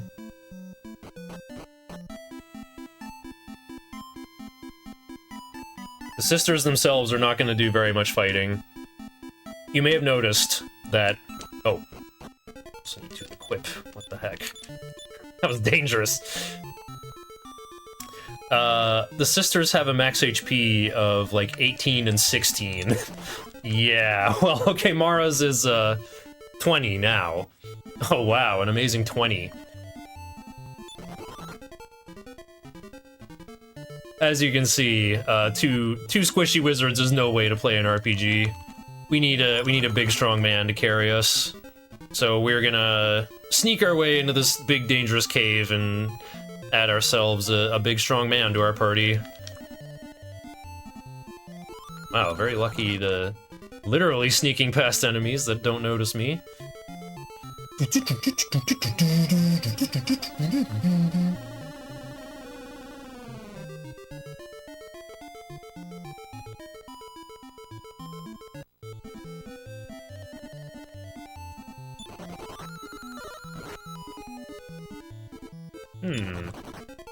Poisoned already. Well, this is why I bring these, I guess.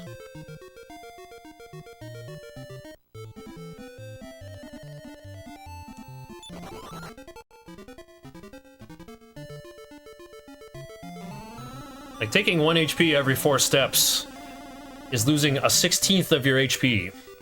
That's not very good. I mean, you gotta remember, this was a time when it's first edition Dungeons & Dragons. And you want to roll up a wizard. Okay, roll your hit dice. Roll 1d4. And you might roll a 1. You might be a wizard with 1 HP. And like a squirrel scratching you would just kill you. I don't think there was like the whole like unconsciousness and then you die at -10. No, I don't think that was a thing back then. You hit 0, you're just instantly dead. Without even... Like back then we were so dumb. I've watched some Skalagrim videos, and it's pretty clear that, like, when you're fighting with swords and such, like, hit points doesn't model, like, you gotta hit, like, half a dozen times, or, like, 25 times, and you're, like, bleeding in several different places. Like, no, that's... Actually, let's go...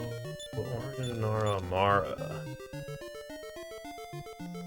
Your hit points actually models, like, your stamina, you know, your ability to keep up your footwork.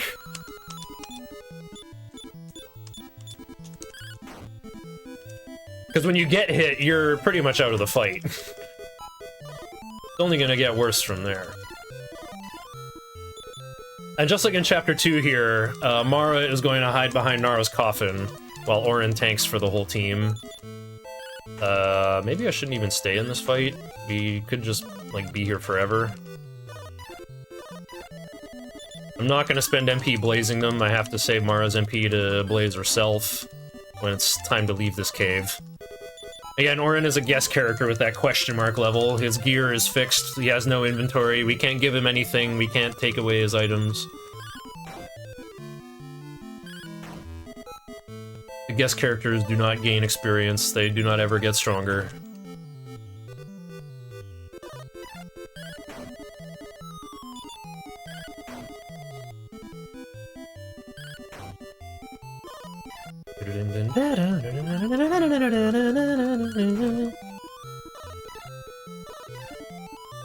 Love Sugiyama-san's ability to write a good counterpoint. Some real good, true three-voice music like this. That's a lot of money. Too bad money doesn't mean a darn thing in Chapter 4. We're gonna do very little fighting in Chapter 4, honestly. The sisters are gonna finish at level 4 or 5 before we go take on the boss. Orin is gonna carry that hard.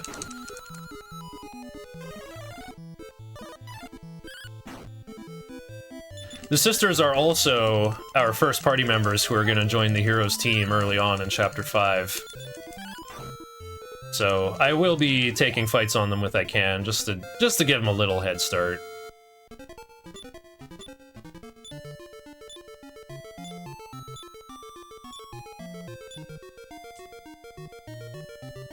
Sap is important, we definitely need that for the boss fight. Hey, it's our Habaki, quick gray. The MF that takes a completely normal amount of physical damage in this game.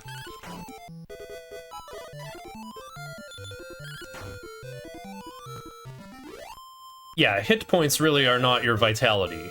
I guess the Saga games on PlayStation 2 nailed the system. With like the whole HP, and then you have life points. You have like 3 little hearts. Like when you take enough HP damage, or like your HP goes to 0, then your life points start taking it. That, I think, is more realistic. Because, like, even if you're, like, fencing with, like, you know, long, pointy swords, like, you gotta dodge every hit. If you get, like, nicked across the thigh like that, you're not gonna be agile anymore, and your situation will rapidly get worse. So that doesn't really model the whole, like, HP, MP system of most RPGs. Alright, a little problem here, though. There we go.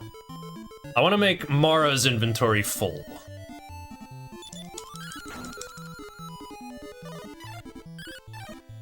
There's an item in this cave that we need to get. Orin mentioned it. The Sphere of Silence should help you overcome Balzac's magical powers.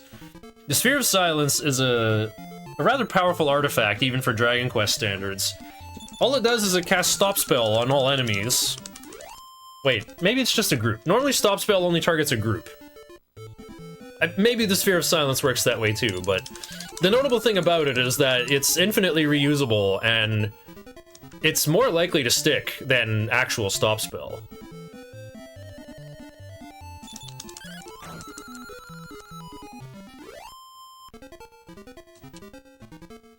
It's basically the Orb of Inhibition from Heroes of Might and Magic 3. Thanks for the good luck, Zano_Highwind. I'm sorry I couldn't provide you guys Nocturne today, but I didn't look at the schedule carefully enough, and the 15-hour run was going to start at my bedtime, so it was going to crash and burn if I attempted it.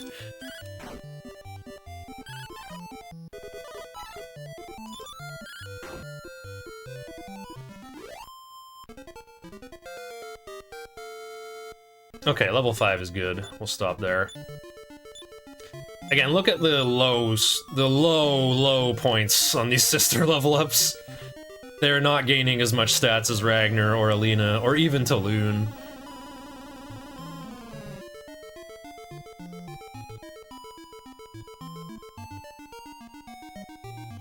Alright, now, with Mara's inventory full...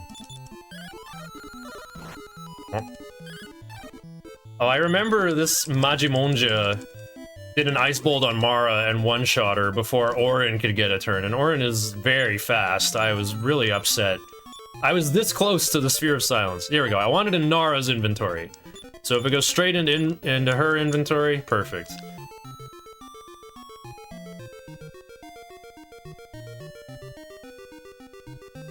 And again, we're gonna walk back and forth on this threshold, make an encounter happen sooner. Blaze Ghost attacks before you're ready. We're blazing the wrong guy. 420 blaze it. Oh, right. I was hoping the Blaze Ghost would, like, dodge or split. Right, Orin, you're a little too good at being a protector, man. Oh, nice. Mara's party is demolished.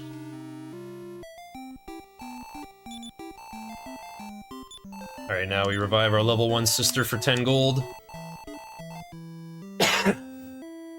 Yeah, also I just ran this game last weekend. And meanwhile I, like, have been busy rescuing my videos from Twitch. The greatest threat to Twitch videos is Twitch. Okay, reordered a party. Use my wing to get further ahead.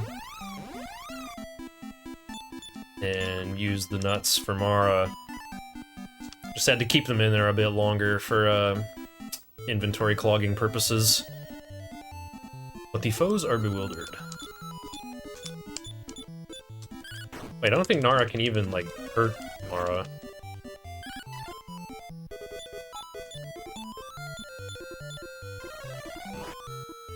Like, Nara's unarmed. But, you know, this is a safe place to get her done.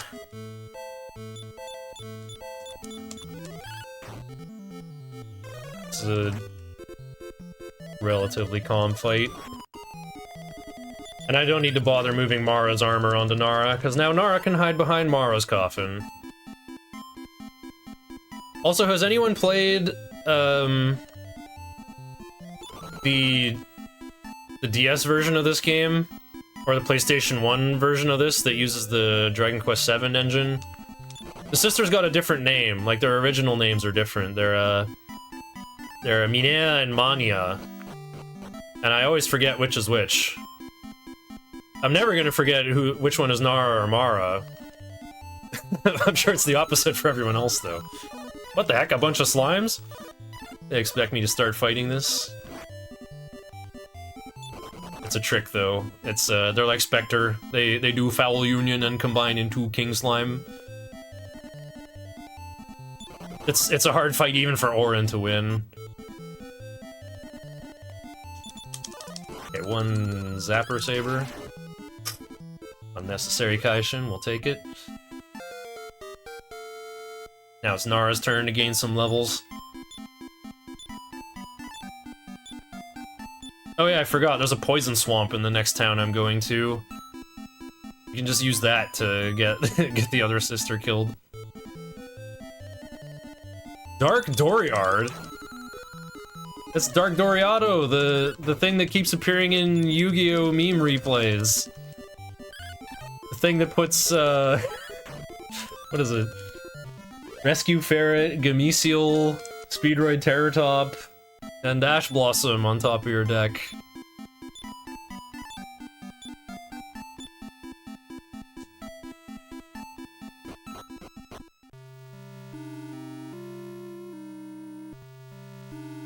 Okay, we do have to save here.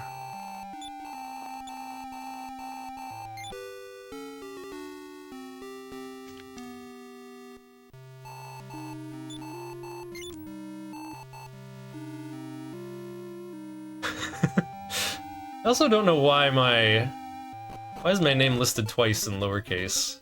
This is like, I think this is the first really, really long-a-thon event where my name has the fancy capitalization.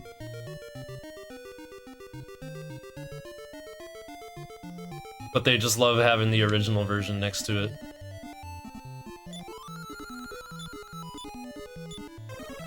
Uh-oh, this might kill Nara?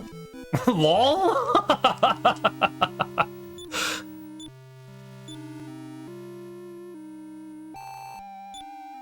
Isn't the wrong sisters alive?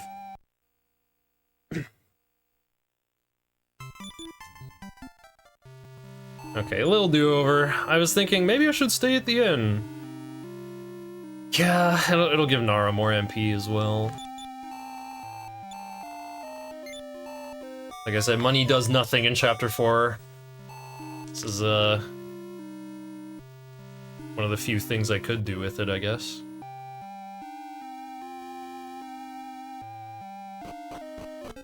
Do need these Mystic Acorns. Like the Life Force Nuts, they increase your max MP, but we're not gonna use them. They sell for a really big, like, 412. Okay, Rogue Whispers are completely harmless. Or in waiting room.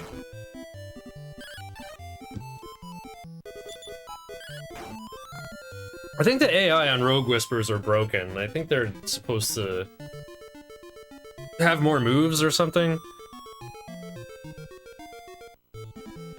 One thing they do that's really weird, it says like, I don't have sleep, I shouldn't fight these. They can call for reinforcements and they hit Orin kind of hard.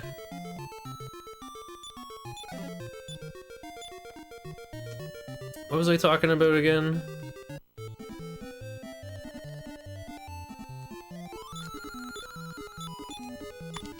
Yeah, Rogue Whispers. One move they have that's very weird, it just says, Rogue Whisper gets jerked away. And it makes them, like, leave the fight and do some damage to someone. Like, they kind of sacrifice themselves for, like, a really small amount of damage. And that's the only thing Rogue Whispers can do. And I think they don't even do it in Chapter 5. I think they only do it very rarely in Chapter 4. Spot for commentator names? Yeah, I don't know.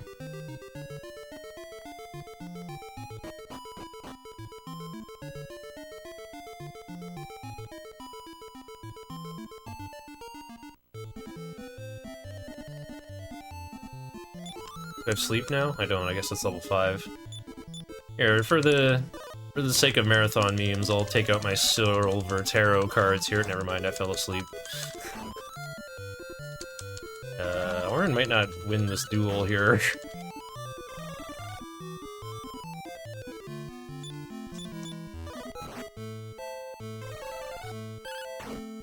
Not enough MP.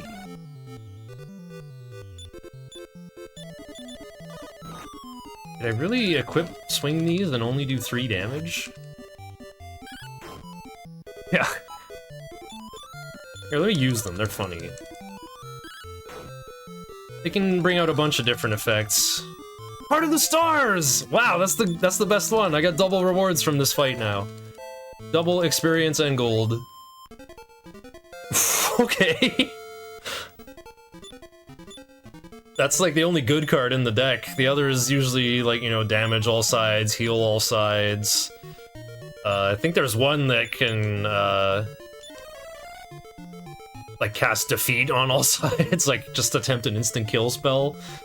And after you've drawn all 9 cards, the next one you draw is the Card of Death, which just spawns a Necrodane to the enemy side, which is a kind of late game enemy from Chapter 5 with about 90 HP, higher defense than anything you can scratch it with. It's immune to all magic.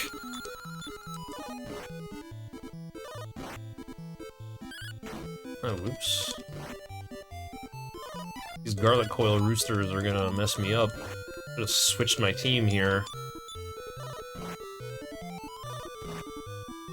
The Garlic Coil Roosters are coming.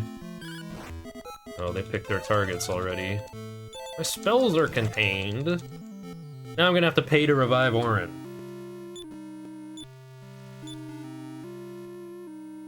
Oops, Mara's alive. Okay, I guess I'm doing it this way then.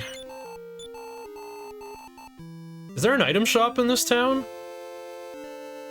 Or do I have to go to Avil, is it called? The port town. Save my game. I've only got 1 wing. I gotta make it count. Wasn't sure if I was gonna get a commentator for my Nocturne run today, because I didn't really spread word anywhere that I'd be running this. Yeah, there's no item shop here. Oh wait, I'm kinda carrying enough herbs, I think.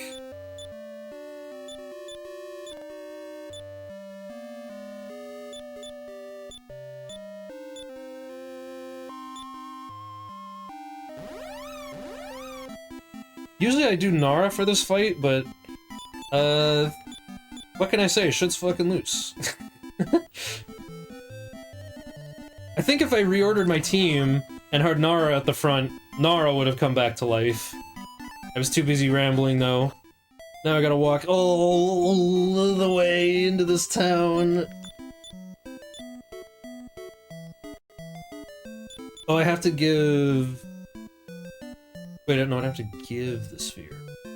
I just have to revive Nara as well. That's what we do.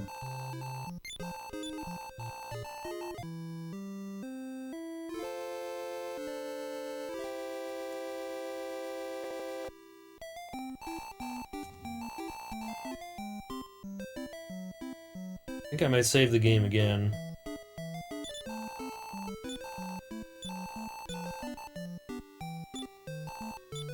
I gotta fill Mara's inventory with medical herbs. She's gotta be the healer that keeps Orin alive here. However, the benefit will be Mara getting the experience instead of Nara, which will be good, honestly.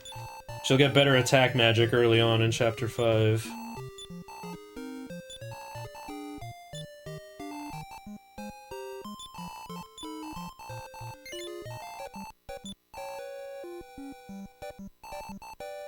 I'll buy more fairy water after. Need to keep an open spot in Nara's inventory again. I'm gonna save again, so that I don't have to do the shopping again, or like if someone dies on the way to town. Oh wait. I don't even have to walk to Kelion. Money doesn't matter. Money is all fake.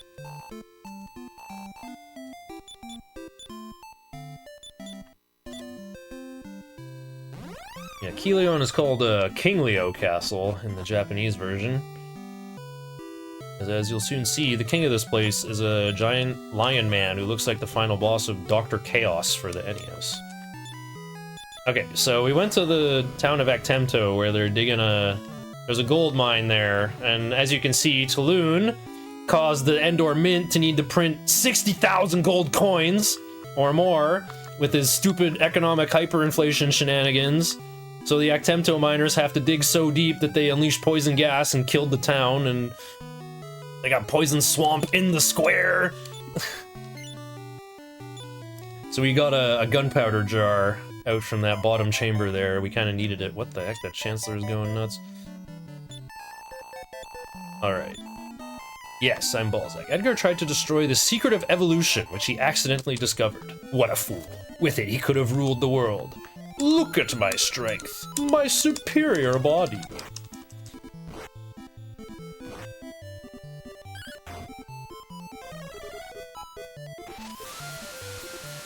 Oh, fancy pellet swapping animation.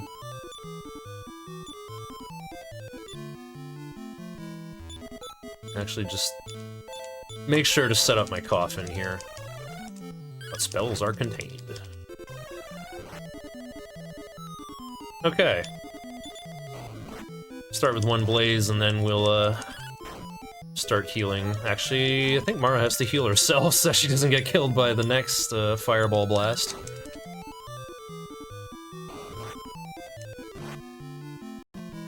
Yeah, Balzac's usually kind of fast. So we'll have to heal him often and heal him early.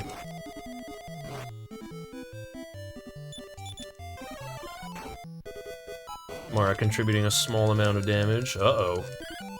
Mara contributing to her own demise. We don't have to worry about Mara getting one-shot by a physical attack, because she's hiding behind Naro's coffin.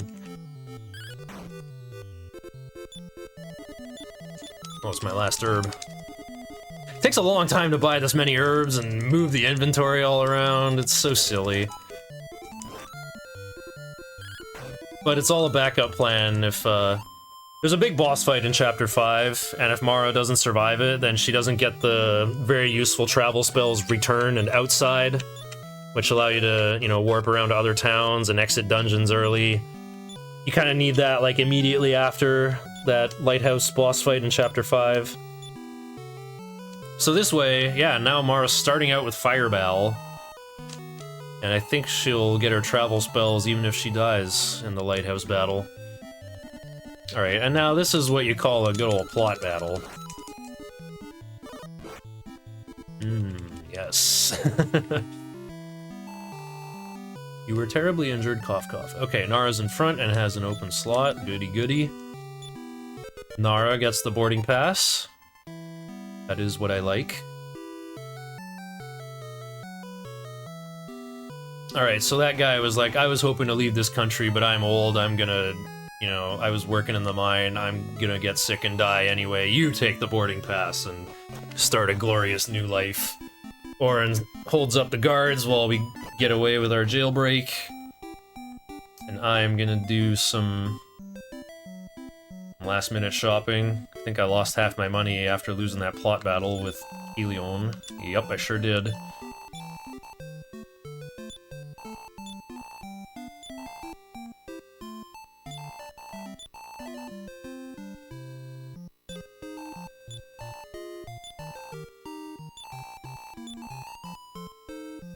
Let's see. Yeah, we don't need wings.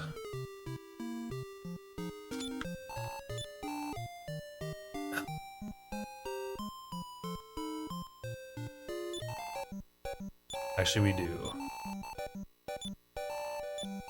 Don't want to buy herbs yet. Because one of the first things we'll do in Chapter 5 is Death Warp, so giving the sisters medical herbs to play with will be very counterproductive for that. I was just thinking, like, very directly about, like, where am I going to use these 2 wings? And I figured it out. You brought a boarding pass. Hurry, the ship will sail soon. So there's a bunch of people to talk to on the ship. All you have to talk to this girl on the bed. I won't tell my brother Pippin what happened to our father until he's old enough to bear agony and despair. And of course the kid is all oblivious, like, when's Dad gonna join us on the trip? That's the only person you have to talk to. Once the ship leaves, you won't be able to come back to this country. Do you have anything you can take care of before leaving? Raise the sail! Alright, this is my 45-second break. This is the only break in the whole run.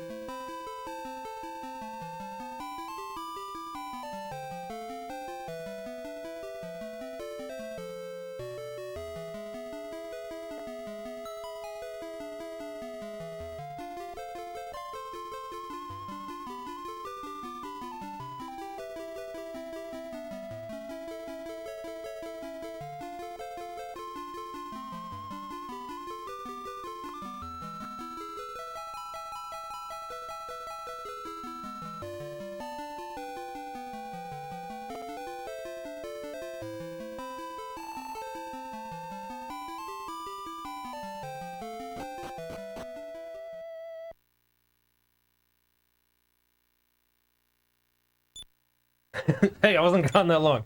What are the small lights? Wait, what? There's a shrine I didn't talk to on the North Peninsula there, where there's another older fortune teller. Nara's a fortune teller, but there's an older fortune teller who's better than Nara and tells Nara her fortune. And she says, 6 small lights surround you. You know, basically implying that they're some of the chosen ones who are going to help the hero on her journey. Really, really lots of lore, my dear child. Greet everyone as you pass, okay? You never know if you'll never get to talk to them ever again. Anyway, we're just gonna talk to our dad. Lol, you're already 17 years old, entering adulthood. Listen, Lol, you must always be righteous and strong, no matter what happens. So over in the inn there's a troubadour who's like, I was injured while traveling through the forest, and you guys took me in, even though you usually don't allow outsiders. I'm sure it's no big deal. Monsters finally found this village! They'll be here any second! Uh-oh. Follow me! We'll stop the monsters! Take really, really lots of lore to a safe place. Lol, if anything happens to you, hide, hurry! I'll be there soon! Those monsters! They found Lol! We only need a little more time to make Lol the great hero. Lol, the time I feared has come. We didn't tell you this before, but we are not your true parents. We want to explain, but we have no time. You must hide now. Oh no, the monsters are coming! We must fight! Listen well, Lol. The monsters seek to end your life. You are a threat to them. Born with a hidden power, you have the potential to become strong enough to destroy any evil being. But you're still weak. Understand? Escape and survive! And now, coming up is the only downside to picking a female hero. Some extra dialogue here. You're so cute. I've always thought of you as my little sister. Don't worry, I won't let them take your life. Celia transform. Celia transforms into an exact replica of really, really lots of lore. Goodbye, Lol. Oh, the terrible blow. The monster's voices are heard from outside. Necrosaro, we've destroyed Lol the hero. Well done! Everyone, return to our base. Necrosaro? That was supposed to be Alina's opponent in round 6 of the tournament, but he ran away and DQ'd. And then after that, all the people of Santeem Castle disappeared. I'm sure it was totally unrelated. So, there's a feather hat on the ground where Celia was laying on her back. Better take that with us. This music here for the hero's theme is, it might sound familiar. It's like a little C minor scale and a dactylic rhythm. Sounds a lot like, you know, the Final Fantasy IV boss music. Except it walks down the scale instead of going up, right? Instead of da da da da da da da da da da da da, and it goes down. Da da da da da da da da da da. Oh right. Get the better armor on. There's the castle of Bronca. We don't have to go there though. We're gonna respawn there after we die, and it's already on our list of return locations for some reason. Walking through this tunnel, there's a small chance you'll get 2,000 casino coins. I am not gonna pace back and forth to try to get those, though. It just never seems to work out for me. And the good thing to get with casino coins, the meteorite armband costs 4,000 anyway, so you have to play some double or nothing poker for like 25 minutes just to get enough coins for that. Meteorite armband's still a really nice accessory, though. Okay, welcome to Chapter 5. Look at that, we're in Endor, thanks to the tunnel that Taloon built. Would you like to hear your fortune for just 10 gold pieces? Alright, I see 7 lights around you. They are small now, but they will soon grow. What? You are the hero! I've been searching for you, the one with the untapped power to defeat the evil ones! I love this party member joins tune, man. It's, it was actually in Dragon Warrior 2 first. Okay, so before we go to the casino, though... leave... item. We're gonna clean up the useless garbage in Nara's inventory so that I have room for more consumables and moving things around. I don't know this UI very well, sorry. Yeah, I'm never picking it up. It's your garbage now. Yes, it is technically a waste of time to leave those behind, but also I kind of like having more inventory slots to play with. Right, it's really annoying to have like too much stuff and be juggling and so on and so on. I knew you'd be here! Who is this?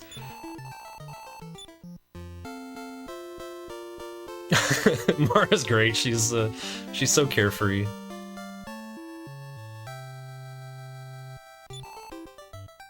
I noticed when I was playing this in Japanese, like the sisters end their sentences with different sounds. Like they end with like "nay" a lot of the time. There might be girly mannerisms for speaking, after all.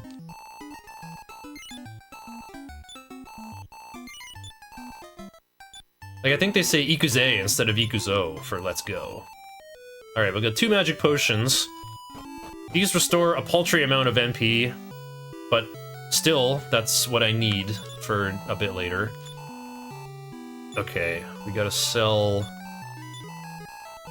Nara's expensive stuff. The Mystic Acorns and the Silver Tarot cards. Now, I know it seems foolish to sell her weapon, that's like the only decent weapon system I have right now, but don't worry.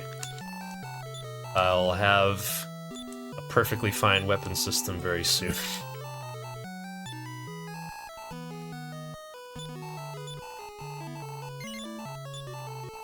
So close just cuz. Give my dead friend's feather hat to Nara. I'll equip her up later. Oh right, that guy. Wait, I thought he was on patrol. I thought he was just gonna keep walking across. And hat for the hero.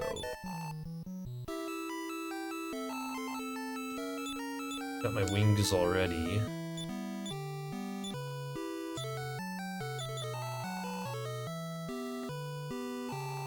I'll just sell after. Okay, I was wrong about needing needing a second wing. Thought we were gonna like fly out of Endor just to get there faster. And here we go. Welcome to the tactics system. I think I should put Mara. Yeah, Mara should be in second. She's got better armor right now, and is a higher level. I got the Life Force nuts. She got more HP than her sister, who's supposed to be the durable one. Yeah, I haven't got any good weapons, and these things aren't really worth much XP anyway. Let's just run away. Poison Arop.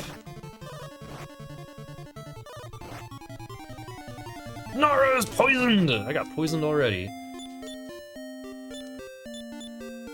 Poison! Breaker's Revenge, anybody?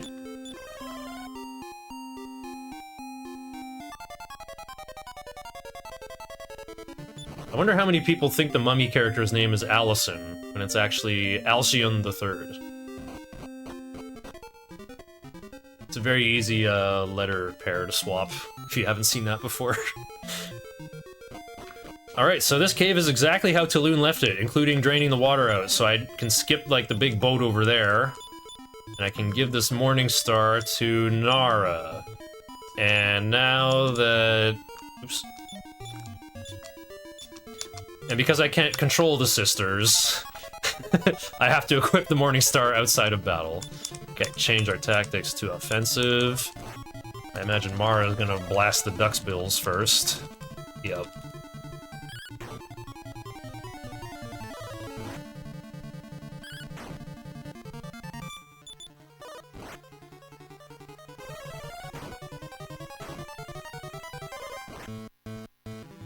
Wow, having Fireball instantly is so nice. I may have just become a Mara believer. Like, having Mara be the main gal for the Balzac fight of Chapter 4. Having Fireball ready to go frame 1? I don't know. I'll have to watch back this run and just, like, watch the timer. Just watch it agonizingly tick up. See how long it takes to fill Mara's inventory with herbs. Still wasn't as bad as I thought, because... Oh wow, nice Kaishin, Nara. I didn't use any herbs in the cave when I was getting Orin, so... All I had to do is move around herbs I already had. Which, well, I don't know, that still feels like it takes a long time. It feels like it takes about as long to move an herb from someone's inventory to buy a new one at a shop.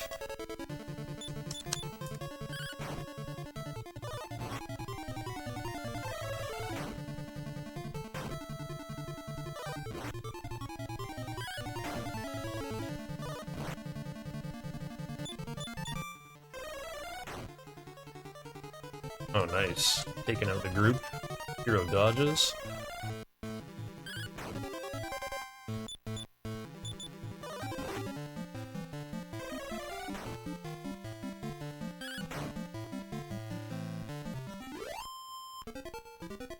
Yeah, leaving the Morning Star behind in Chapter 3 is pretty good. As you can see, Taloon can only carry 8 things. He can't equip the Morning Star. You can't sell it for, like, an outrageous kickback in Bon Malmo, because they only do that for armor, not weapons.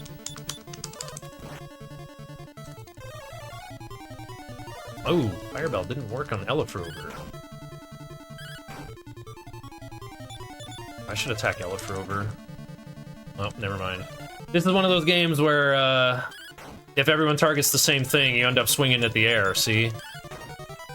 Which I really like in RPGs. I don't like RPGs where you just, like, mash A and turn your brain off. I like it when the random encounters are, like, dangerous and tactical, and you have to, like, play carefully to not get wiped out. I know that video games are usually a power fantasy, and you're like, oh yeah, my one guy can take down 100 guys.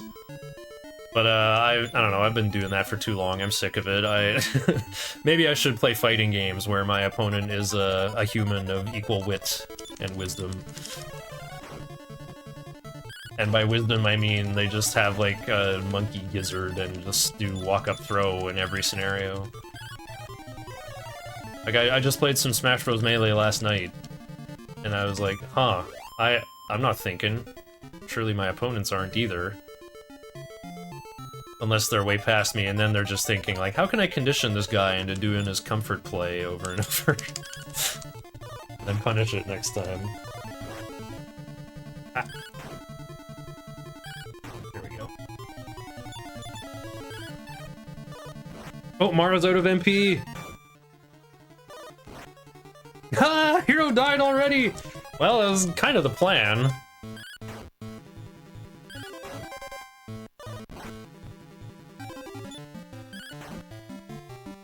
Well, I can just watch the sisters fight to the death now. Oh, I had the broadsword. I could have, like, got that kill way quicker. I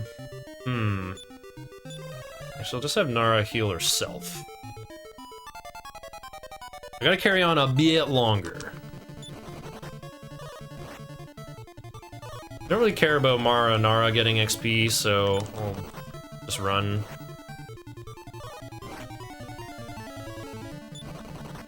Oh, triple escape fail. Good thing I healed.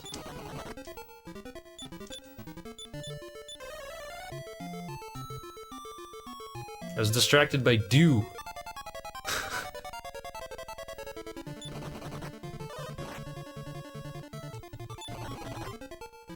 Yeah, you're like actionable a little bit sooner on message speed 8. Give this medical herb to Mara. She's gonna need it later. I love the text there. Nara takes the medical herb from Lol's ghost and gives it to Nara's ghost. Or to Mara's ghost. Wait, what? Oh, Nara's alive, so she's the one who got it. I see. I guess I'll equip the hero, actually. Okay, there we go. Hero is, has best in slot gear at this point of Chapter 5. The hero can't even equip the metal babble shield. It's only for wizards. Tactics. Use no MP. Good luck.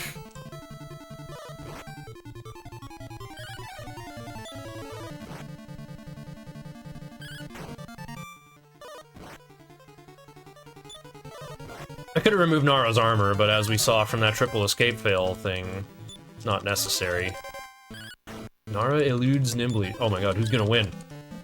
Let's go! Nara, you deserved it.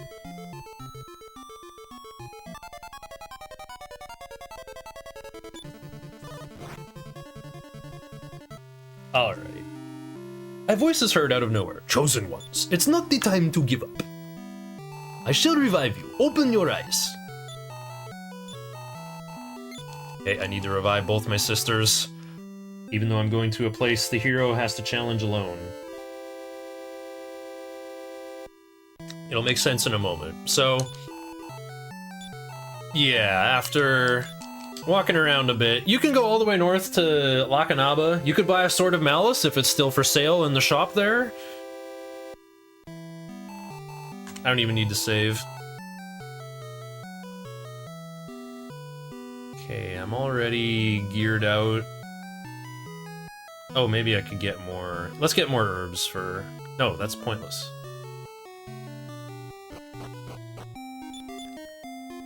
What I do need here is fairy water. Because these encounters over here are really weak. I'm not interested. Here we go, now here's where they get good. Here's only level 4. I died a little earlier than usual in the cave there. I probably would have been okay if I was paying attention and just equipped my broadsword on Hero. Or just, like, kept her HP higher.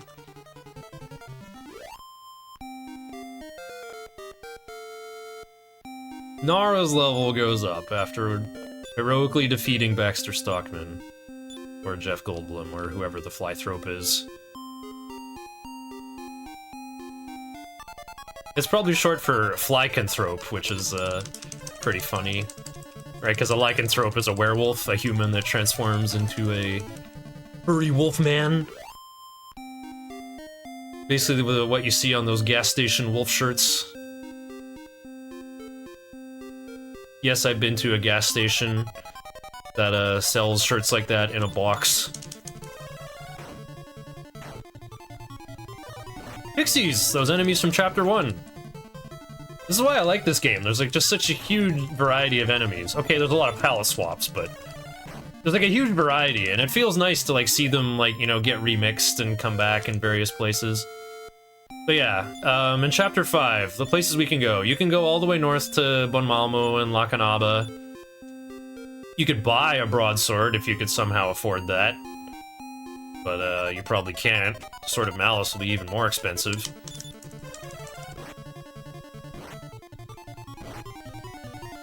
If you go west to the shrine there that had the portal that went to the Kingdom of Santime, the guard won't let you through. He'll say, the people of Santime have disappeared, the country's overrun by monsters, it's really dangerous there, I can't let you go through. Okay, so we can't go west. Alright, where can we go then? There's nothing south of Endor, it's just a peninsula and then water. So you go east to Branca, and you can see like 4 people walking around like, oh, you want to join our party? Wait, our party's already full, too bad. So you go further east, you can find this weird cave that you can't get through by yourself because of the solid gravel at the entrance. And there's a shrine that's choked off the entrance to the desert there. And if you want to go into the desert, you know, it's like, oh, it's a big desert, you need a wagon to cross it or you'll get thirsty and die. And this guy Hector, who runs the inn there, he has a wagon, but he says, I won't give you the wagon. My friends betrayed me when I went to the Cave of Betrayal.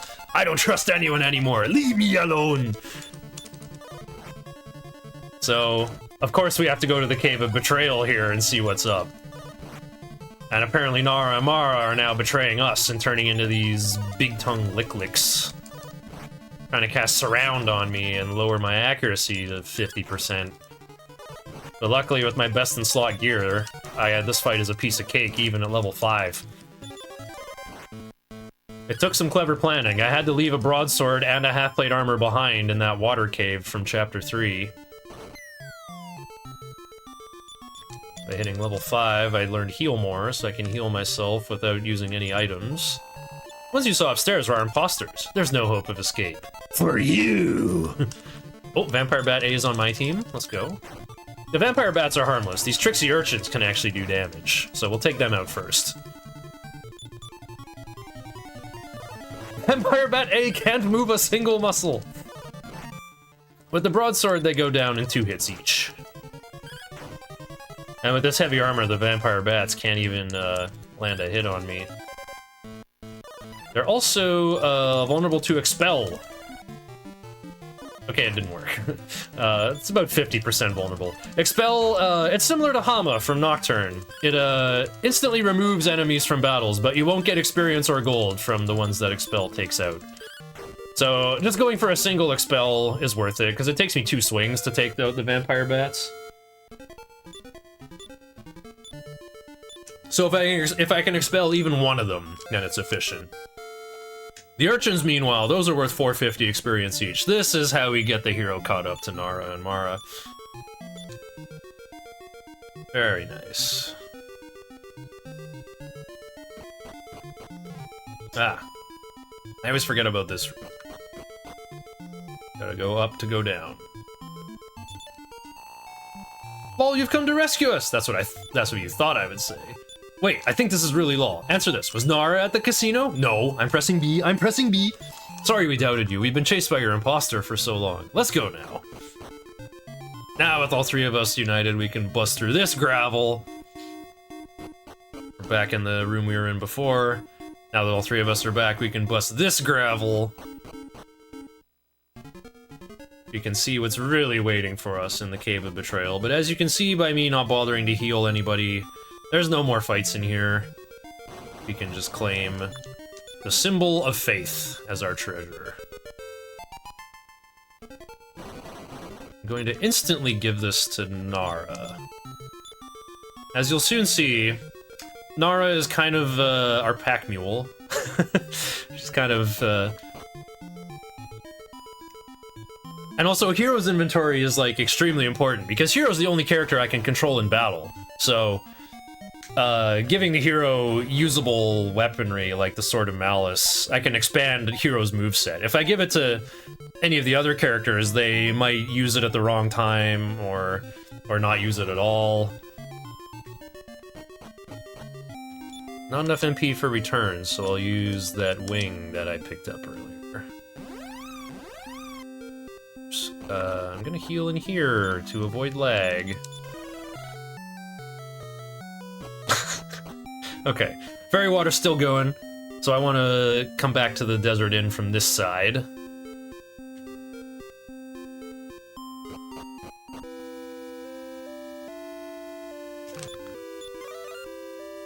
Behold, new guest character. You again? What's that gem? Why, looking at it seems to purify my mind. I got it! The most valuable treasure has been none other than trusting each other. Let me join your party. Of course we can take the wagon. Very funny that by going to the Cave of Betrayal, you can learn such lessons. This is my horse Primrose. Everyone be nice to her, okay? Let's go, everyone. Alright, Hector's got decent HP, so we'll stick him in the front. Oh, what the? Fairy Water's not preventing whatever this is. Well, we want to win a fight with Hector anyway. Because there's a very cool unintended functionality in this game here. So, Fairy Water. This is like a repel in Pokemon. It prevents encounters with weak foes. Now, what is a weak foe? The game... Enemies have a level internally. And the game decides your average level to decide if you encounter stuff or not. Now, Hector's a guest character. He doesn't have a level. He's got a big question mark. But the game still takes him into the calculation.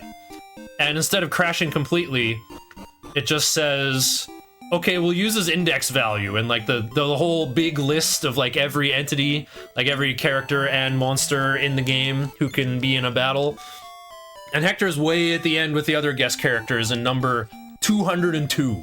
So the game thinks Hector is level 202. It thinks my average level is like over 50. So I just don't get overworld encounters anymore ever. Well, as long as I have a guest character. No, actually, it's as long as I don't win overworld fights without a guest character. Yeah, Because if I win another fight without a guest character, the game will recalculate my average level. Hang on, I gotta get this wing out of Mara's inventory. We're gonna turn Mara into a dedicated healer for the upcoming boss fight.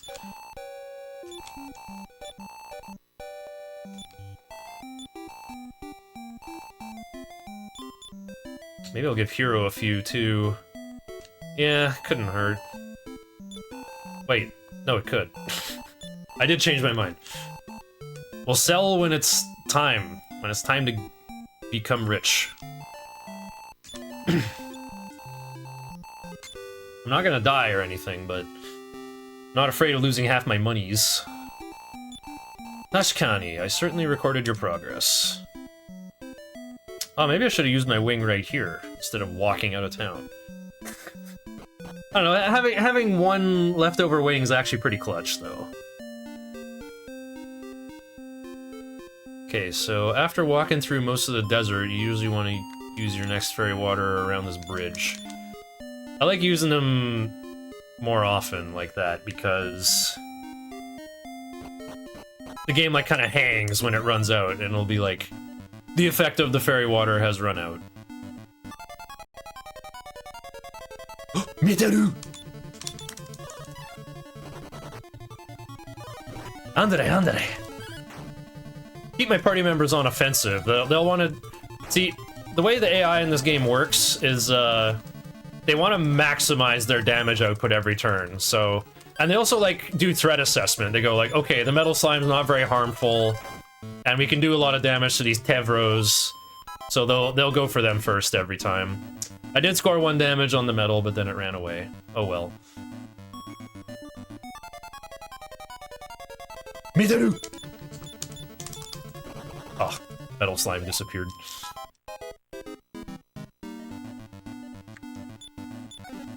That's the other reason why making Mara your leader versus the Chapter 4 boss fight is pretty good. If you kill 1 metal slime, it's not enough for Mara to hit level 11, unless she got the 500 from Balzac. And level 11 is big for Mara because she learns a spell called Bang, which is of a different element. It's like a vacuum element, or like explosive... No, not vacuum element. It's like explosive element. There's 2 flame soldiers that are just called flamers in the English script, in the boss fight at the top of this place. And they actually can be damaged by Bang. So, that's why that's so good. Hey, it's Taloon! I don't know who you are, but you've come at right time. I want to extinguish the evil fire burning in this lighthouse, but powerful monsters have been preventing me from going any farther. The fire of serenity burned in this lighthouse until recently. They say a remnant of it still burns somewhere in this lighthouse. Oops. It should be able to extinguish the evil fire. No, don't repeat this time. I'm counting on you. I'll be waiting for you in the port town. Yeah, you would say that. You're level 2. You should be level 1, but I was nice and gave you some free kills.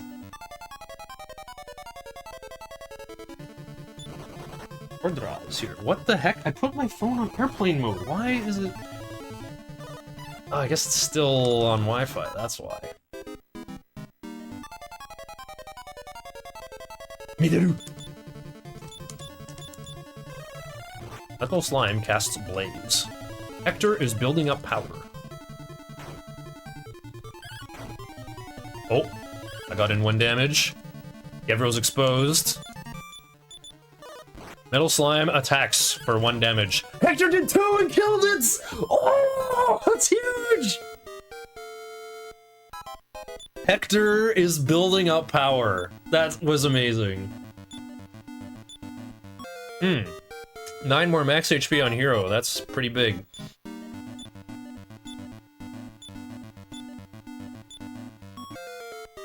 The way I look at it, I just killed 1/10 of a Metal Babble ahead of schedule. Oh wait, this is gonna be for level 10? Learns Outside, okay.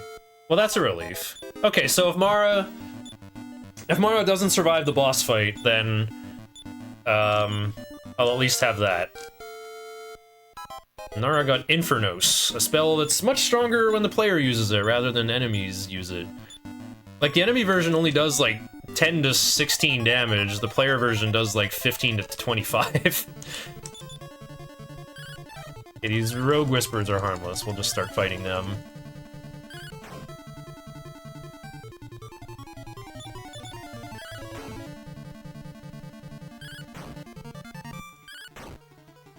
Usually you should just run from everything in the lighthouse, but now that I've killed a metal slime, I might as well, like, fish for a little bit of extra prizes. Because, like, if I lose the boss fight, instead of hitting reset, I want to keep the result. Like, I still want to lock in the metal slime kill.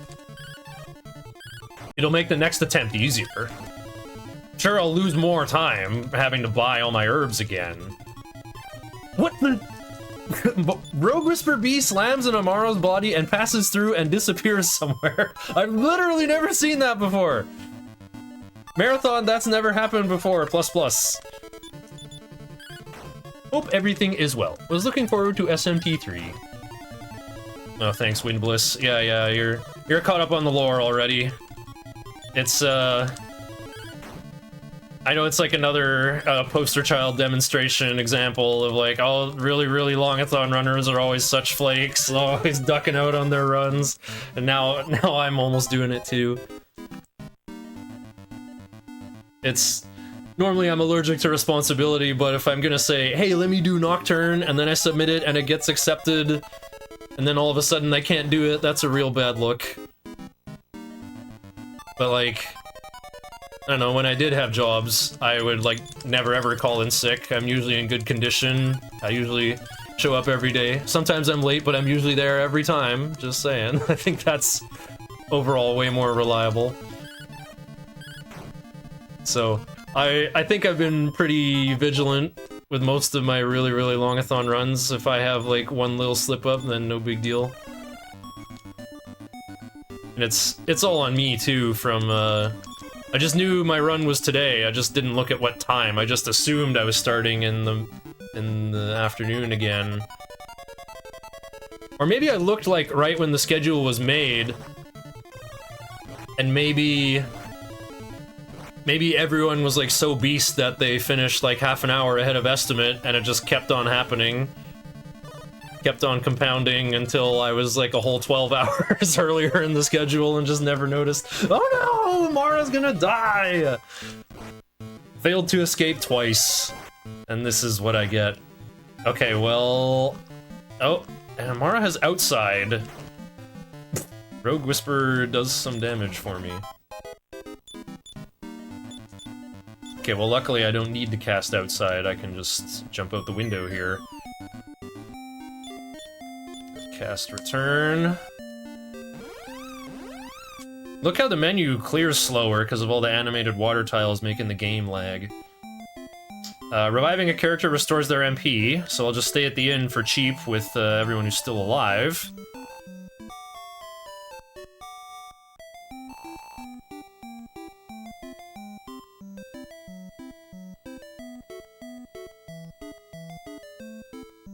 This is a blessing in disguise, as they would say.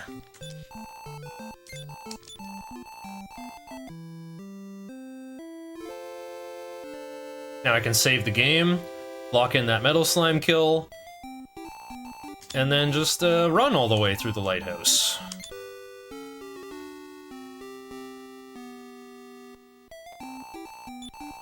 I think my hero might learn Repel early. Actually, no, I'm gonna buy one extra fairy water now. Because, like, I have to take a couple extra steps, I could run out.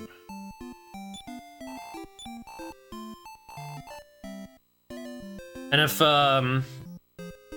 no one else has figured it out yet, the magic potions are for this area. It means I can use Nara for all my healing, and then use the magic potions to max out her MP again so she can spend all of it on sleep in the boss fight for offensive tactics. And it means I don't have to use Hero's MP for healing. It means I don't have to use the medical herbs in Mara's inventory.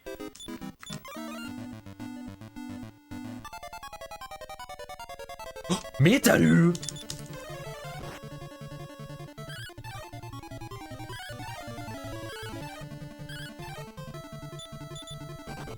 Metal slime disappeared.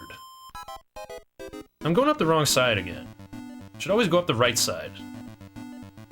I was just going up the left for aesthetic purposes, but look, the staircase is on the right side. I just took like 3 extra steps for no reason.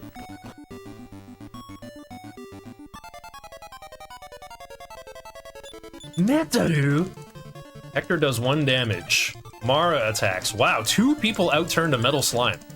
Turn order is truly just a suggestion in Dragon Quest. Oh, metal slime runs away after taking 2 damage. 2 steps later? Oh, I didn't catch up with it.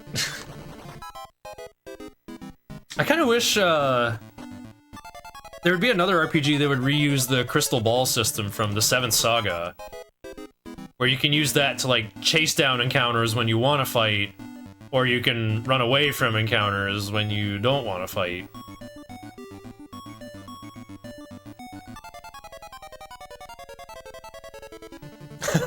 Maybe something like what Undertale does would be clever, like where you're playing like a shmup in the corner. Maybe I should have started fighting.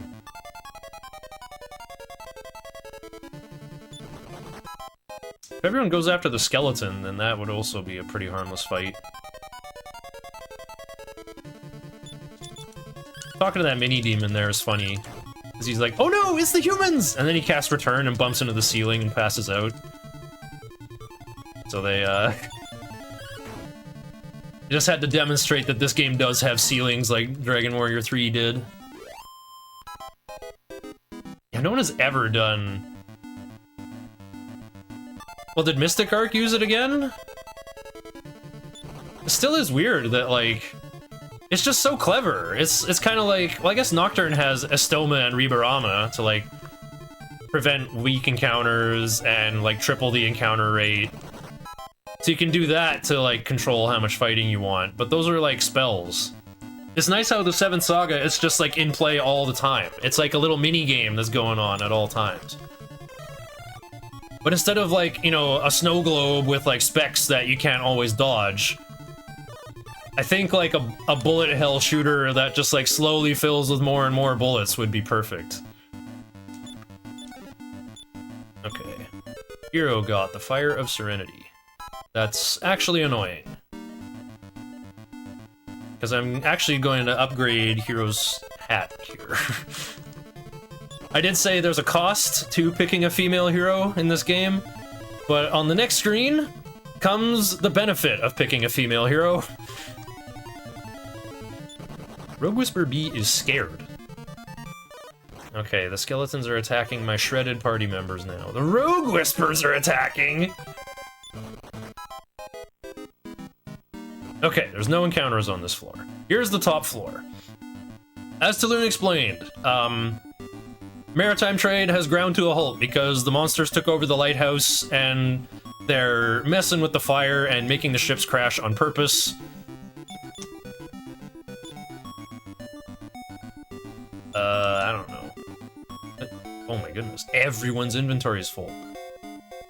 I'm so bamboozled. Okay. No, I'm being a goofball.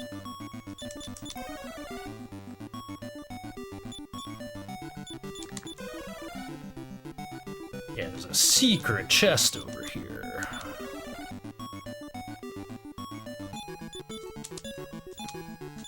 Put Mara in the back is what I usually do. Nara, drink your magic potion. Now, I'll give something to Nara that we can sell later. Here we go, it's a golden beret. It's a headpiece that only females can wear.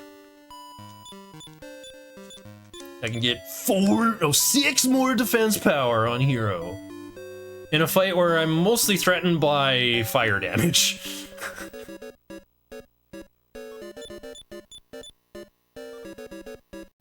Okay, I didn't win any fights on the way up. So... Oh, Mara recovered all her MP. We're actually topped up. Okay, go for it. The evil fire will sink all the ships. Ah, who's there? Kekiki, you fools! You've come at the right moment. I'll throw you into this evil fire as kindling. Kekiki. Okay, offensive tactics. These flamers are way too powerful. They have like 80 HP, their defense is definitely too high, for this point in the game. But we can put them to sleep, and Expel works on them sometimes. So, unfortunately, we kind of actually went second with that war cry there. Oh, look at that. Physical damage did matter. Doesn't work. Flamer A is put to sleep. Yeah, Nara's always aiming for Flamer A, so that's why I'm going for Expel on Flamer B. The Bengal is pretty harmless. His attacks do very little, he just does war cries sometimes. Spell not working. Flamer B is put to sleep. Okay, I'll take it. Hector is building up power. That's kind of the only way that we can, Lighthouse Bengal's put to sleep. Very nice. Oh, Flamer A wakes up. Maro doing some healing. Good. Flamer B wakes up. This is... Okay, 3 Expels not working. That's pretty unfortunate. I mean, that's kind of what I'd expect, but I would think, like, after 3, I'd get 1 success. Look at that. That's Hector's powered-up attack. He only did 10. There's, like, no way I can even harm these Flamers. Okay, Flamer B is sent into the lights. Lighthouse Bengal wakes up. Kinda tempted to... Oh, Nara going to 1! That's clutch. Wow, the damage distributions here are just so perfect. Like, I'm so lucky. Lighthouse Bengal's put to sleep. Spell's still not working. I think this is my last Expel. And then we might have to kill Flamer A with damage. Bengal's been defeated! Oh, Infernos works? I didn't even know that. Oh, man. Okay, now I am wishing that I grabbed a medical herb. Maybe my broadsword can do like 5 damage. Oh, wow, we took down Flamer A with damage. Thank you, Hector. Hector was so clutch there with like the triple power-up to actually get some damage on Flamer A. I have like a highlight that I just put on my YouTube called Greatest Lighthouse Fight Ever, where like Nara survives with like a critical attack from the Morning Star and then attacks for like 5 on the surviving Flamer to finish the fight. But this was like the second best Lighthouse fight I've ever had, just for like the absolute roller coaster that it was.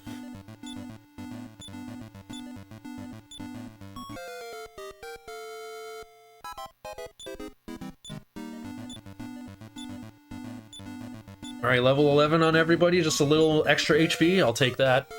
Oh, Mara hits level 12. Highest level Mara I've had in a while. Yeah, team didn't want to give up. Well, the Bengal's worth 2k, we're not expelling the Bengal. Oh, you got the fire, what the heck? Lol, through the fire of serenity, into the lighthouse. The evil fire ceases, and the fire of serenity starts burning. Oops, Mara's the one with return.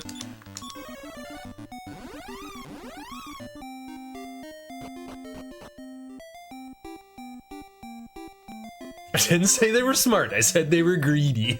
Ah, good. They know how greedy I like to be in Nocturne, and they're acting appropriately. I'm putting 5 on the same row to cause Sprite Flicker, because it's funny. Monsters are after me, I'd feel safer traveling with you. Alright, boat joins! My favorite split. I lost 5 minutes because of a second lighthouse trip, but it went good. Starboard the helm! I love how the sailing music went on to be in, like, every Dragon Quest game afterward. Getting reused in 8 and 11, because it's so good. Now let's head south. I hear an old sea expert who has a valuable map lives in the town of Mintos to the south. And yes, you can get a treasure map from this guy that shows you where the Zenithian sword is. And then you find out it's inside an impenetrable ring of mountains. Oh, when has a Dragon Quest game ever done that, am I right? Oh, the effect of the fairy water wears off. Good thing I got an extra one. Only got 1? Well, Bray's gonna join by the time I need another one.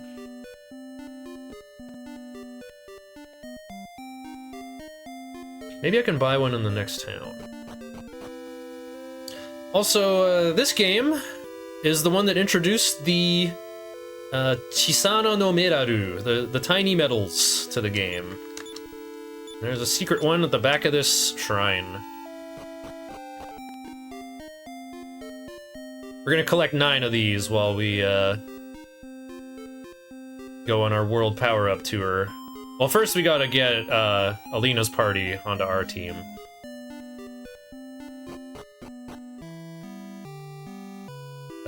We want to in and save the game here. So our current dilemma here, at the end in Mintos, Christo is in bed because he's sick.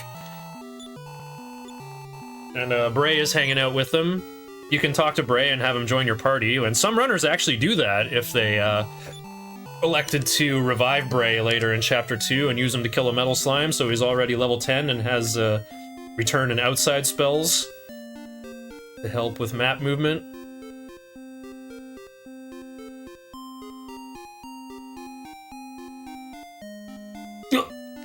Okay, it's fine. It's fine. Bray is carrying 8 fairy waters. All I gotta do is clear out, yeah, just get through this cave. And then Bray with his 8 fairy waters will be on the team. And my repel needs will be covered. Whoa, Nara kinda got chunked there.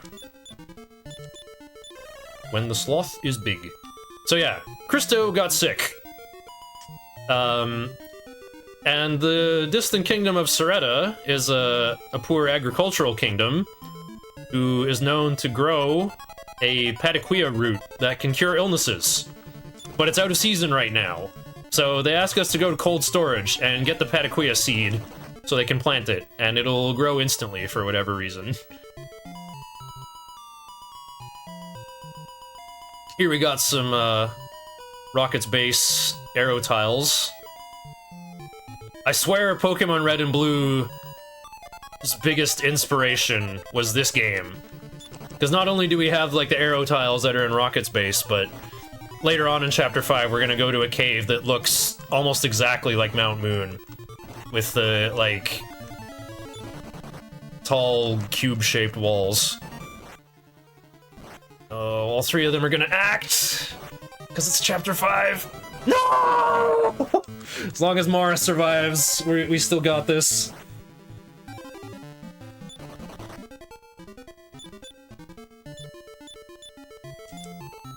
That's so bad. Both of my healers died. Yeah, there's no more herbs. There's no more herbs. Well, there's only one more room to go, though. Even Hector's HP is low. Ooh, that Infernus Knight, he hits pretty hard. Watch out for that one.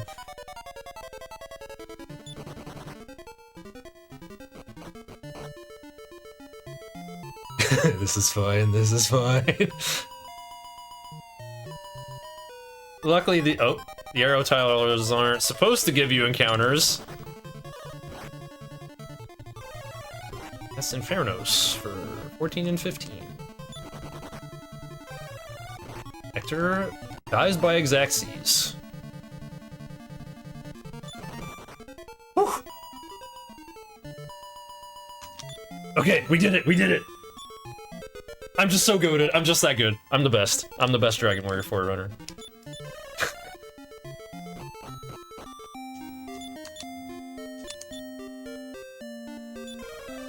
Wait, no, we're not going to Mintos. We need to go to Soretta to get the actual thing first.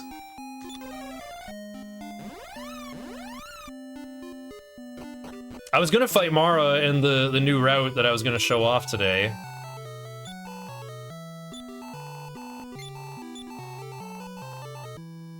We don't have to revive Hector.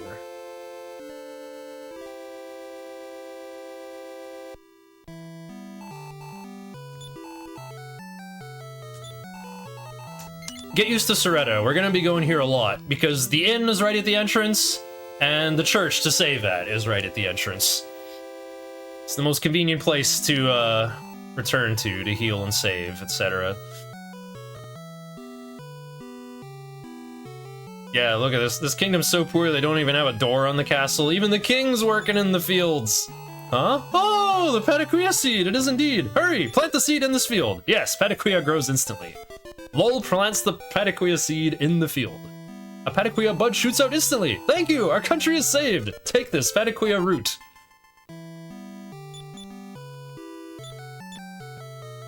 Okay, now we can go to Mintos.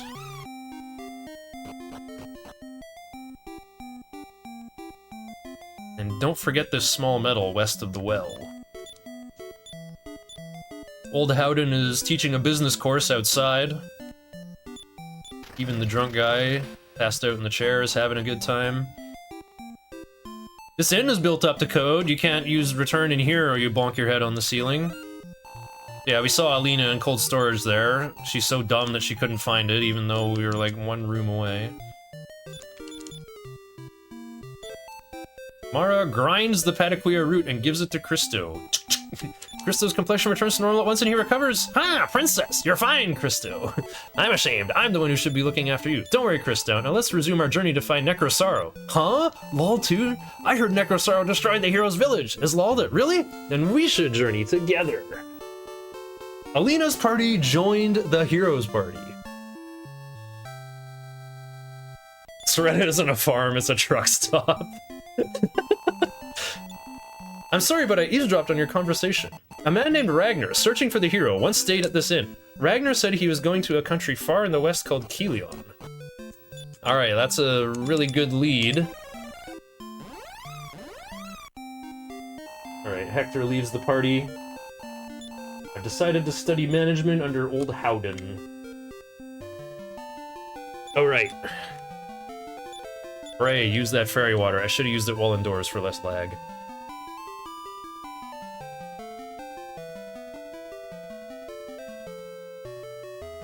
Oh yeah, use the... Oh no, using the end in Soretta didn't work. You don't want it to be nighttime here, because you have to take more steps to go around this little sleeping guy. And then it's not going to be nighttime when I get to Endor either. Anyway, this is the best part of the run. This is where we just go on the non-linear world power-up tour.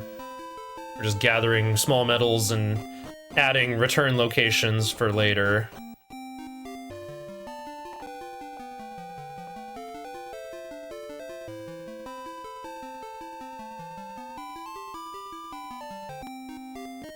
Oh.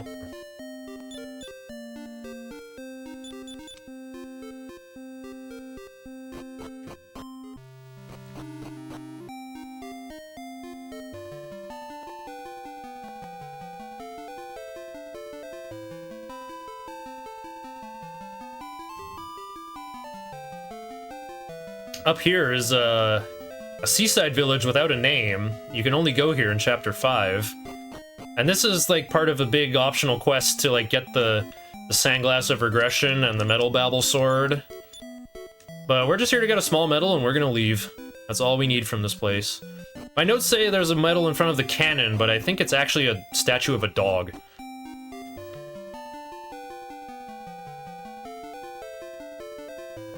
I mean, to me, it makes sense. They have a cannon facing the shoreline to like blast away at pirates, right? Okay, we'll use our fairy water inside where the menu doesn't lag so much. How did I do at the big race? I got last place again. I was neck and neck with Joe, who also had some trouble early on, but the final boss killed me.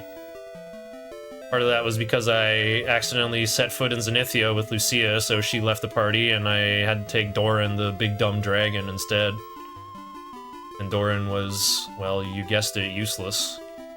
Having an extra healer around would have helped for stability. Alright, we're finally gonna do some Chapter 5 shopping. Get some nice late game gear.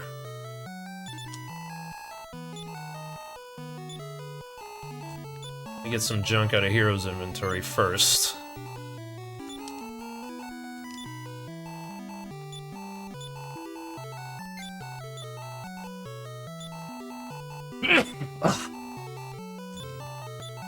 Okay, how much do I need? Need a dragon mail? I don't know, I wonder if I can even sell enough stuff. Well, this is where we sell everything but Talon's Iron Shield. Talon's Iron Shield will be for Ragnar.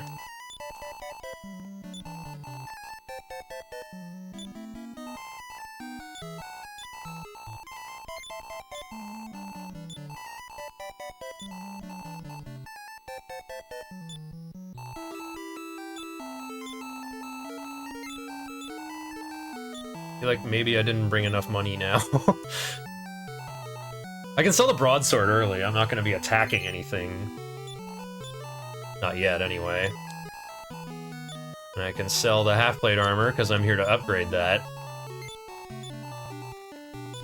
Need 85 for Dragon Mail, right? Oh, I need 52. Okay. Need 82 all told. Well, I'll get the Dragon Mail first. That'll reduce breath damage. Now, can I get up to 3k to upgrade Alina's here? Oh, we can sell Christo's Morningstar. Because he's not going to be attacking anything with that. Oh, we sell Christo's Chainmail, that's enough! No, better, we sell Alina's Chainmail. Because we're upgrading that. Boom. Cloak of Evasion. This not only has better base defense than Chainmail, but it increases your chance to dodge by 17%, according to high-speed simulations run by the Countess, who, you know, used the Lua script to play back like 1,000 or 10,000 attacks at hyperspeed.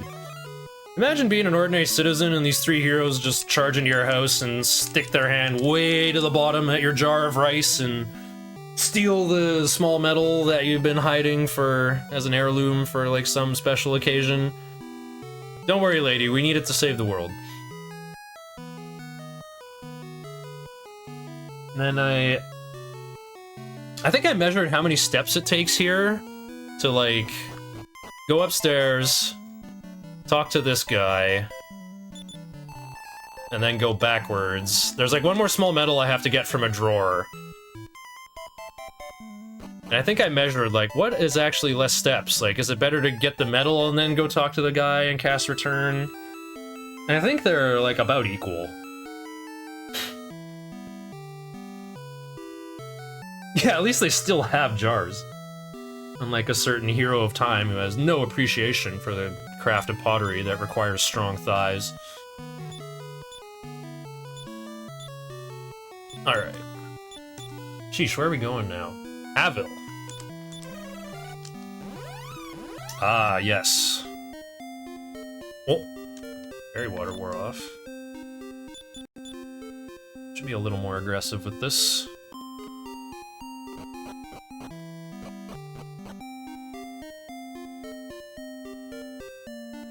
Wait, this is kind of adding up, right? Like, Zelda always has, like, skinny legs. Zelda could never be a potter. So Link doesn't like potter ladies with thick thighs. I have to be in the daytime here. Panon is a comedian who's performing at night.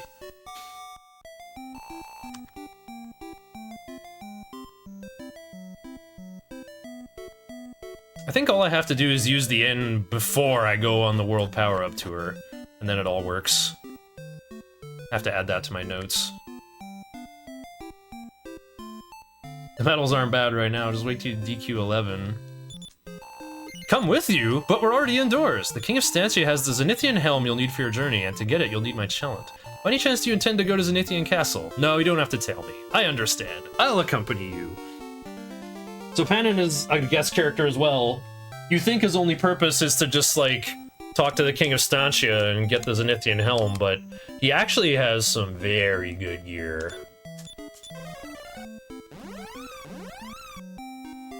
He's got a Sword of Lethargy. Oh. Okay, Maro's got tons of MP, we're good.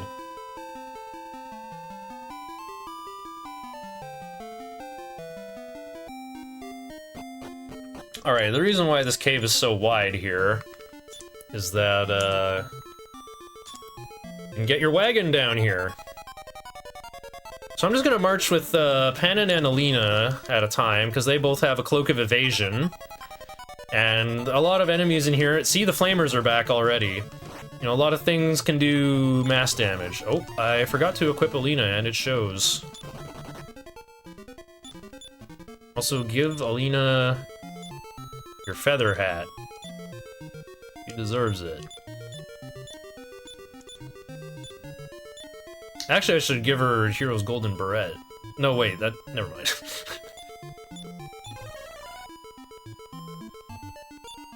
But yeah, lots of mass damage going on in here, so I'll save myself some battle reports. Normally this is where you start getting your characters killed off as well. Where, we're gonna fight some bosses, and everyone who's in the wagon will get the experience as well, so I don't want to sit through, like, 9 million level up reports from Taloon and Nara... and Mara. But I also have to do some dangerous cave diving. Not just here, but I'm going to a way more dangerous cave right after this, so I'm actually gonna keep my dolls alive a little bit longer, and we'll use them to get through there safely. Well, we'll use them as, expendable caskets. Yeah, I figure Alina and Panin are, in a way, my most durable party members. Oh, I guess I have, like, the breath weapon reduction on the hero's dragon mail. Not a lot of, like... I think there's more spells than breath attacks in here. A whole college based on metal hunters. Alright, l'Académie de Notre Maître des Médailles. Bison Bear? But for Bison Bear, it was Tuesday!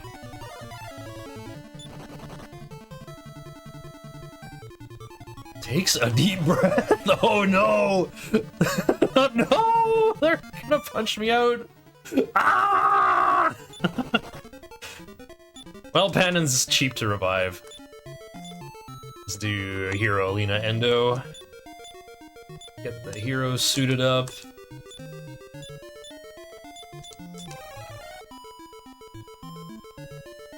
Yeah, Mara's got tons of MP. Oh yeah, because I had to sleep in Monbarba. Of course. Yeah, we're back in the cave where we met Orin, and I walked right over a chest to get to Orin, right? Well, you can... I can't remember where you're supposed to, even, but you can, like, dig around for some clues about, Nara and Mara's father, Edgar, who was an alchemist, who accidentally discovered the secret of evolution, which, that hasn't really been explained what it is yet.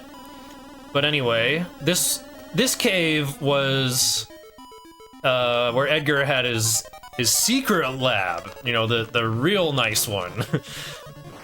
And, where was it? Well, there's a button hidden in the bottom of the treasure chest on the Orin, the island that Orin was on. Ooh, triple escape fail.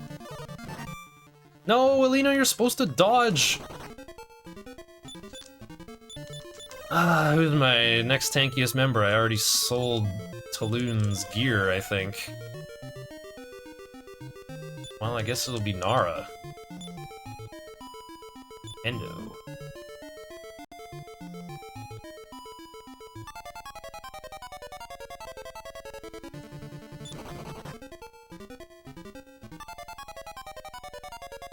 I feel like this is a... more deaths than I usually have on this walk.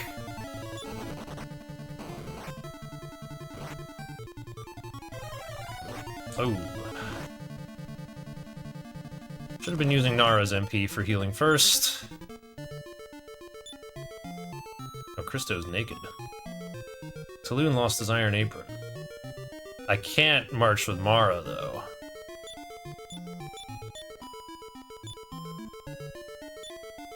Well, Taloon will be cheap to revive if he does die.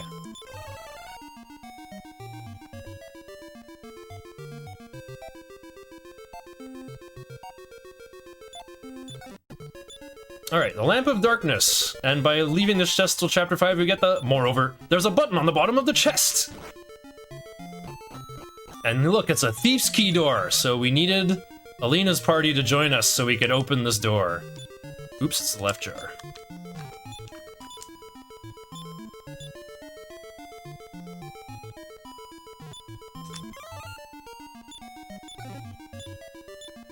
Talon obtains the magic key. I think I'll have to give that to Christo, actually.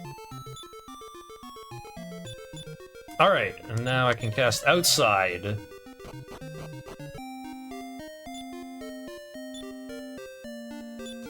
Now we gotta go to Endor. It's supposed to be dark, but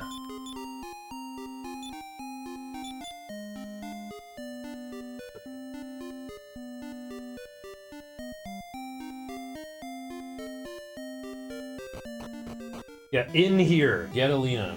It is in my notes, I just don't pay attention.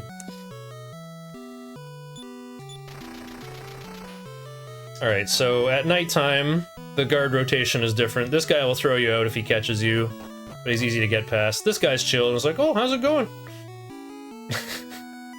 That's me on a security shift right there.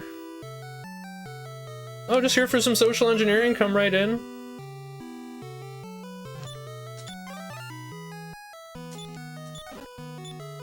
Oops.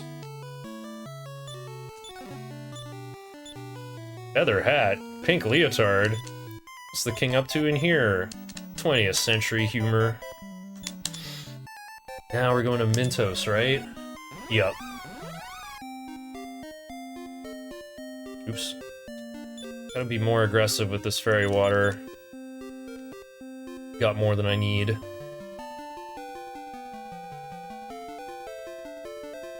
From my understanding, it takes 7 fairy waters to do the world power-up tour, but I gave Bray 8 of them.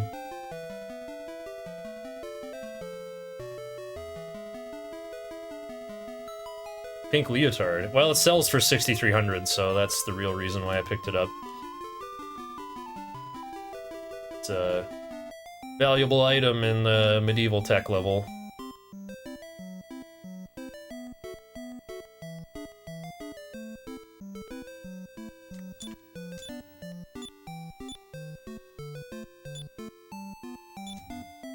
Okay, now...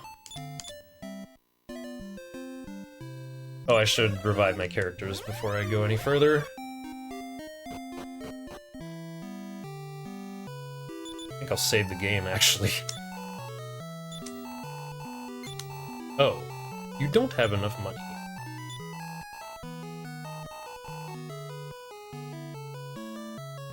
Well... I don't want to sell the... Uh-oh. Oh no, this person goes on siesta all the time. Not a good place to sell. No, I'm in Caelid. I'm not in a good place right now.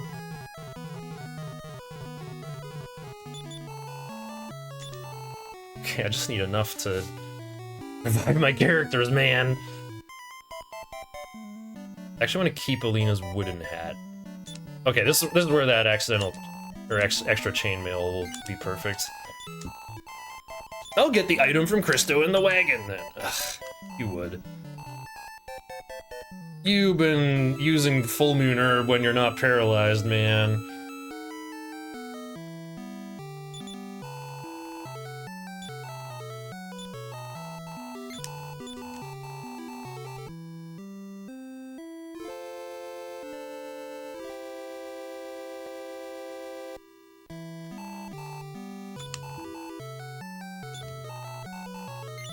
Nara's expensive? I did not realize.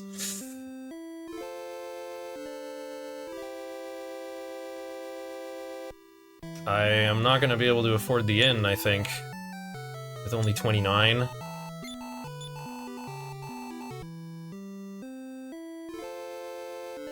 What else can I sell, though? I can sell Talon's wooden hat. Let's save. I don't know why, because, like,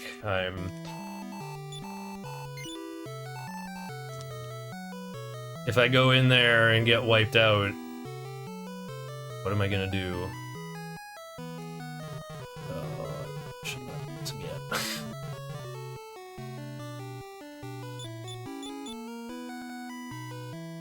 Only Christo is missing MP. Maro's got enough for outside. Alright.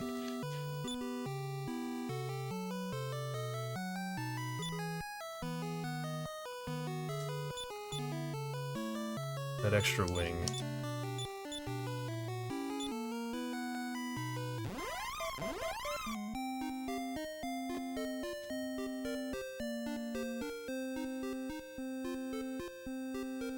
Got to use my fairy water while I was still indoors.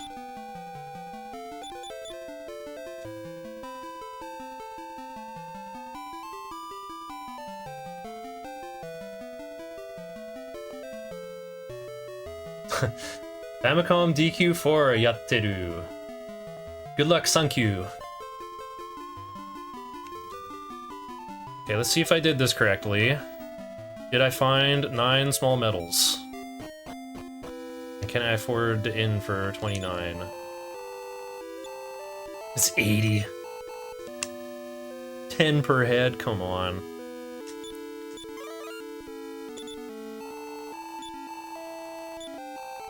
Nine small metals, alright. Get a Sword of Miracles first. For Christo. That's kind of why Christo's better than Nara. Nara can't use the Sword of Miracles. Okay, Staff of Punishment sells for oodles. Like 32.25. So we'll get one for the hero, because it can be used in battle and it casts Infirmore. It does like 45 to 55 damage. It's very strong. Give one to Christo, I guess.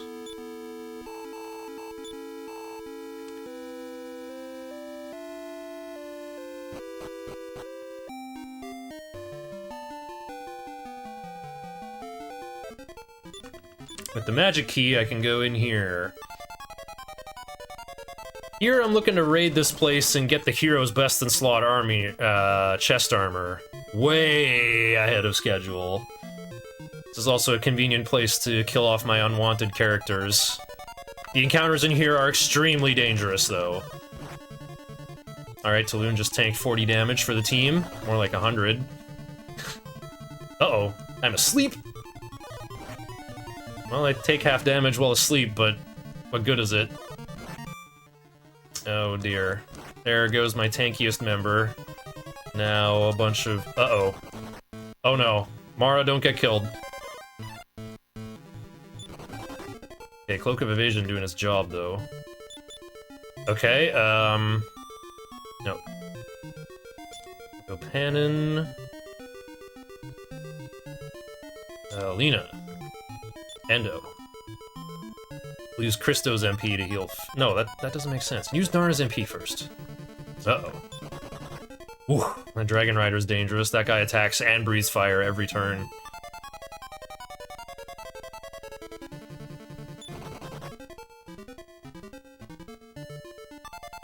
Unfortunately, I haven't got anyone else who can wear that dragon mail that I purchased. Really unfortunate I lost my hero all at once like that. Oh, Lena's alive. Nice.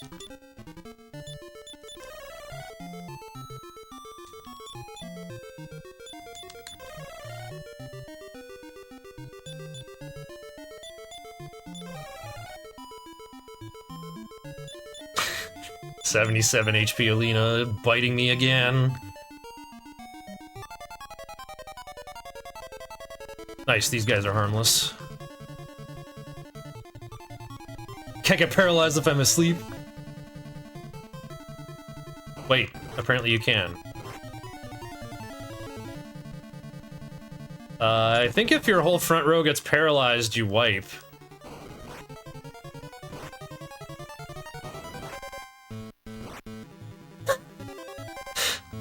These guys heard me talking. I'm sorry, I said you're harmless.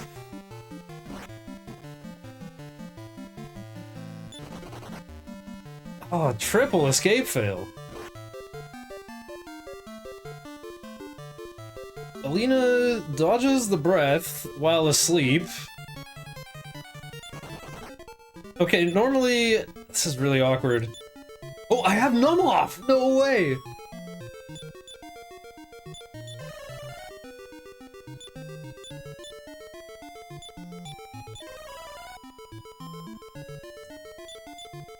Yeah, you only take poison damage when you're walking on land. We're fine on the boat.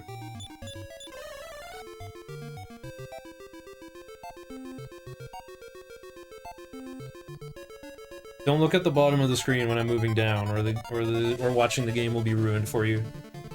Watching the Watching the flat Earth just unroll one tile at a time. Ooh, those Necrodanes. Oh, Xaxes on Panon! Ah! Oh no! Just need Mara to survive. Just need Mara to survive. No! Triple escape fails, man!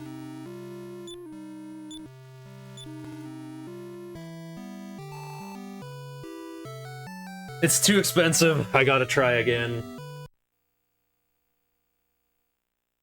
Yeah, that literally was like every status ailment, I think.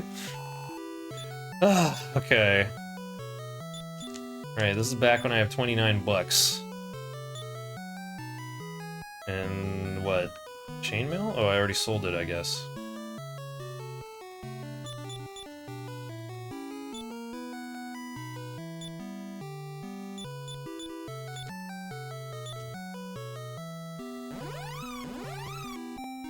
Yeah, everyone's alive. Oops.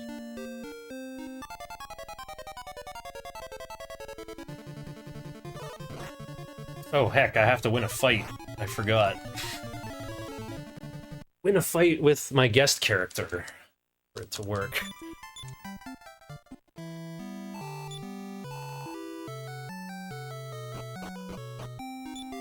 After resetting, it's a little annoying, huh?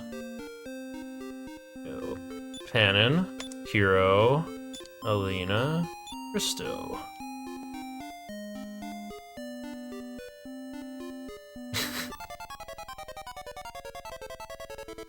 Garlic Rooster. Have you come to slay the rooster?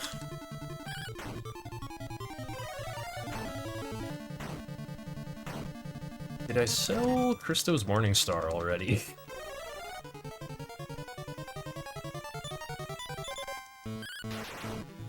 Oh, nice Kaishin, Alina. And this will give me money for the inn when I get there, too. Yeah, it looks like I sold Christo's Morningstar already.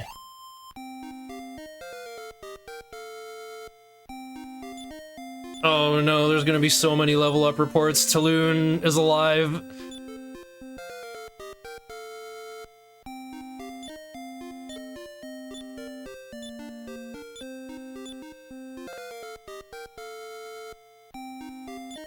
Well, I could get the Zenithian armor later. Usually I just try it once and then say screw it, we'll do it later.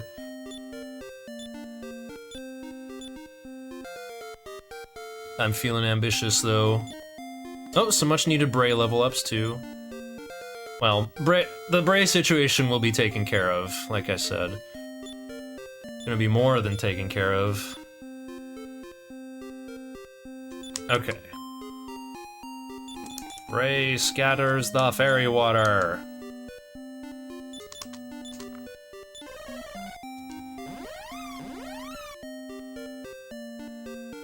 Alright, this time we can go for it.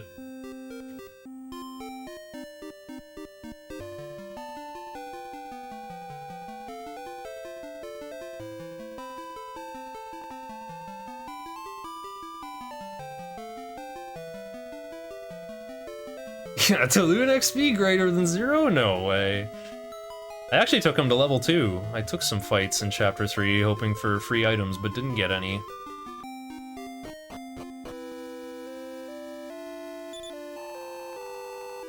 Enjoy that sprite flicker.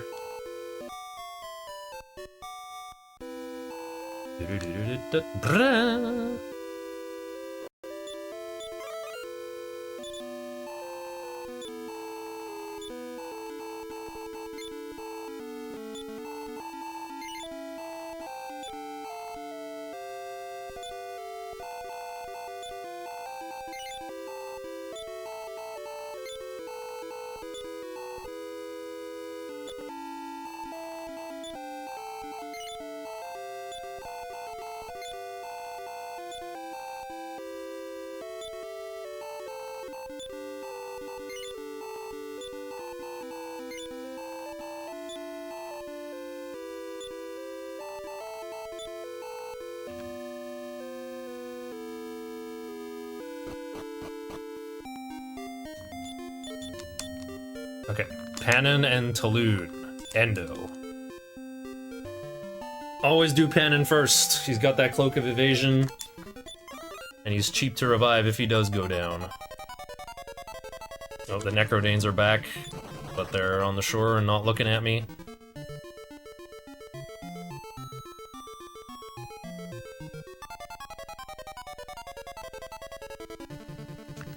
These ones are also not looking at me. Nice.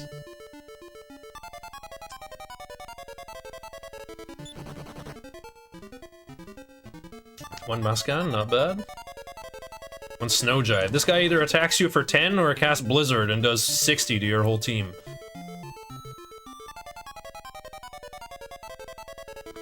Dragon Riders. Wow, these are some very lucky escapes.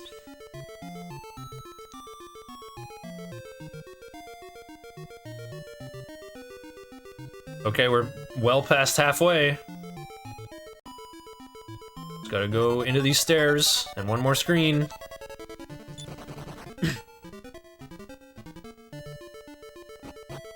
Huh, what a completely different experience.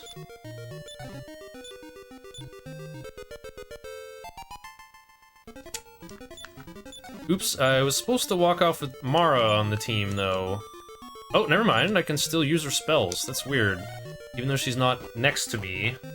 I think we have to go off the boat, then back on the boat, then off the boat to get the wagon. I got one more small medal, so I'll get one more Staff of Punishment for big monies.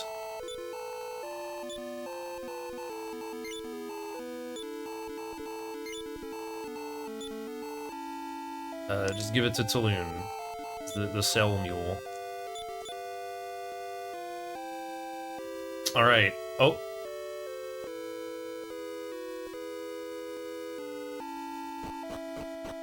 Overthinking how to get my unwanted characters killed now. Cave needed a sacrifice. True.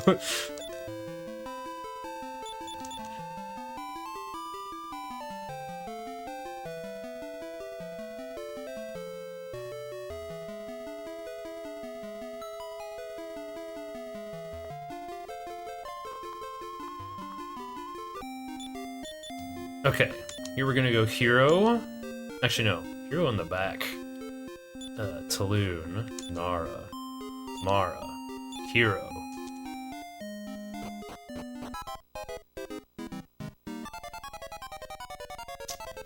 Fairy Water doesn't work here. Oh, wait a minute. My hero doesn't have a weapon.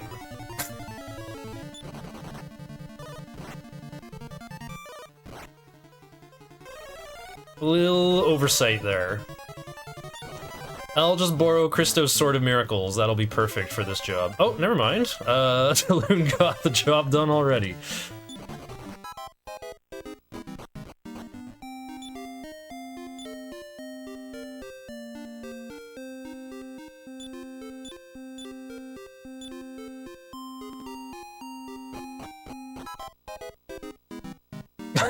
Thanks for the Sword of Miracles, Porkback Fat.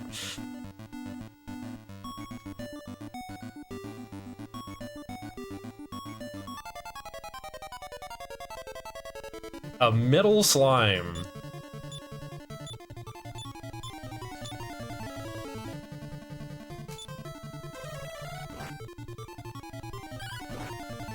We're a little past the point of that being useful. This is how strong the Sword of Miracles is, by the way. It's plus 100 attack power.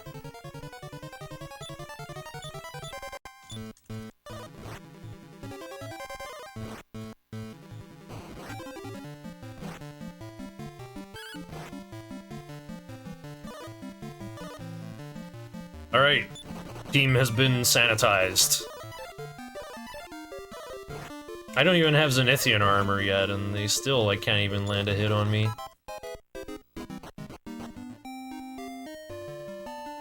Okay.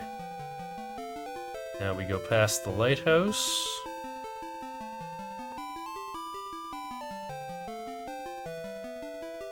I'll stay at the inn here because, well, it's really lots of lore 6. And, you get a special cutscene if you stay the night here. Hey, buddy. Actually, hang on. Let me form... There we go. I have Taloon's ghost here because, you know, just to avoid the... Then I'll get it from Taloon in the wagon. In the shop menu here.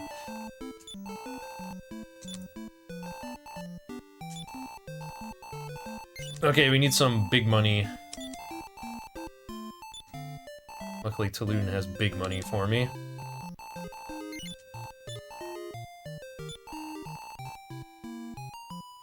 What else am I selling? So I'll just sell an extra staff of punishment, huh?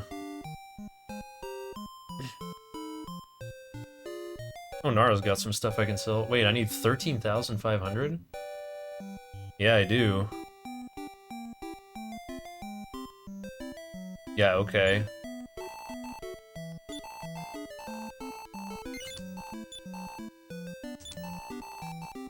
I'll just sell all of Nara's stuff.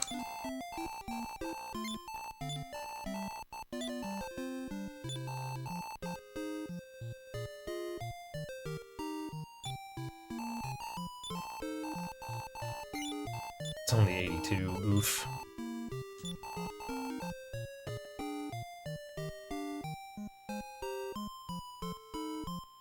Lynn's got nothing left for sale but a wooden hat. Alina's already carrying a feather hat, right? Yeah, I want a variety of headgear in Alina's inventory.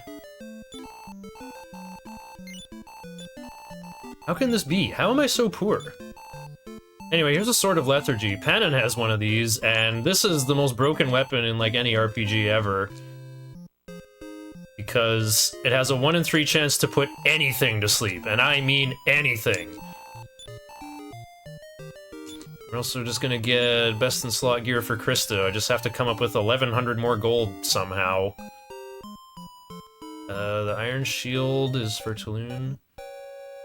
I don't want to sell Alina's Iron Claw. She's gonna be doing damage. Oh wait, no she won't. Alina's just gonna be using a Staff of Punishment. I actually could sell the Iron Claw. Perfect. But can I afford the inn after? Gonna have to.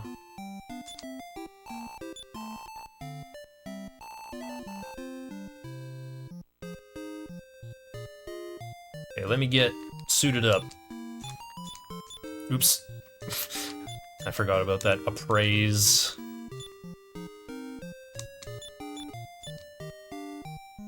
Okay, Sword of Lethargy, Zenithian armor. Nice.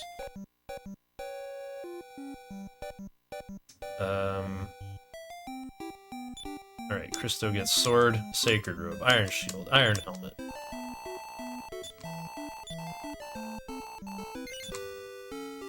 We're finally gonna fight a boss after.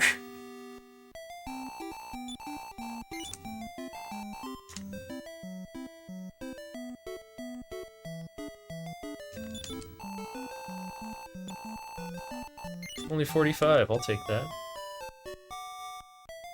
Oh. Wrong place! I know where the cutscenes are. Okay. Oh. Mara's out of MP, but it's okay. Now we go to Kilion.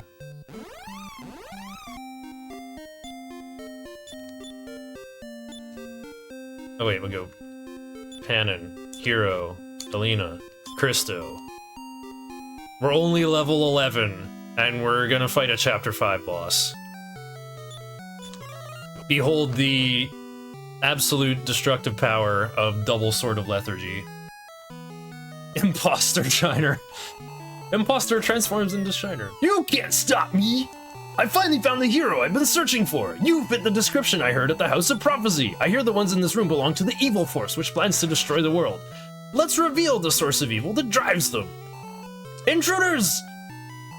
I'll handle them. You take care of the monster. I rule this country now, not King Balzac. Regret being born with such frail bodies.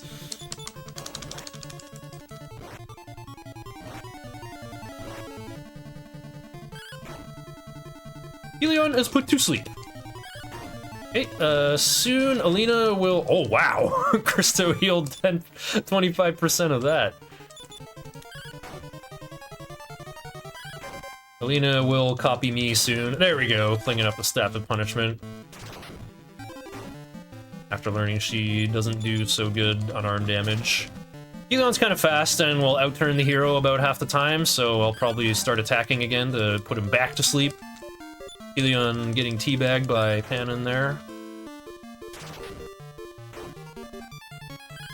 I guess the Staff of Punishment has a big damage range. It's like 28 to 55.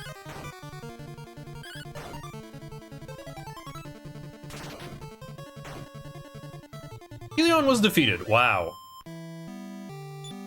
Oh, and has a treasure chest. Nice chest armor for Ragnar. Okay, this is actually the biggest break in the run. If you just can put something heavy on your A button, like a scientific weight or the wheel of your office chair, you get to go AFK for like 2 minutes.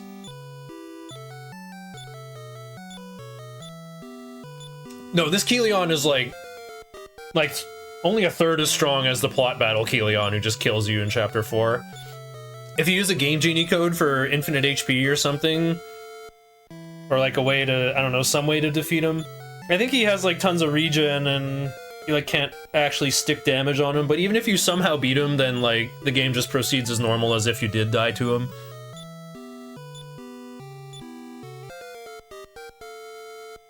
I think this guy has like, he regenerates HP. This is a thing in old school Dragon Quest games. Bosses recover HP every turn and the game just doesn't tell you. That's how they make them seem more durable.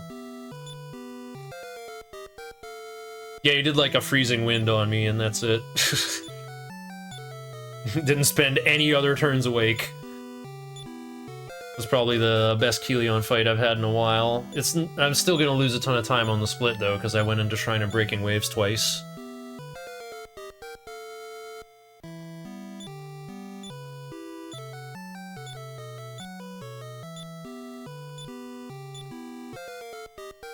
And Brave's leveling up even though he didn't participate, because, you know, we're in a town, so we have, like, access to our whole team, of course. Brave's actually gonna get used in the final battle, and nowhere else, and he'll be extremely important. I do need to get...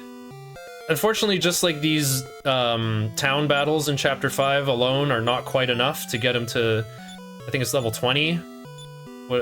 Whatever the important level is.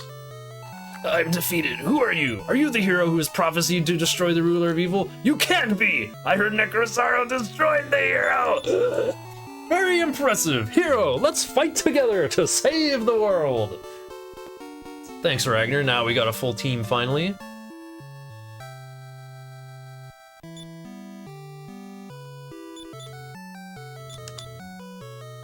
Okay, now for the usual. Go to Soretta. Change the team.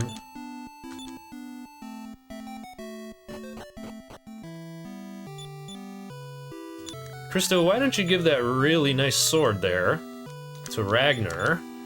Hero, give that really nice dragon mail to Ragnar. And Talon, give that really nice iron shield to Ragnar. Now watch how good his equipment gets.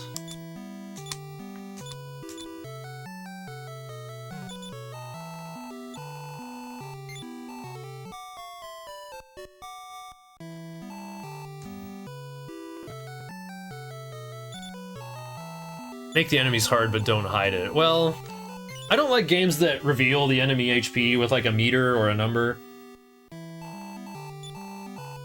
But like doing it through regeneration every turn is kind of not intuitive. I only learned about it when I was doing a solo hero playthrough of the NES version of Dragon Warrior 3. I was like level 30, I'd learned Heal All, and I barely defeated Orochi. Like I was using Heal All efficiently all the time. I had the no mask, so I was taking barely any physical damage with no drawbacks. and it came down to the wire. It came down to my last attack when I was out of MP, and I thought, I think I did 30,000 damage to him. There's no way Orochi has that much HP. Same thing was happening with Boss Troll. I had to kill him by just casting lightning 3 times. My body is like a super being's. Balzac is put to sleep. Alright, Balzac's very slow. I can just always go for Staff of Punishment here. Alina's gonna have to relearn to toss the Staff of Punishment.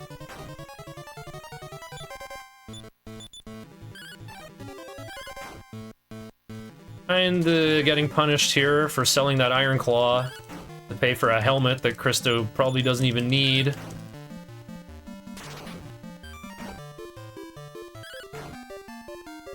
Uh-oh. Balzac attacks twice, but even double Snowstorm won't kill us. Just need to not do an attack. Ooh, okay. Well, it's okay if Panin dies. Kind of. Actually, he's one of my Sword of Lethargy. Maybe it's not okay. I just need Hero to put him to sleep. I just need Hero to put him to sleep. I just need to survive? Have everyone survive? No? This guy's 500 HP and regens 50 every turn. Yeah, that's over. This guy's probably the hardest boss in the game, in a way. Just for, like, how destructive he is and for how early you can take him on. I could have fought this guy before Kelion, but, like, Kelion is much easier. But look how quick it is to just try again. Savnuk is bewildered.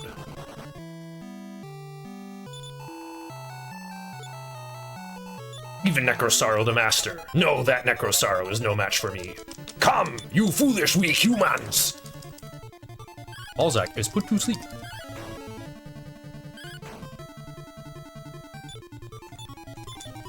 Oh, yeah, I gotta get the Lamp of Darkness out of Hero's inventory. Just give that to Nara so we never have to worry about it again. Balzac is asleep. Yeah, it's gonna be harder for me to win though with Alina's damage being much less reliable. I might have to set my tactics to try out, and that will get Alina to like use the Staff of Punishment in her inventory more reliably. But like I said, the AI in this game is supposed to be smart. They're supposed to think, how can I maximize my damage output? So it's just the first few turns when Alina's learning, like, oh, okay, my punch does, like, no damage at all. Balzac wakes up. Nemerisata.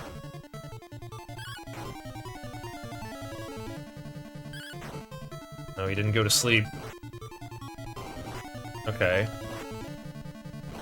As long as nobody dies, it's all good. It's his normal attack I'm most scared of. Oh, the silent critical from Panin! Sometimes Panin just does like 90 or 100 damage like that. I think it is like a terrific blow, but the game just doesn't report it like that. No, Panin was just raising his morale so he could do that move.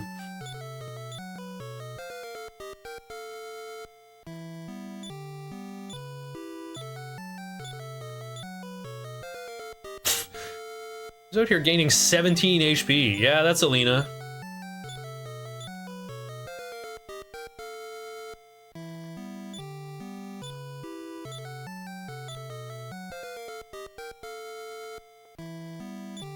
This is the other biggest break in the run, where you pin the A button under something heavy.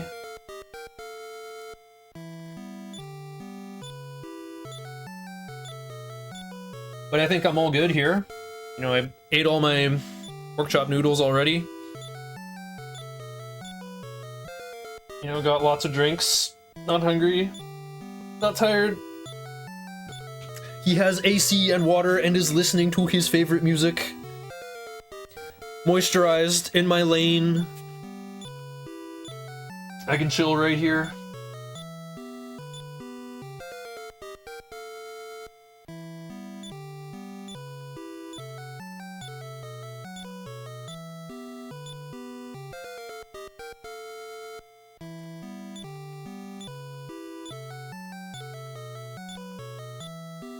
For a bit of context here, one metal babble gives 10,500 XP, and I got 6,500 twice. It's impossible! But as long as the secret of evolutions exists, I will never fall. I will never. The experiment seems to have failed. We should report to Necrosaro. A golden bracelet is necessary to perfect the secret of evolution. When we obtain the golden bracelet and perfect the secret of evolution, the time of the evil force will come. Wait, the golden bracelet? That thing that I gave to those, like, random kidnappers in Chapter 2? That's what you need to perfect the secret of evolution that Edgar discovered by accident and his jealous apprentice Balzac stole for himself? I don't know, it's supposed to be a big reveal, but who cares? Okay, well, Flute of Uncovering will have to be in Heroes, I guess. Should have, like, rearranged my party instead.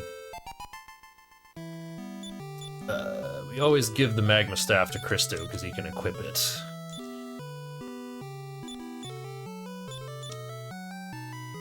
What are we doing now? More shopping? Oh, yeah. It's basically shopping. Huh? Oh, right. Baby Salamand. Play tonight in Dragon Warrior. Yeah, I don't know, that's all I know about that Frank Zappa song.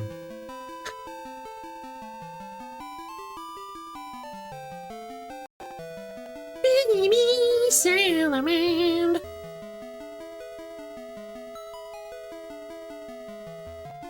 Yeah, I reset the game. I did win a fight with Panon, though, so I have the humongous average level. Okay, all I gotta do for really lots of lore purposes here. Uh-oh. Yes, hero has repel. Okay, we're in business.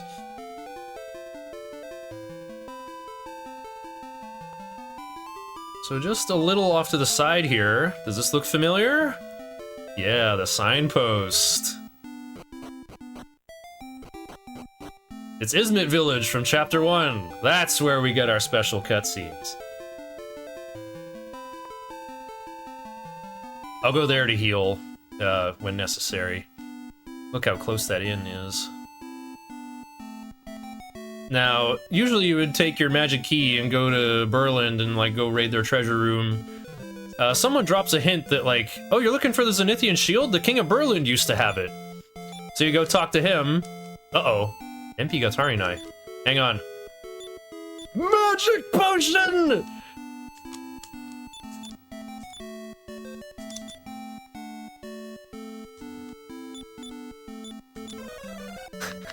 So yeah, you go talk to the King of Berlin and he says, I gave it to the Queen of the neighboring country Gardenburger as a gift.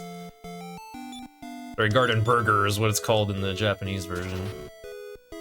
Alright, before we go in here,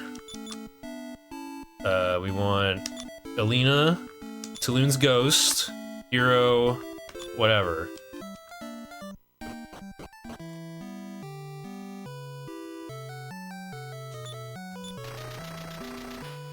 Alright, so this is the Kingdom of Gardenburg. It's all women. And they are better architects than men, because you can't use return inside their castle. They got ceilings everywhere. It's actually built to code. Alina obtains the Fire Claw. Finally, Alina has a proper weapon again. Don't need it for very long, though.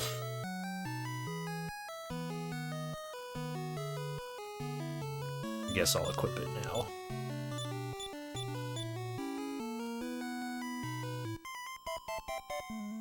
Alright, over here. Hello! Why don't you check the drawer? You'll find something. Well, before I can, I try to leave. Thieves, help! You bold thieves! You're under arrest! Come! You want me to do what?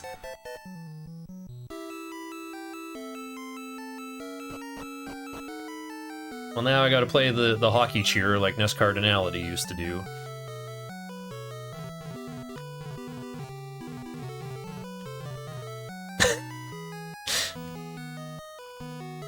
Get out! The Queen will see you! I'm the queen of this country. I judge all accused. You're accused of stealing the prophetess's bronze amulet. I did not steal it. The prophetess says she saw you steal it. Do you still insist you didn't steal it? Yes. Then who stole the bronze amulet? If you insist you're falsely accused, they'll give you a chance to find the real thief. However, I'll have to keep one of you as a hostage. Soldiers, put one of them into jail. We've taken Talon's ghost as a hostage. To change the hostage, talk to me. Well, Talon, you know what you did. For your economic war crimes in Chapter 3, causing, massive hyperinflation, you are gonna have to chill in jail for a little bit. I am gonna go to Izmit to heal, where we can get a hint about what we'll be doing next. People have been having... Oh, this is the item shop. Never mind, the inn is over there. People have been having weird dreams staying at the inn here. You don't say. Oops. Oh. I don't have enough to rest 8 people, or 7 people for 36.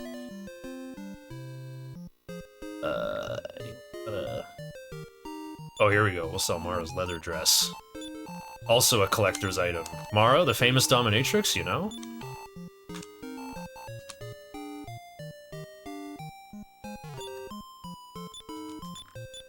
Yeah, repel costs 5. Oh, I guess this cool Mario Bros 2 effect. Seems to have begun dreaming.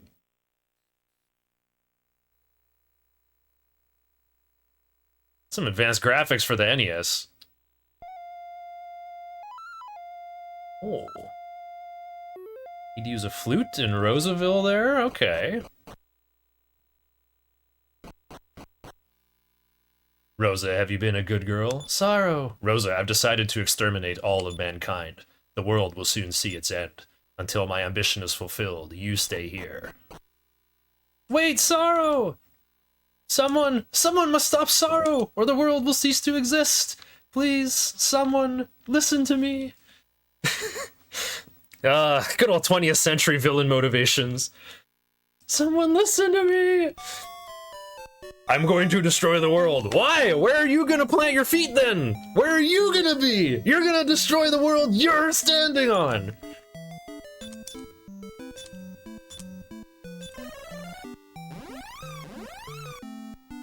Wait, I should save the game.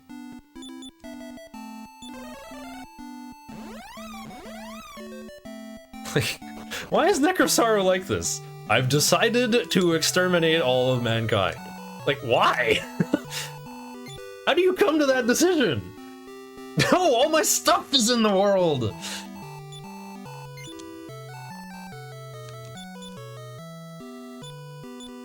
Okay, the splits look gross right now, but I died in this cave in my PB. And I'm definitely not gonna die this time, because I have better gear than I did in my PB. Welcome to Mount Moon. See, it's got the same cube walls, just like Mount Moon! The enemies in this cave are pretty darn dangerous. However, the encounter rate is also extremely low. Like, it's so low that it's like... I think this is the encounter rate the rest of the game was supposed to have, but then right before they shipped the game, they're like, wait, it's 1993. The Super Nintendo has been out for 2 years. We really think consumers want to spend 80 1993 US dollars on a NES RPG? They're gonna really want to get their money's worth from it. Even back then, I guess game developers thought, oh, gamers want to say, I got 85 hours out of this game. So they just, like, cranked up a dial on the encounter rate right before shipping it without testing it and said it was good. Yeah, have you met humans? They kind of scream, please exterminate us. True! That's where the Imperium got it from. Exterminatus! Yeah, just meets one human from Dragon Warrior 4. Exterminatus!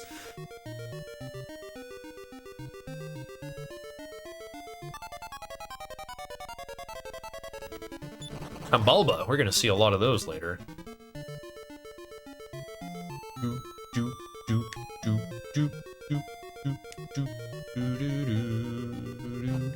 Okay, Okay, we're halfway through. There's actually a lot of nice treasure in here.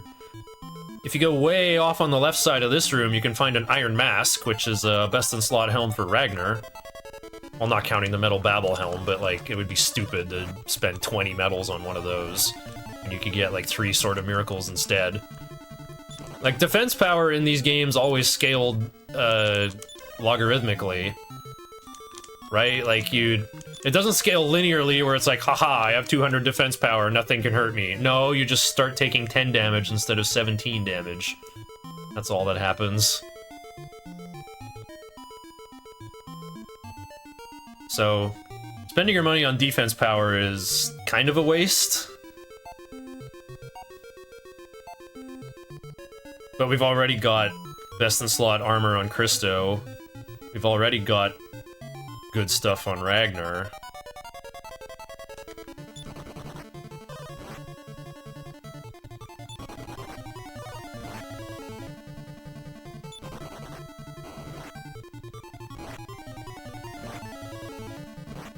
That's gonna be annoying to heal. Okay, we are at that boss already.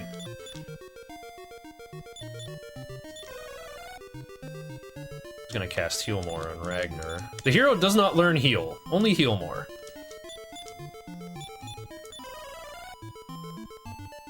Alright, this guy kinda hits like a truck, so... make sure my gear is all in order. Oh! There we go. Remember to equip Magma Staff on Christo. Seems sound asleep. He's holding the bronze amulet against his chest. Huh? It's you! No! You won't catch me! Darn. Alright, here's Bakor. Pick offensive tactics and hit him. Christo should cast Stop Spell on him. And if he doesn't, we're in big trouble. Or rather, if Stop Spell doesn't stick, I should say. Stop Spell usually does stick, though. Okay, now I'm going to heal the hero, because hero has outside, so if he dies, I have to walk of shame all the way out here. Oh yeah, I think I want defensive tactics now.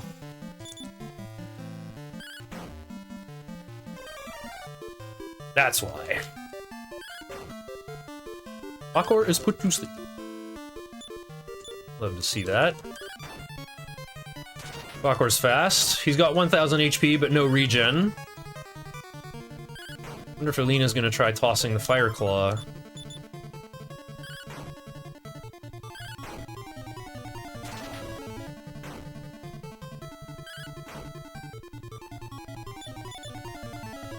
Bakor is building up power. Uh-oh. That should make Christo cast Increase or Upper to react to that.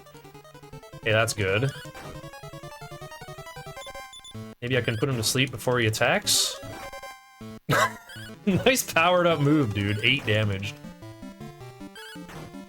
Ragnar's back to HP just from the self-healing of the Sword of Miracles. 25% lifesteal is kind of a lot in a turn-based game.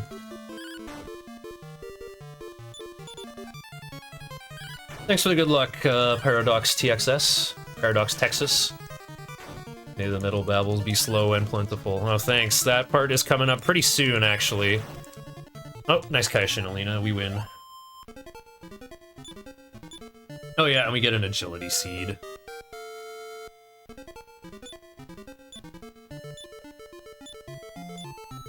Usually I give that to Alina. Actually, yeah, I'll still use it on Alina. This guy is worth 2/3 of a metal babble as well. But I'm going to fight a completely optional boss next. At first I started doing this for, like, really lots of lore reasons. But...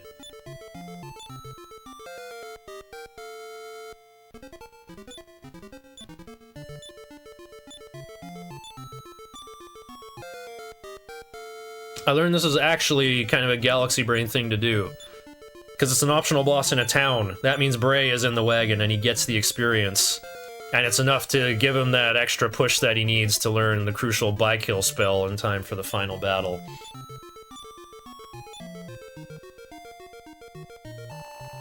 Mercy on me! I admit my wrongdoing. Splendid, lol. The queen ordered me to follow you. She instructed me to offer assistance if necessary. I'll take him to the castle. Bye.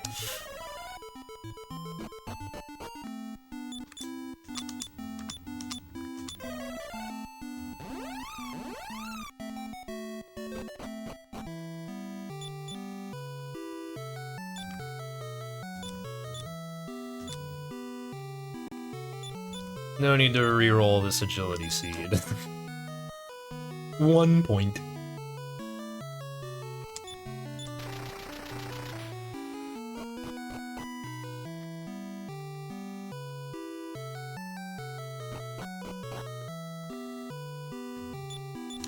Oh, let me put Christo in front for this. Yeah, he's got room for it. Christo, you found the thief. Use this key to get your companion out of jail.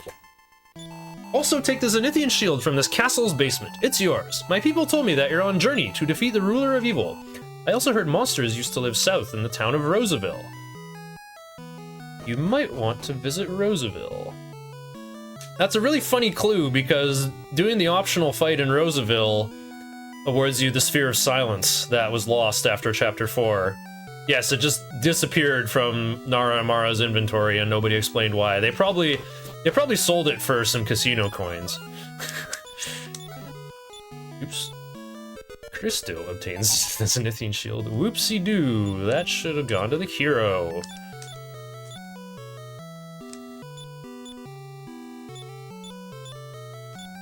Oh, just so strong. Just becoming ever more of a tank beast.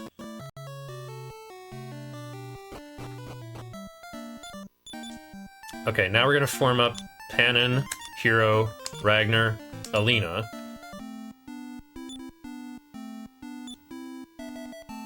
And then, oops, Panin can't use spells. Bray, take me to Roseville.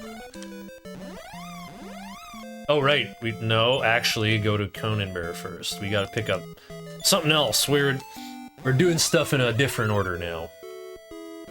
Most runners get this a bit later.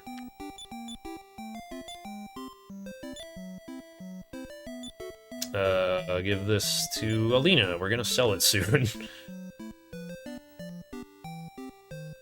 Now that we have the final key, we can open this jail door up in here and get the cursed Sword of Destruction. Or sorry, Sword of Decimation. Actually, what am I doing? I should use the inn. I walked right by the counter. There we go. Cheaper than Roseville, and less out of the way. Okay.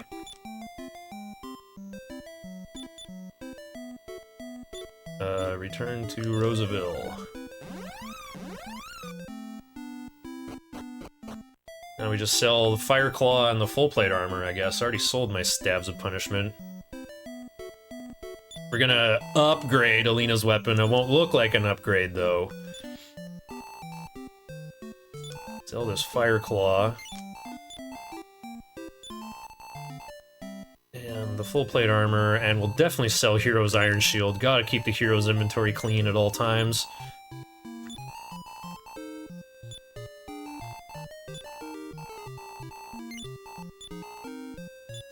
Okay, bye. Stiletto earrings for Alina. These only have 5 attack power, but they cause Alina to attack the same target twice in a row. And with her high crit chance based on her level, that's quite handy. Okay, the Iron Mask costs 35. I need 1,200 more? I don't need this anymore. Get that out of his inventory.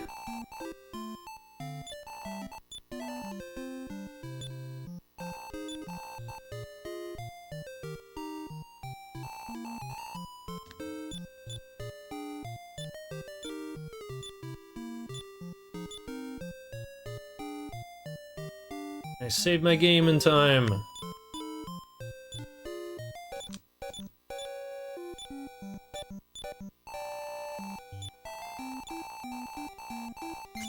Keep the Staff of Punishment in Alina's inventory. She actually might need it her damage is still going to be pretty bad on the Sorrow Knight, especially in the early turns. So this fight is harder than it looks.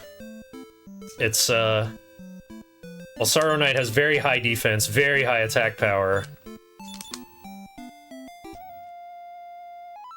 But more importantly, he has the Sphere of Silence, and will use it on you.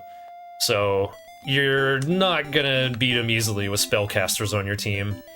So I brought all my best physical attackers, of course.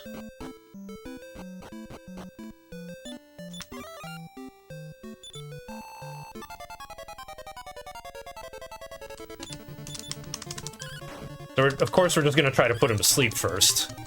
There we go, because he can summon Chelanodons that act instantly as well, and they're also very dangerous. Okay, now that we put him to sleep, we'll try to stick the Sword of Decimation to reduce his massive defense power.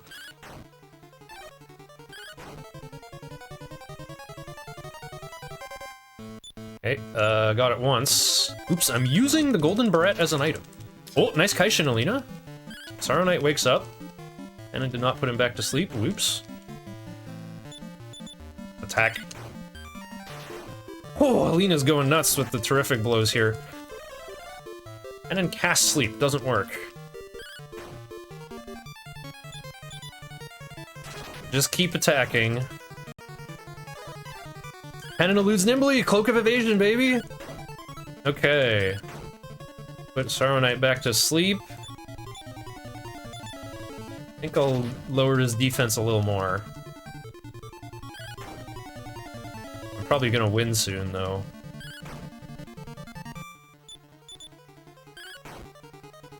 There we go. Easy. There we go, 6,800. A Metal Babble is worth 10,500, so I just got 2/3 of a Metal Babble for my entire team ahead of the Metal Babble grind. And we're pretty underleveled for the area that actually has Metal Babbles. It's gonna be like a tad dangerous in there. I have no way to revive my characters still, and there is a healing pad in there, but just like the one in Chapter 1, it does not revive dead characters. And it kind of works like the faster you level up, the faster it goes, because Alina's critical hit rate goes up. Crystal learns Beat and Defeat, so you can clear out the non-Metal Babble encounters faster. Oh wait, we're actually not quite doing that yet. We're gonna go through one more dungeon to prepare some things ahead of time. Okay, my next split is Zenithian armor, but I already have it. Alright, I won't even... Actually, I guess I'll talk to Rosa. It's really, really lots of lore. The world is about to be obliterated by the monsters. The ruler of the monsters is Sorrow. He's renamed himself Necrosorrow and intends to use the secret of evolution to become even more formidable. Please stop Sorrow. No, Necrosorrow. I don't want him to continue on this evil path, even if it means ending his life. Panon obtains ruby teardrops, however they crumble silently away. Yeah, Rosa is so tragic. She cries these tears that turn into rubies, so people keep hurting her to try to get rubies, but they're fake rubies. Okay, now we go to... Ooh. I could turn in Panon early? That's usually what I do. I do the greedy thing. Okay, get the Flute of Uncovering out of Hero's inventory. Again, we just give all the garbage to Nara. Give the Sphere of Silence to Nara, even though it technically has a purpose. Like, I could use it in the Royal Crypt for, like, the Metal Babble grind, but it's not actually good to use. There's a spellcasting enemy in there, but if you stop spell them, they, instead of casting Firebane, they just start using Sweet Breath and just putting your whole party to sleep, and they act twice per turn, so they just kind of make you lose so many turns. You think like, oh, we can give the Sphere of Silence to Alina, Galaxy Brain! I can stop spell all these dangerous guys! It doesn't work the way you want it to, though. Wait, lineup skip. Your name is Panon? Make me laugh. Hayuku! Allow me to speak. I can't make you laugh. However, I believe the people who brought me here surely can. Please give them the Zenithian help. They will save the world and bring the days, and everyone will be able to laugh without worry. Panon, you perceive my true intention. I thought if I brought lots of funny entertainers here, they would make my people happy. But I realized you can't cheer up people who have lost hope. Take the Zenithian helm.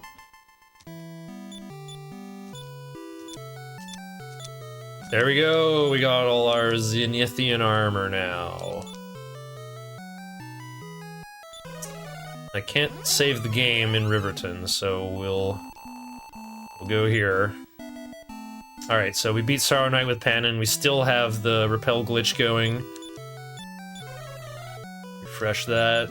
Stay at the inn now that it's one head cheaper.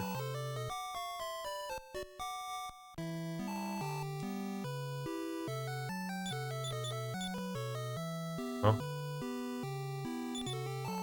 Whatever. Save.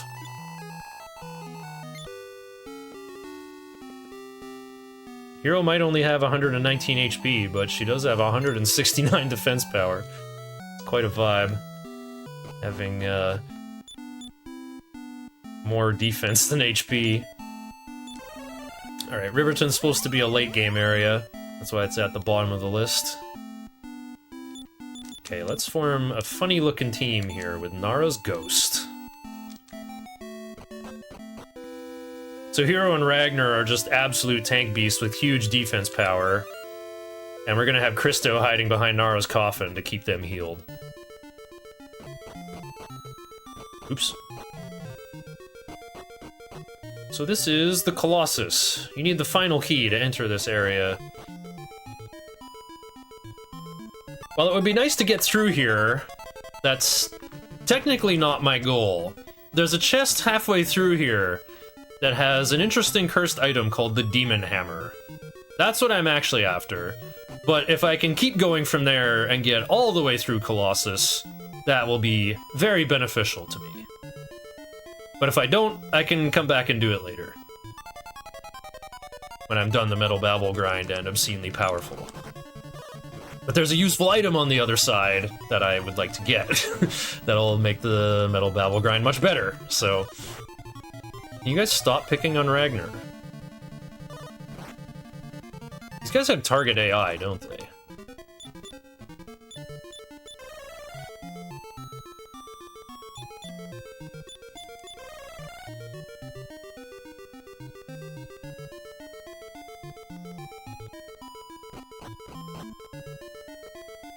Unfortunately, there's also a big glitch in this game with armor, where shields that are supposed to have properties that reduce magic damage or breath weapon damage don't actually apply unless you're not wearing chest armor.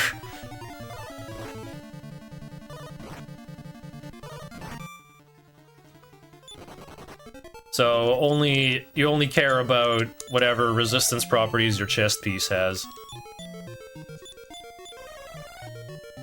Yeah, we thought Ragnar was a tank beast, but turns out having 3 pieces of Zenithian armor is way better. Look at the damage comparison. And these Blizzags are the reason why I don't go through here with only 2 characters. They have some instant kill magic, so having some extra heads for protection sure helps. Okay, we got that Demon Hammer.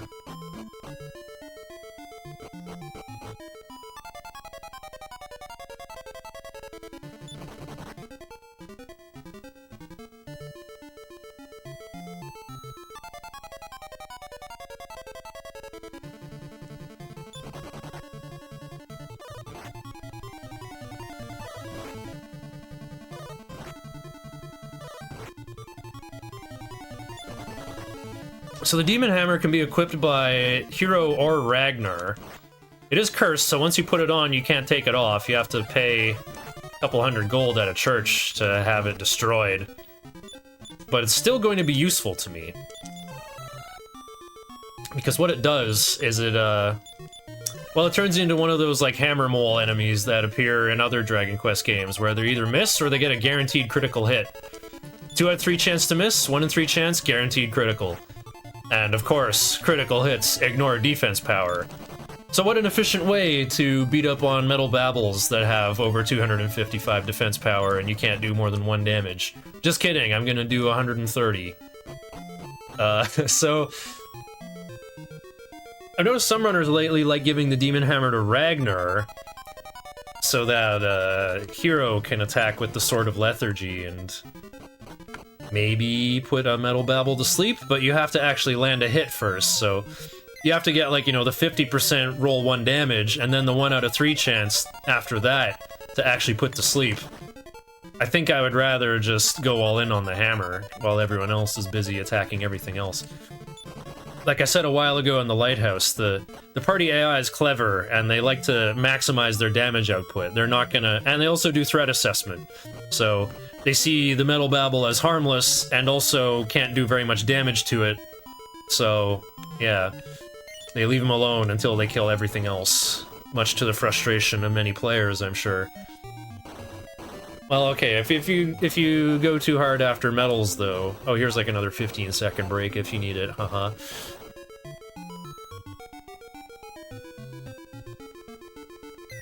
Okay, before we proceed, though, you want to go in here, and then leave, and then you'll get your wagon back. Although we're not going to get any encounters anyway because of Repel.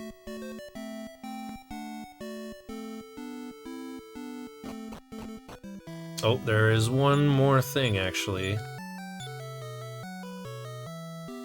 Here, Nara, have a... Actually, no, give that to, Alina. Duh. Best in slot headpiece.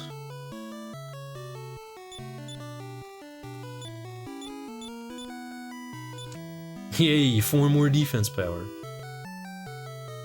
So I've heard there's an imposter. This is Dire Palace. This is the castle where the monsters live. This is like their home base. And we're just walking around. There's no encounters here. You know, I guess they still have government and bureaucracy just like humans. Isn't that funny? I've heard there's an imposter in here that you can talk to over and over and just like fight imposter for 450 experience a pop over and over. Dr. Mr. Holmes has looked into that and everything else that's possible in this game. There's a small medal in the southwest chest. The other 2 are mimics. I'm going after this one, though, for the YOLO shield, the Tempest shield. This one blows enemies away with a gust of wind. I'm sure we're familiar with that. Okay. Worm, Hero, Ragnar, Alina, Christo.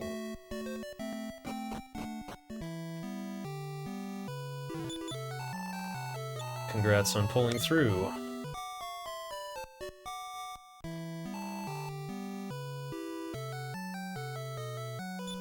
Why am I saving the game?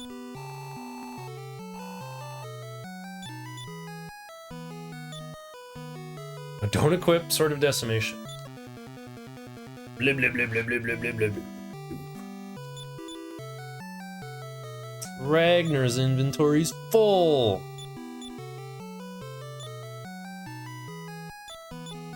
Okay, this is always so funny. The big weapon shuffle that goes on here. And Ragnar's Sword of Miracles goes back to Christo. I think I'll give the Magma Staff to Hero, though, because that'll just be like some guaranteed damage I can sprinkle around. Christo gets that super strong Sword of Miracles again. Okay. There's no reason why I would need to save. The place I'm going to is actually not dangerous at all.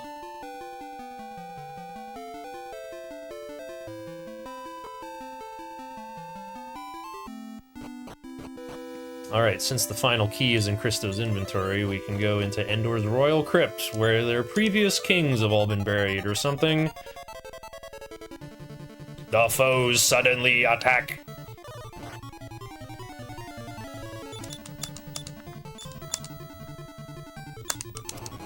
I don't think Yola's Shield is the right call here. They're gonna go after Hambalba first. Yola's Shield always works on them, but... Oh, it didn't work! Wow, I've like never seen it not work. Alina going for Staff of Punishment. Not trusting the... the Stiletto Earrings, I guess. Oh, Cloak of Evasion. Demon Hammer misses, that's okay. You don't get lifesteal from Sword of Miracles if it is for lethal.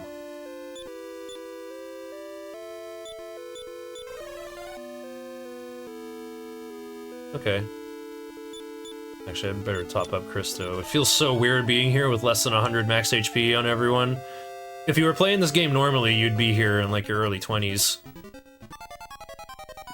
But here we are at like level 18 still. These guys are... Expel always works on them. So we'll see what we can accomplish. I am really liking Staff of Punishment on Alina, actually. Never mind, it was pointless. Dragonite was expelled. Oh, Beavis and Butthead! Oh, you're expelled!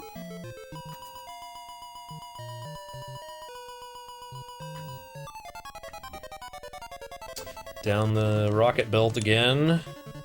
I'll just try Magma Staff.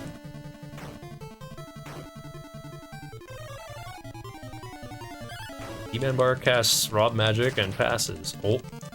Magma Staff doesn't work. Does work. E-Man Bar taken down. Excellent.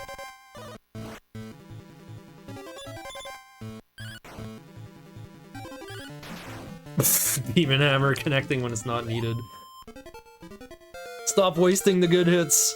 So yeah, we're here to get something called the Staff of Transform. It turns you into random critters.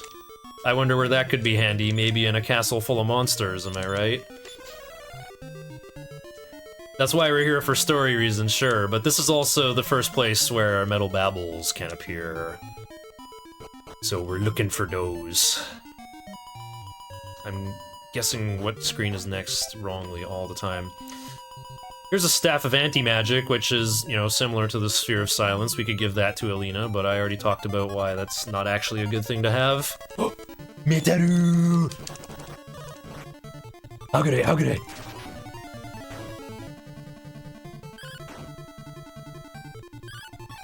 Oh, Demon Hammer didn't come through. Ragnar tosses the Sword of Lethargy. Oh dear. They'll learn what these guys are immune to before long. Christo's Wounds Heal. Ragnar did not put Metal Babble to sleep. Hopefully Alina has figured out she should attack for 1+1 damage. No! There we go, the hammer pounds. There's an easy 10,261.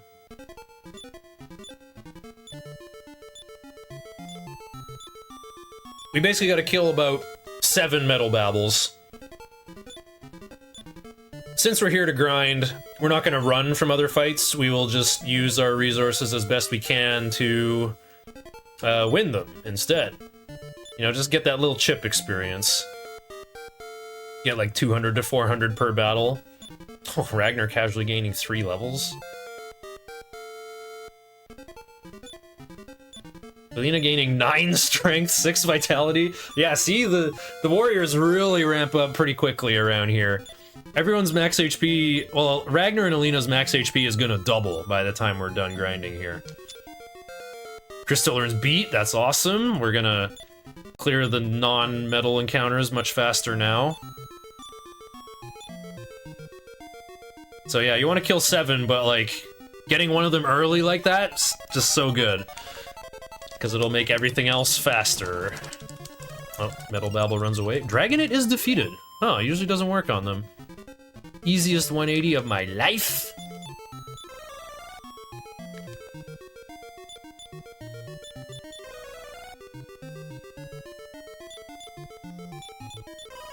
The heal pad is about halfway through here. So I can be aggressive with healing. It's really important to stay topped up, because, like, sometimes... Whoa, okay. And sometimes you just see this.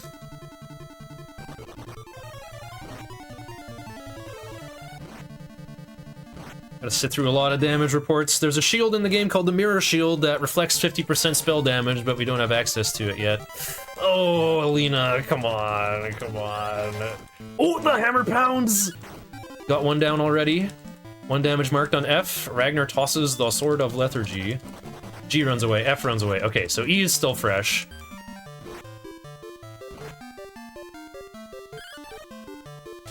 Alina flings up the staff. Hammer misses. Ragnar tosses the sword. Takes about, I think, 5 or 9 turns for my characters to learn what magical elements foes are immune to, and they'll remember between fights. Well, that was really awesome. I took down 2 Metal Babbles. This is already the best Metal Babble grind of my Dragon Warrior 4 career.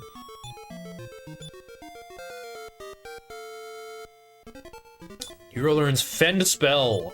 That's an important one.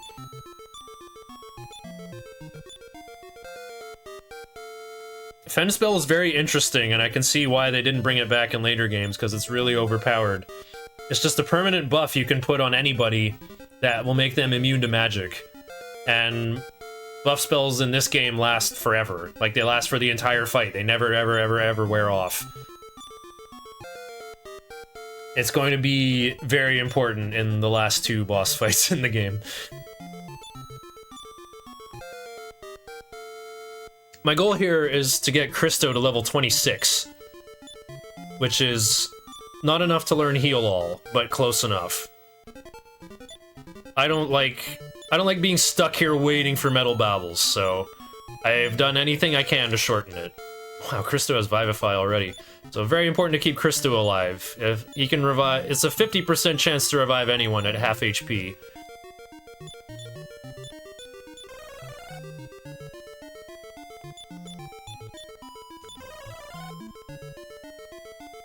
Look at that, I suddenly have to cast Alina. I have to cast Heal More on Alina.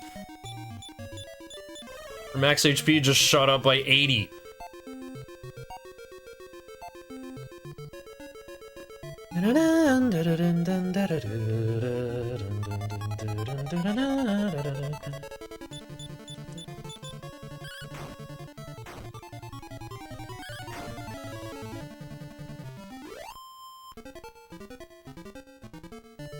It's really awesome I could get 2 Metal Babble kills already. It's just gonna get better from here.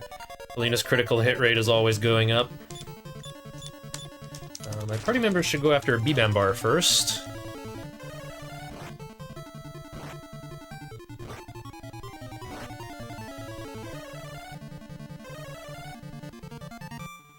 Oh, what the heck? Christo is casting Stop Spell. You shouldn't do that, man. Oh, Bibambar A is put to sleep. I'll take that. Oh, they resisted! Yeah, and here's the... Oh, single Sweet Breath. How'd it be double Sweet Breath? Okay, not too bad.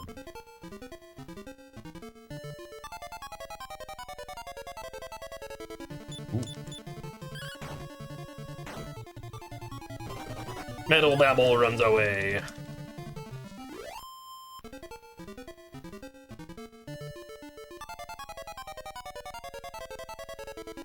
Sword appears. Well, Magma Staff works on these.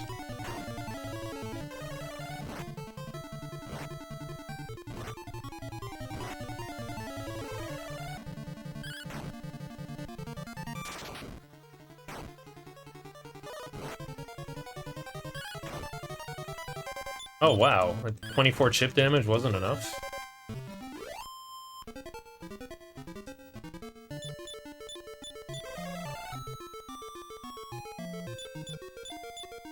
Nice, Christo's MP has gotten over, or max HP has gone over 100.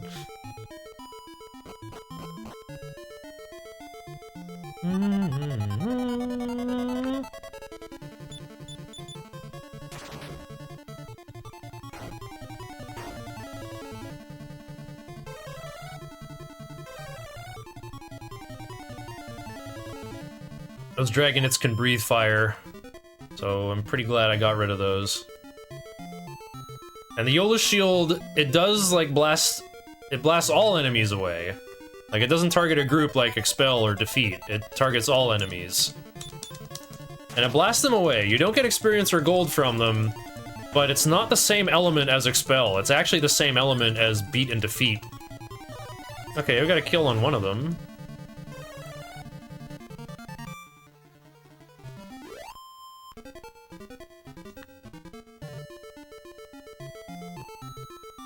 So what I usually do is I just go straight to the Staff of Transform and then do another lap to get back to the middle area, get that nice threshold. It's close to the heel pad. Nice, and Balbo was finished off. Magma Staff on Hero is the truth. It's just good.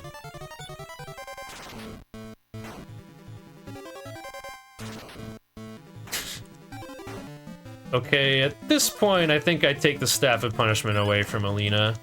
She's level 23, she's gonna be better at attacking every time.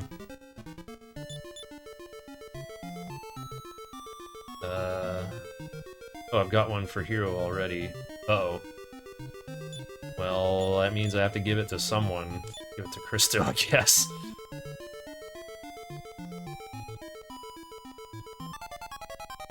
It's not a big deal if Christo wastes a turn using it instead of attacking with a Sword of Miracles for 0 or 1 damage. I think he sees greater potential in beat anyway. And the beat goes on, yeah.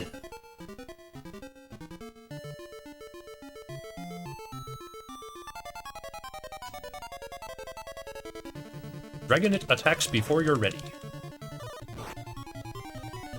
What you got? You're just attacking my heavily armored warriors? Okay, acceptable.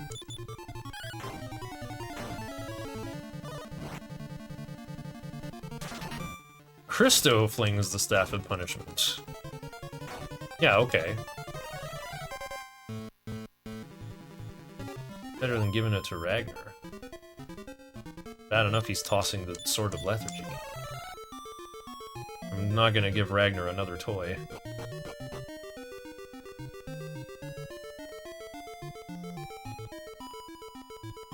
Look at them all waving their swords around in unison. This is where YOLO Shield is the right call.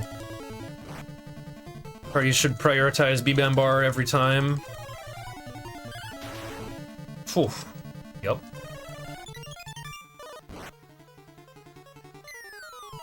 Balba A is blown away.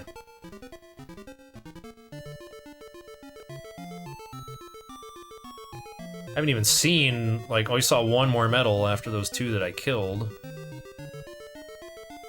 Hero's inventory is full. This should go to Ragnar. Very good.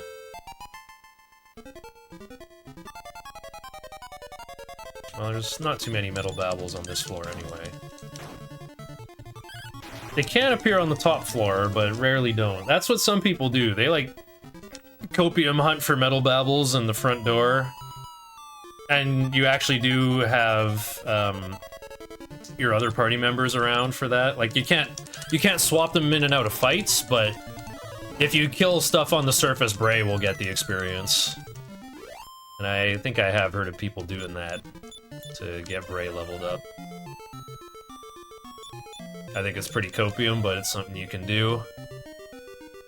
I think what most people do is they just take some fights in, what I call the Road to Double Hell. There just seems to be a tradition in Dragon Quest games that was started with the second one, right? With the Road to Roan being this really long and really punishing dungeon.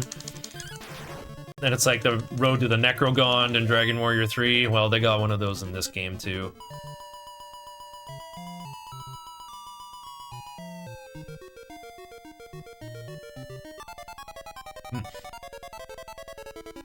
But the foes are bewildered. Let's try the Magma Staff. Nice. Yeah, I wasn't expecting it to work on Dragonite.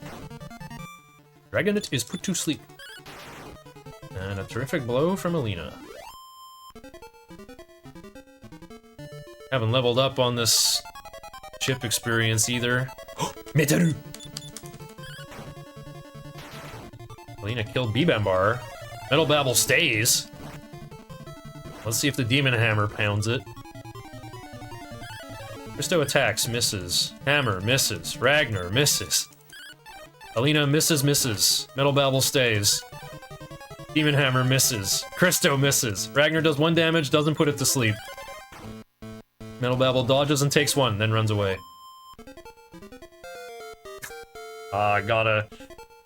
hero level up here after all that. It's a nice one, at least. Yeah, see, even with this setup completely optimized for chasing down Metal Babbles, right? I got Stiletto Earrings on Alina, that's 2 chances for 23 out of 256 critical hit chance.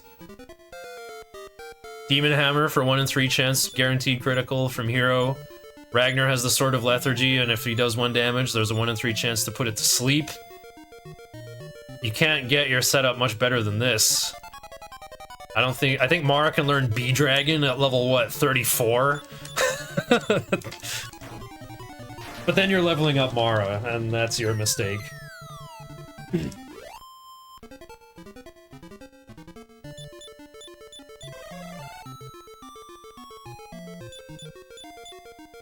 Gotta keep Christo alive.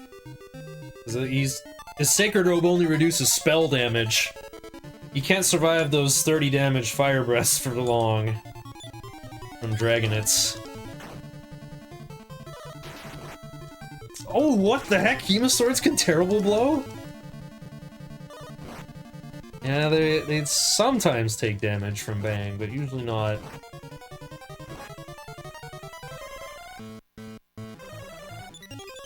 Nice! Hemasword A is put to sleep.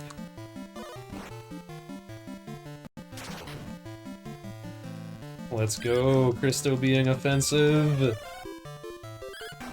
No, not that kind. Offensive.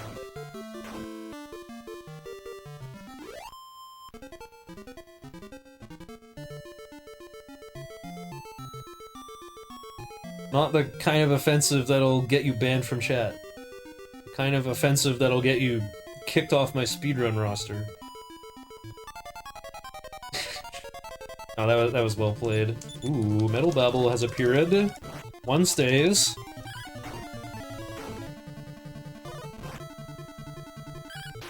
A terrific blow! Metal Babble was defeated.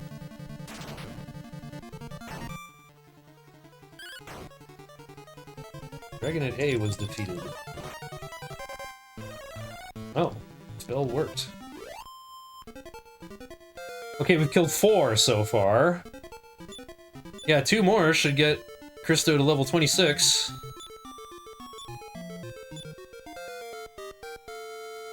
Hero learns Boom, that's really big.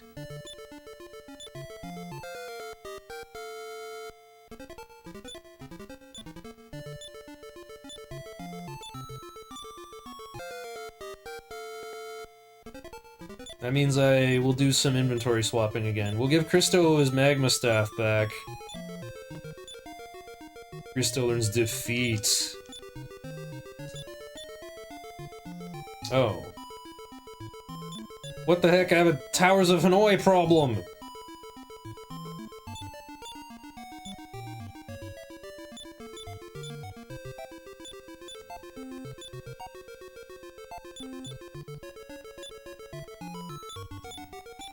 There, wait, I already...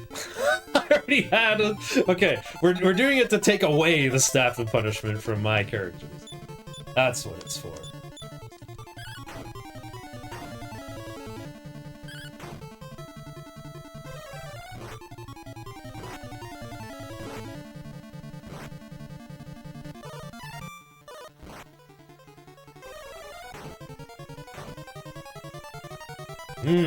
Boom damage, good.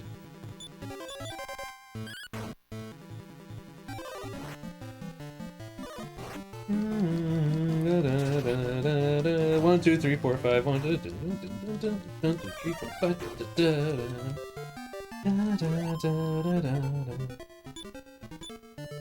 Mine's the broadsword. Well, it's a bonus 1500 gold that I will scarcely get to spend.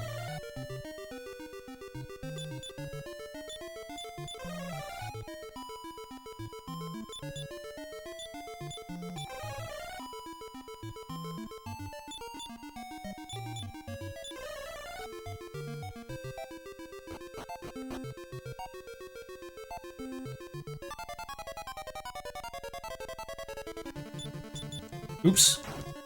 I just assumed I'd be on Expel. Oh, 2 out of 4 defeat? Here we go. Hero and Ragnar will take less damage from this. Boom worked?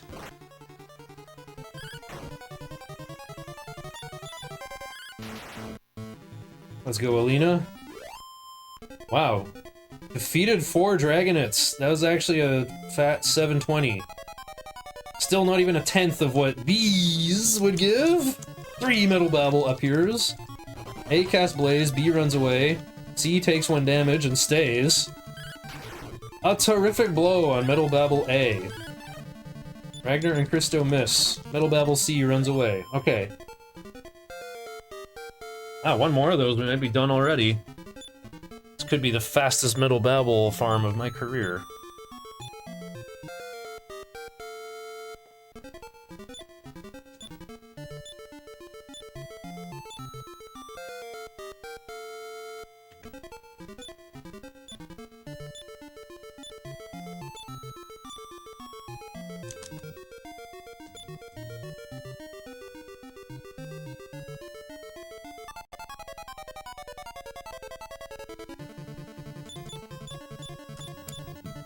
Oh, Boomer's good on these guys.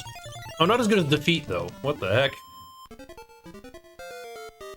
If I get Meteorite Armband, we're giving it to Christo.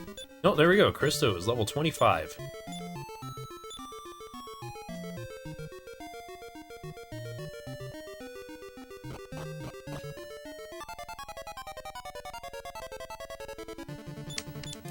Metal Babble appears. A, B, C, all run away. He stays, though. He's hiding on the edge of the screen, he's okay. Demon Bar B is defeated. Demon Hammer misses. Metal Babble is put to sleep! 1 more damage from Alina. A terrific blow! Wow, we might be done already.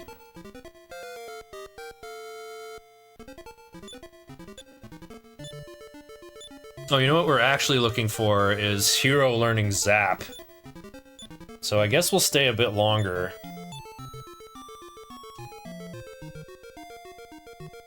Should get that just from a couple more normal fights. Like, Zap should be on the same page as Boom.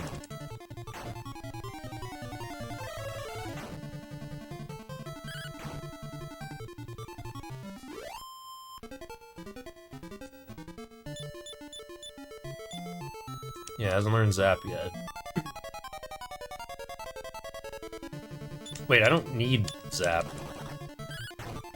I don't need it for fighting S-Turk, I need it for the Death Warp after S-Turk, and S-Turk's gonna give me 15,000. Also, Christo hasn't hit level 26 yet.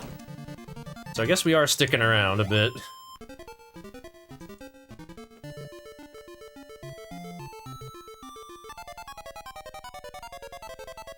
Metal Babble appears.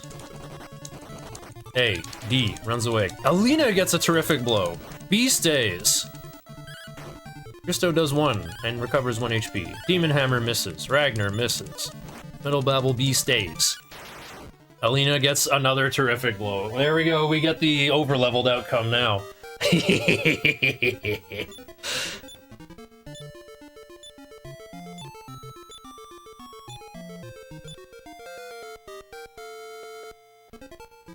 Hero gained 2 levels.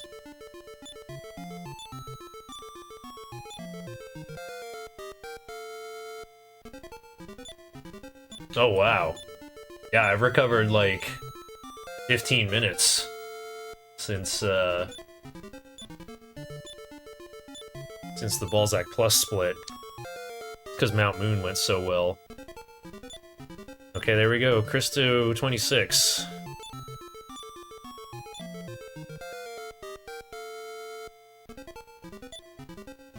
Overshot it. Learns Heal All. Wow, the next boss is gonna be so easy.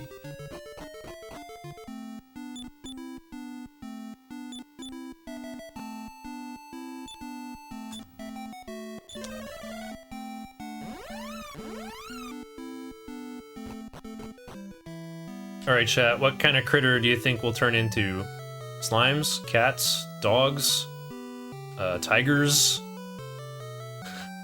Demons? Knights? Any possible sprites we could turn into. Alright, Ragnar, give that thing a shake. Tension Wand! Humans? That won't be allowed at the meeting. Skeletons!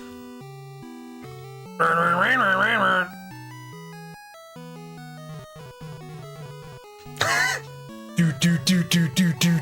But slower.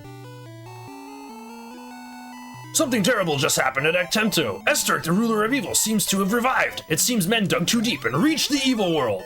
We must hurry to Necrosaro. Or to Esther. That was Necrosaro addressing us. Whee!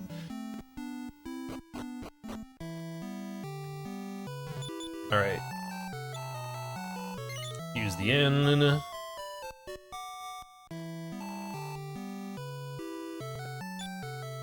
Oh, wait. We're gonna Death Warp. I'm getting a massive clue, team.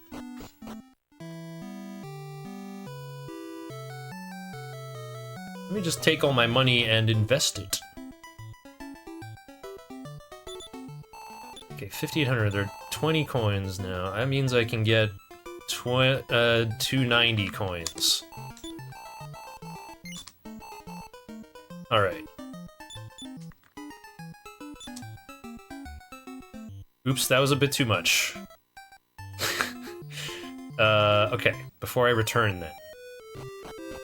What's it gonna cost to uncurse hero? A couple hundred?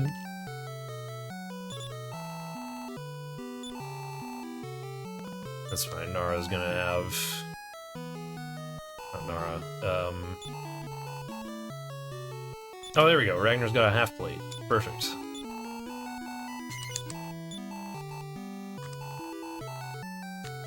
So I have to do another equipment kerfluffle here. Obviously, I do not want the Demon Hammer on the hero for the whole game. This is where I remove it.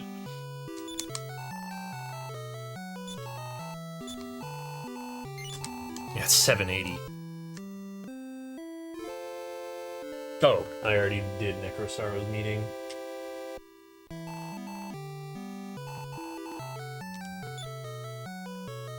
Okay. Sword of Miracles to Ragnar.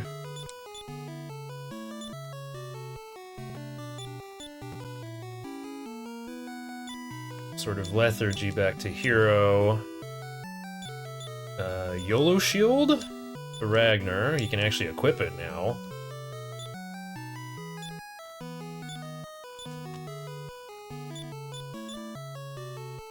Just gonna do this now before I forget. Oh, I got double Staff of Punishment still, what the heck? Sword of Miracles, YOLO Shield. Okay.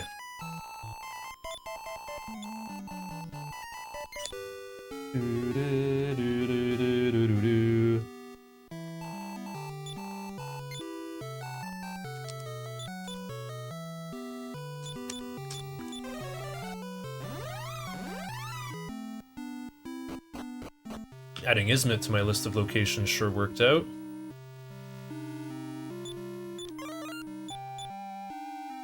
Okay, just making sure there's room in someone's inventory.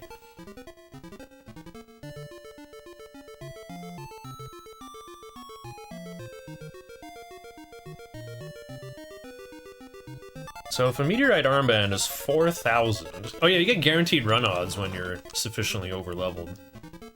So I can always run away from these lame Chapter 4 enemies. Okay, so a meteorite armband costs 4,000. That's 80,000 gold coins. Okay, I'm not gonna be that rich. But I can easily get a wizard's ring. In fact, I can probably get 2 of them. I still have 2 Staff of Punishment I can sell. That's like 6,500. That works out to 10,000 gold a pop.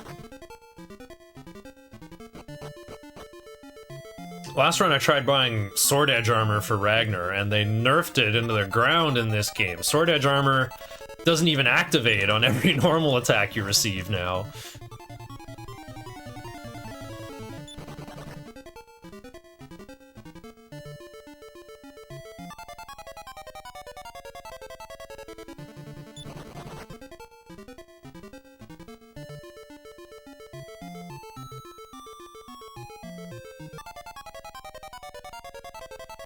Yeah, they dug pretty deep, alright. There's tables and chairs here already.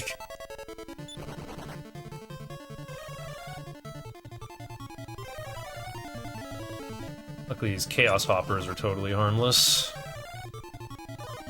Well, not totally, but close to it.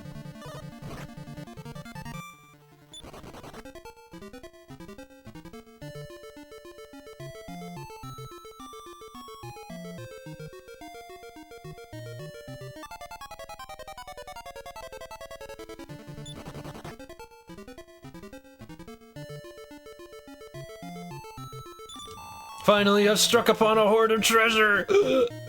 Oh yeah? Nice treasure, nerd.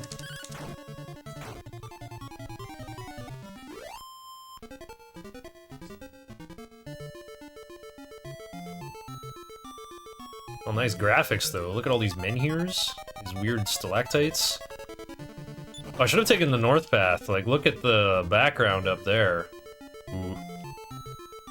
It shows like an endless cavern. And what is this giant prefabricated palace? Who put this underground? Who left this here?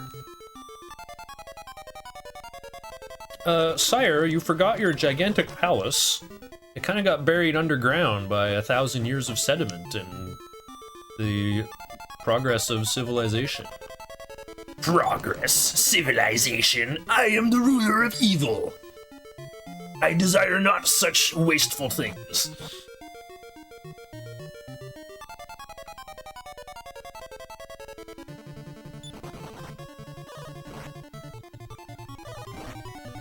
Something I've been thinking about lately is,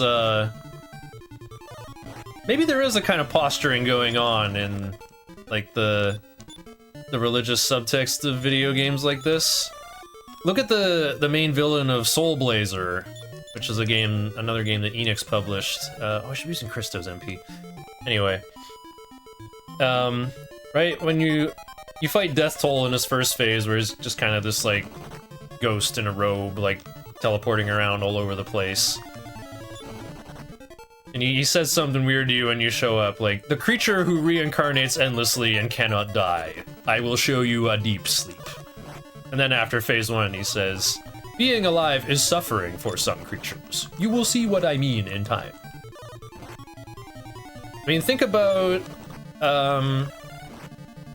right, like, what's the first thing you learn about in Buddhism is that desire causes all suffering. And the goal is to become aware of this and free yourself from the cycles of karma and endless reincarnation. Whereas the Bible says, be fruitful and multiply. Cain and Abel is actually allegory for agriculturalists kicking out hunter-gatherers. It was turned into a mythologized story in their book that meant to encapsulate their way of life. And the goal there is, like, you die once and go to the afterlife, but there's nothing about rebirth, just about some sort of eternity with either God or Lucifer, whoever you like more, I guess. But you see how, like, the goals and metaphysical precepts are kind of at odds. They're kind of opposed. The Western religions seem very preoccupied with this, like, good-evil duality, whereas, like, Zen Buddhism and Taoism say there's no such thing as morality. Every single situation is unique. You should have an open mind. There's this koan I liked where I think it was just called Buddha Zen, where one thing he says is, like, I see the changing tides of, like, what is it? What did he say? It's like, I see the changing of different trends as, like, the passing of seasons, right? Like, whatever is...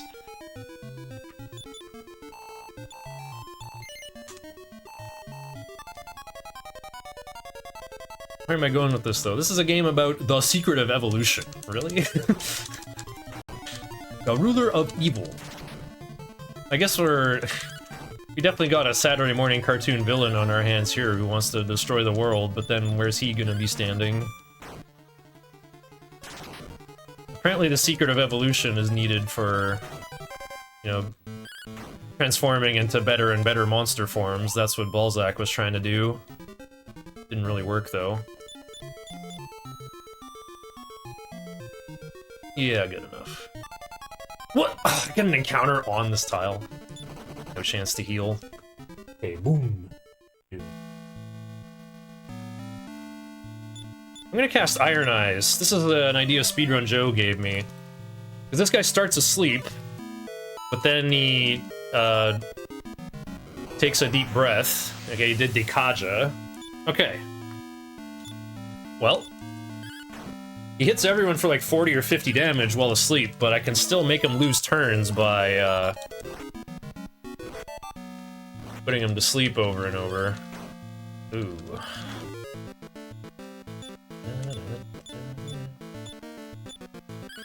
Oops, why am I on use no MP? I think I should be on defensive. Let's say Esterk has about 1,000 HP.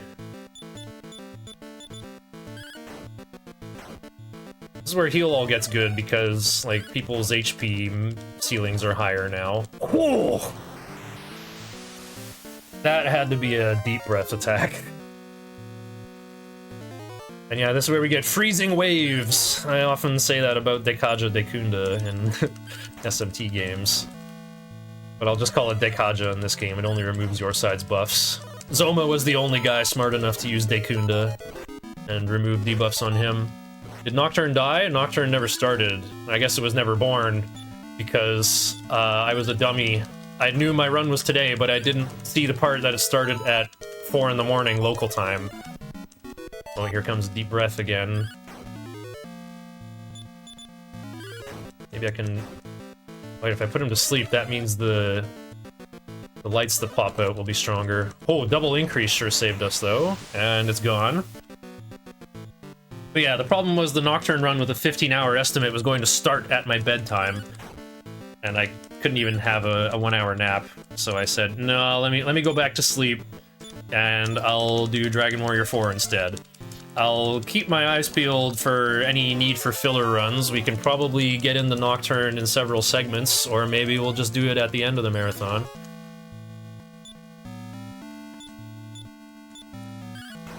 I'm always healing Christo, because he can die too easily. He's not going to heal himself unless his own HP gets below 50%. Should just about have him down soon. He only has 1,000 HP. Okay.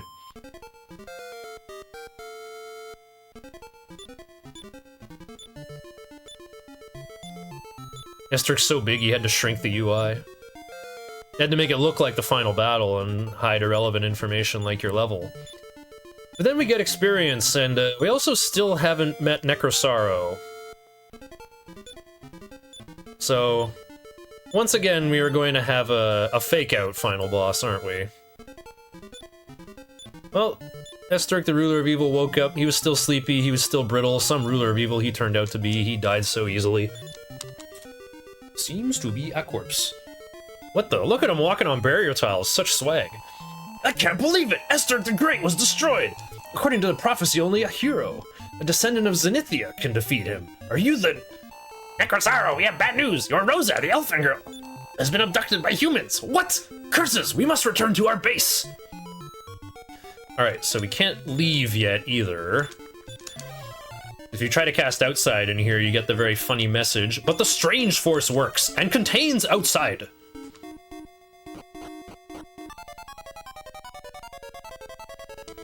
Aggerhorns are too tanky, never fight them.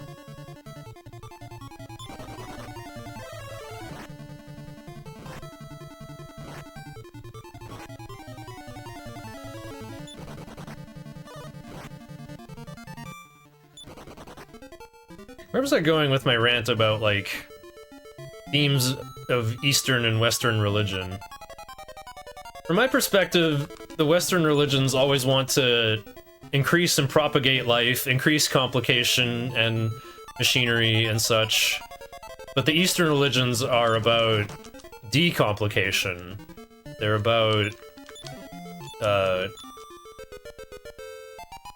like purifying things, like keeping an open mind, being able to adapt.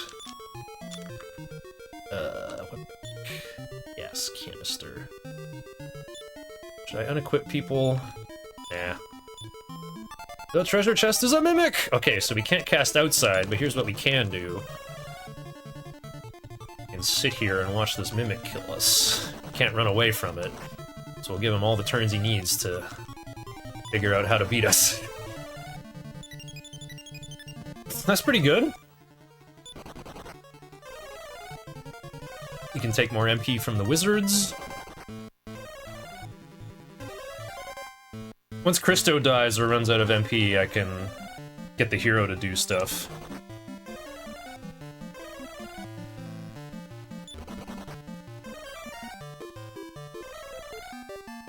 Sacred Robe might be protecting Christo from instant kills.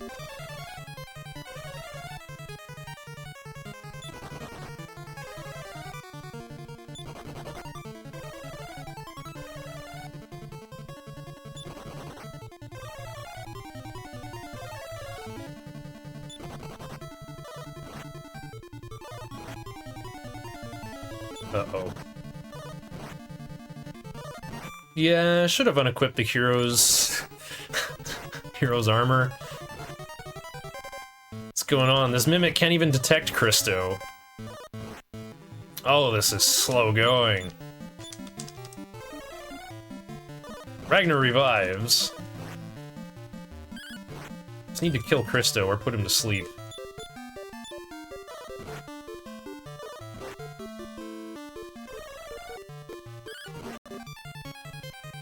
Christo falls asleep.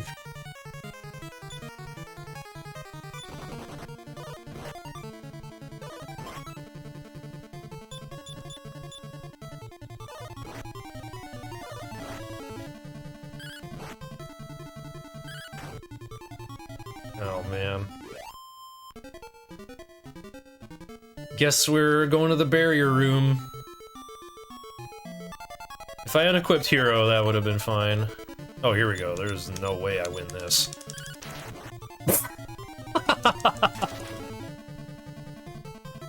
Oh, these guys are immune to bang. I didn't know that.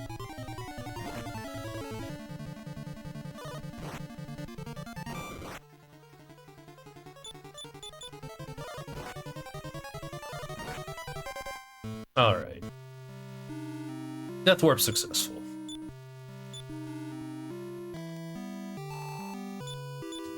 Oh, I don't have... Wait, do I have enough to revive Christo? That's all I need. 790.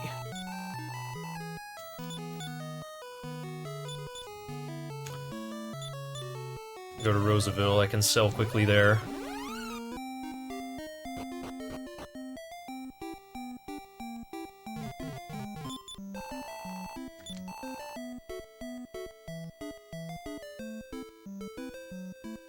Keep his iron shield, I might actually need it.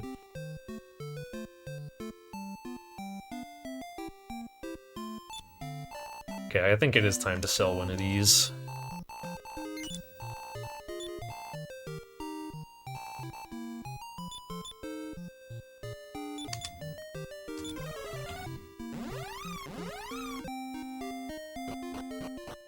Okay, now I can just use... I can use money to revive everyone. No, let's use Christo's MP. So I should go bank the rest of my money into coins. I think I'll be running out of money, I'm realizing. Like I might fall short of the wizard's ring if I don't. I think I've sold most of the stuff I can. What is... huh? This is some Vivify luck right here. Well, I should be reviving Alina, actually. Ragnar is not needed in the place I'm going to.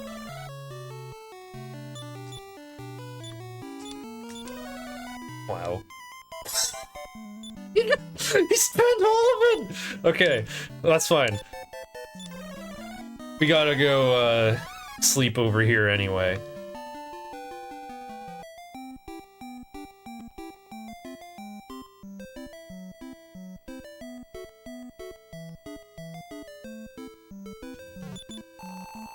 May I take a look at that gas canister?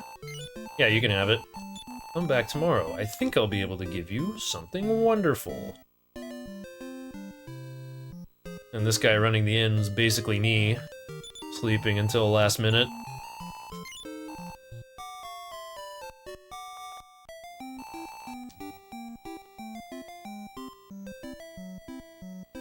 Isn't it nice having an NES game on Really Really Longathon?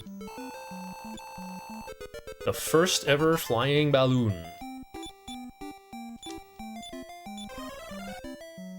Lena doesn't revive. Alina revives. Ragnar doesn't revive.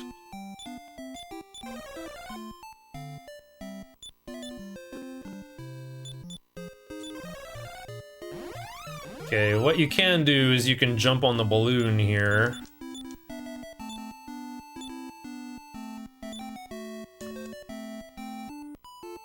You can go south, and like, the world is round, but somehow if you go north or south, you like end up on a different column. I just cannot explain it.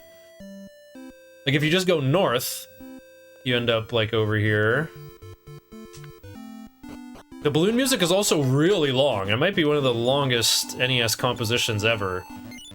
It's this weird, sort of atonal, very Debussy-like piece. It kind of evokes the feeling of flying a balloon around pretty well. What the heck? Hang on, before I go in here... Keep that hero's inventory clean. Usually I like giving all the trinkets to Loon, because he wants to collect all the world's rarest weapons and stuff, but I'm just being thoroughly amused giving them all to Nara instead. Okay, so over here, I don't have to go too far out of my way. Never fight Eigerhorns.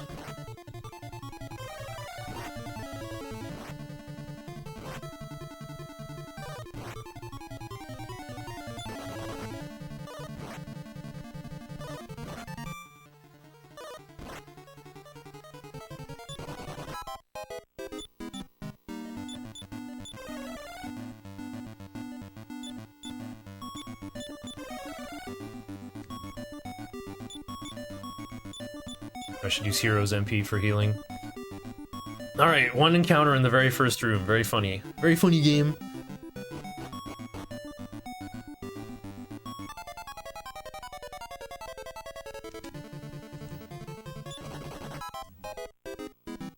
Okay.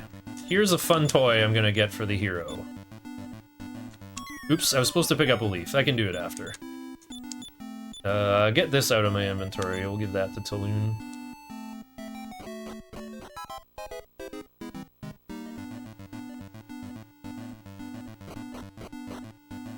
So yeah, the Staff of Healing. You can use it as an item in battle, and it casts Heal More on whoever you want. Sounds pretty underwhelming, but I'll show you what I can do with it. It's also nice to give it to Alina. They accidentally gave Alina Christo's mentality for healing, and she'll heal people who go below 75% HP. And she's really fast, too, so... quite nice for staying alive.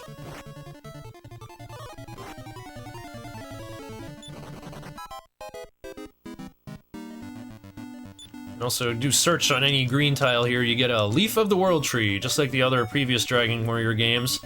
You can only hold one at a time, but it's a guaranteed full HP revive on anyone you want.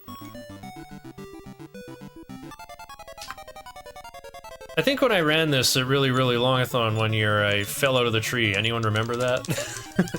On the top floor, too. Had to go all the way back up. I feel like that was the first time I ran this for Really Really Longathon. So this tree here, yeah, that right there, that's the reason why I only grind to level 26 on Christo. Because look how easy it is to get XP here. I just got 2,000 experience in a single cast of defeat. Christo can get all the experience he needs later on. I usually take all the fights in here.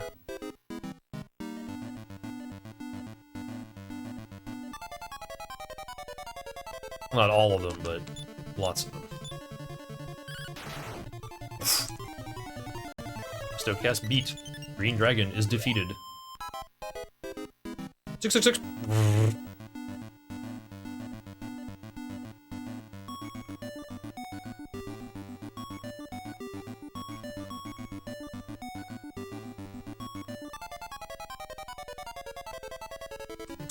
Red Cyclone. These guys are also very squishy and vulnerable to beat and defeat. Yup. I mean, take your pick. Like, run away and maybe get caught, or win in a single turn.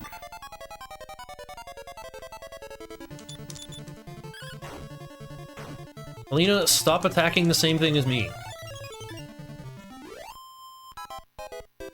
Oh, I can maybe put the Yola's shield on Hero, because everything that's weak to beat and defeat will be weak to that as well. Never mind, I don't fight Infernus Sentinel. This guy is tankier than he looks. I think he has like 160 HP. Also has Fend Spell, so beat won't work on him.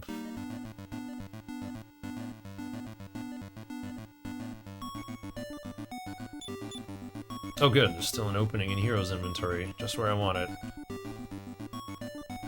So, someone at the bottom of the tree there says, I can hear a voice calling, go up with only 3 people! That's the gimmick of this place, you see? You have to make it up here with only 3 characters so you can get Lucia out of your way and get to the Zenithian sword that you need to finish the game. It's pretty contrived, but I kind of enjoy it. The enemies are easy, the rewards are big. Oh, this is actually a heal-all moment.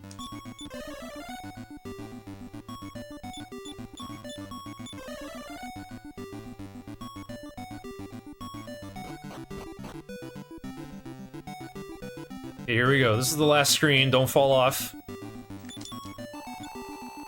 I'm Lucia. I came here to collect the leaves of the world trees, but was attacked by monsters. They broke my wings. Would you take me back to Zenithian Castle? To enter Zenithian Tower, you must be equipped with all of the Zenithian weapons and armor. I feel it. The Zenithian sword is hidden somewhere in this tree. Well, I didn't find it yet, so it's probably on the top floor here. On this vertex that you were blocking when you were the reason I had to go up here with only 3 characters. Okay, I don't fight ogres. These guys also way too durable.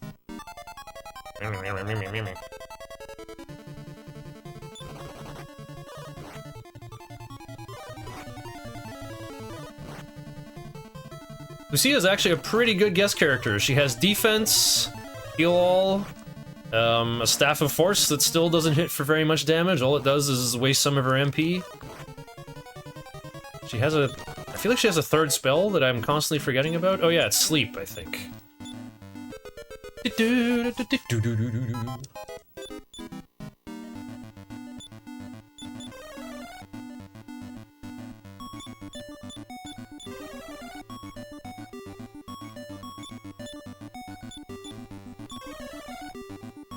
Why am I dealing with magic? I'm about to cast Return.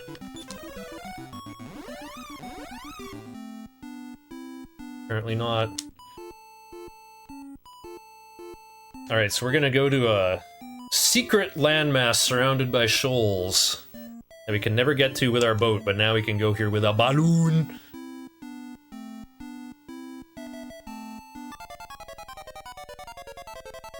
Oh, what the heck? Did I reset the console? Do I have to win a fight outdoors with Lucia? Yeah, it looks like I do. Fine, it'll be on you guys. Actually, switch Lucia for Ragnar. So I get better damage output. Defeat works on these guys?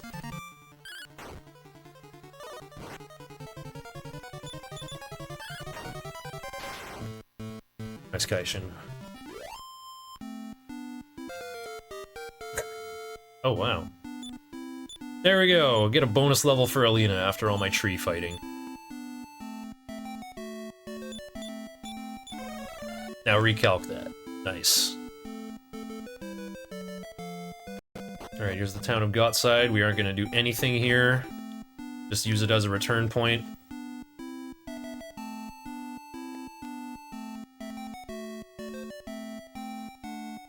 Should have room for the Baron's Horn in Ragnar's inventory. I remember I got rid of the Staff of Punishment. Or the Staff of Transform, I mean.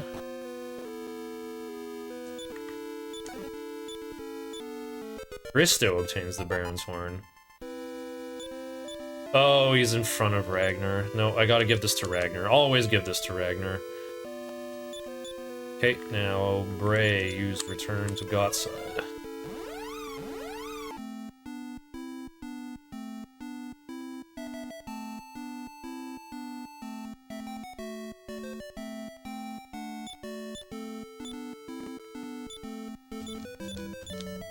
There we go, Zenithian everything. That'll allow me to enter this tower.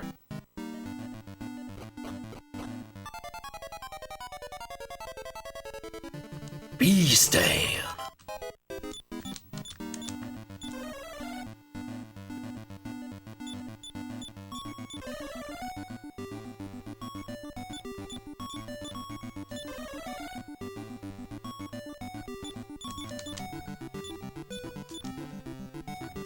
There we go. Maybe I should have gone up here with Nara's Ghost. I'm not gonna actually engage any fights. So, we're not gonna have Christo wasting MP on Vivify. A lot of really heavy physical attackers in here, so... that might be nice.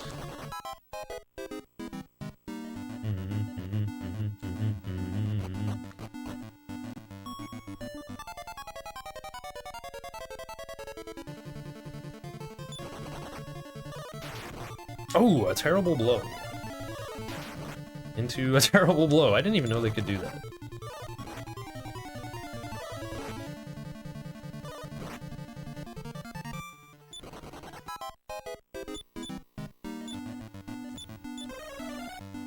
Yeah, I never have enough MP to one-time the whole place. But I should... this tower's not too long if you know where to go, so...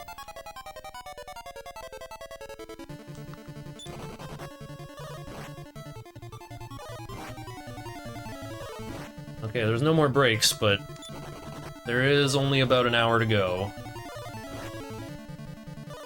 Maybe less.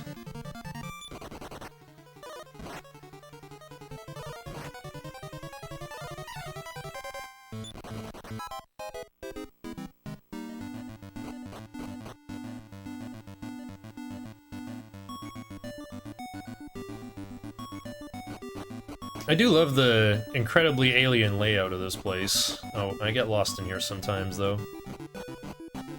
Oh, you actually go this way. That's right.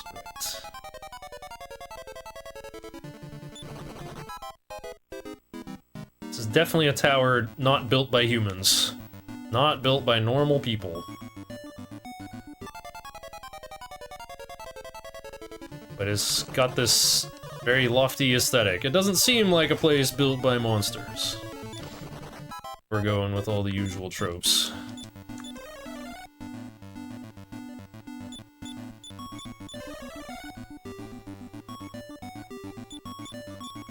Using Hero's MP to heal because Christo has Vivify, she doesn't, so Christo's MP is more valuable in that way.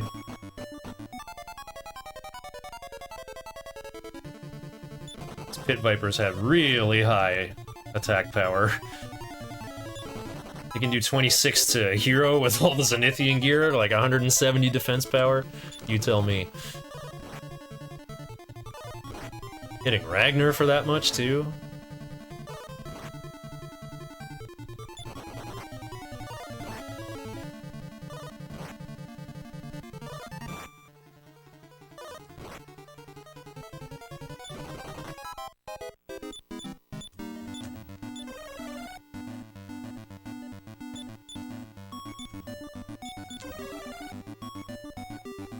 What's my ETC? Like, estimate time to completion? Well, I'm 46 minutes behind my PB splits, which is a 7:01.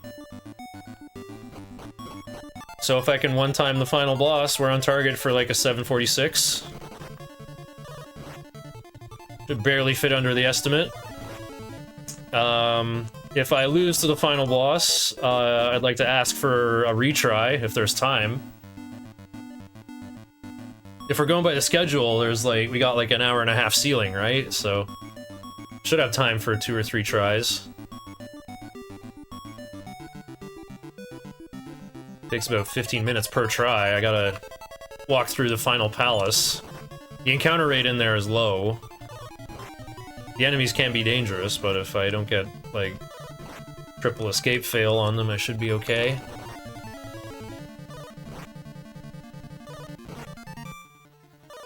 I feel like I started a little bit later than planned, and yet I think we're doing okay. Like, if we're, I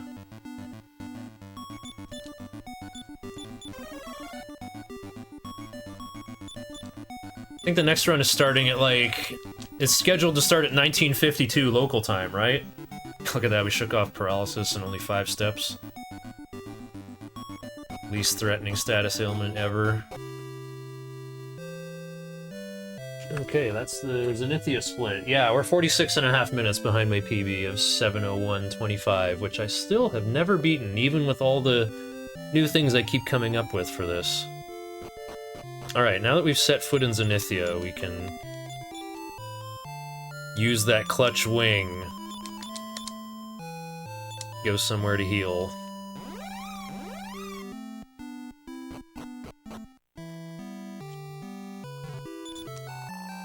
We might lose 5 minutes for a bathroom break split, but I think I can just make it to the end of the run instead. Alright. I don't even need to save.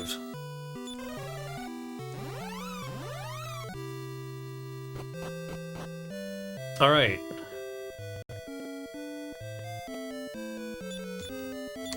I can give the Zenithian sword. We'll give that to Taloon. He wanted the world's rarest weapon, and there we go. Equip the Sword of Lethargy now, because I'm not going to get into a fight for like another 25 minutes. I'll definitely forget. Sorry for wasting time. Okay, Dew of the World Tree. It's Meidi Arahan. It full HP heals your front line.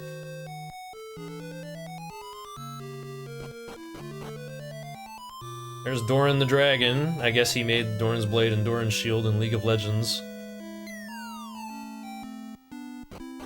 Alright, now this is the big ol' road to double hell, and once again, much like when we were marching for the magic key, I am only gonna march with my 2 tankiest people, so that all the mass damage things will have quicker battle reports.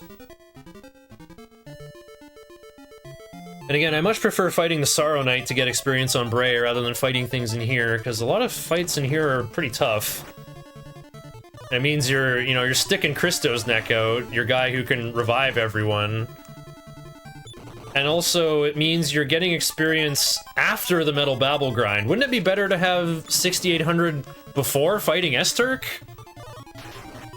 What the heck? Belzabul's critical for only 40 damage? I think all these guys do is cast,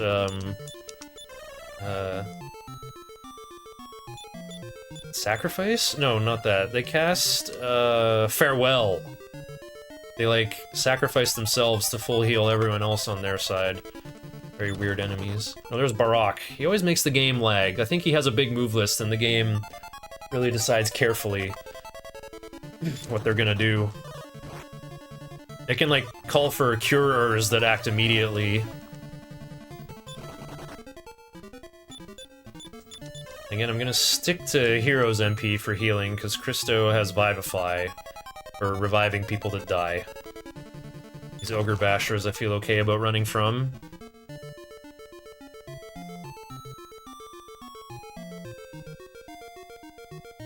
They have Demon Hammers. They either miss you or they do a critical hit for 150 damage.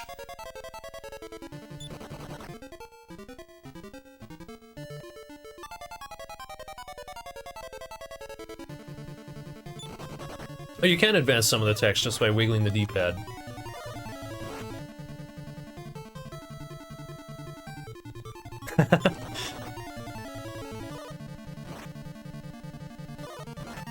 I think you have to let go, though. You can't just, like, spin it. You have to, like, go neutral at some point. Oh, I lost a turn to Warcry. Otakebi! Sleep more.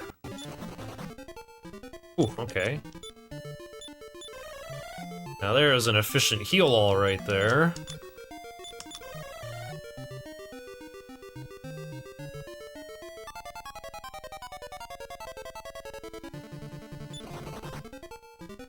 I could have talked to Master Dragon in Zenithia Castle to power up the Zenithian sword, which is weaker than the Sword of Lethargy. And also, if it lets you use it as an item to Dekhaja your enemy and remove their buffs. But I never do that. It's just kind of a waste of time. 10,000 experience on hero is whatever. I already have 10,000 more experience than I suspected. Oh, they're all wasting their attacks on hero. Nice.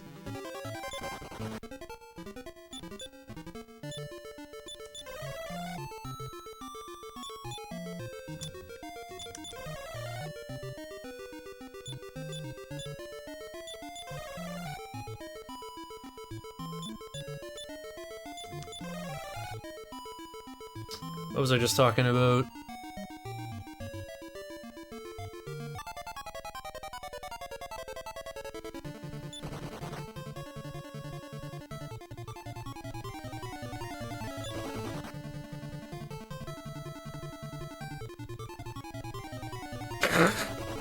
Mills Apple A and B are dazed. Wow, that's what they get for assessing the situation.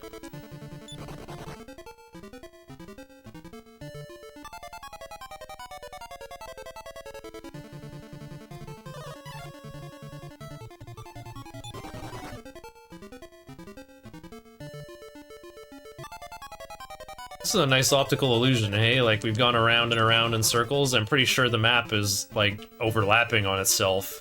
But the staircase makes our brainy brains think we're going deeper into the earth, deeper underground.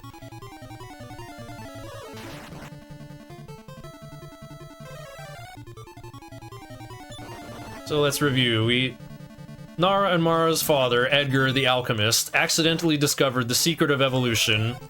His ambitious apprentice Balzac killed him after Edgar tried to bury the secret of evolution, and he used it on himself to become a monster and gain a stronger body. He tried and tried to progress further on the secret of evolution, but was defeated by us anyway. It seems Necrosaro and the forces at Dire Palace did acquire the golden bracelet, and they are actually going to use the secret of evolution on Necrosaro to try to progress his body, and Necrosaro will try to become the new ruler of evil. Oh, I just remembered, there's a lore cutscene we can watch. Okay, I'll do that when I get to the next return point. I'll warp to Izmit, so we can get the lore update. Hopefully it's not too late, actually. I don't think it goes away or anything.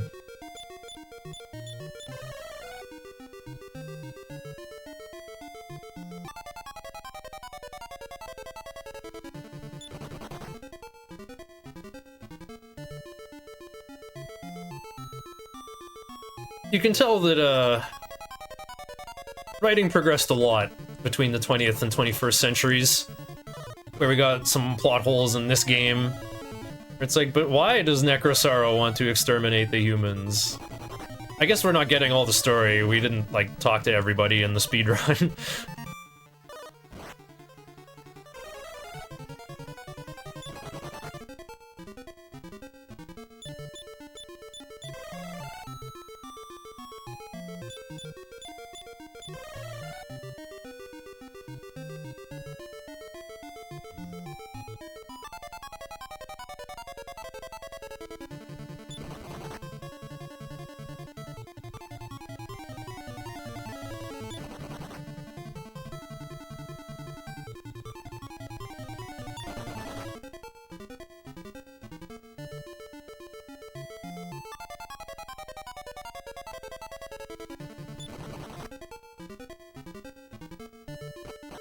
In this room, there's a chest that I'm going to skip, but it has first armor in it called the Demon Armor. You can equip it on Ragnar, and it'll protect him from spells a little bit. Like, it'll reduce spell damage as opposed to breath damage, like the Dragon Mail. But the Demon Armor has an additional benefit of sorts that'll reduce his agility to 0, so he'll guaranteed go last. Could be good for, you know, resetting bosses and put them back to sleep. Oh, I lost another turn to Warcry! This is the risk of walking around with only 2 characters.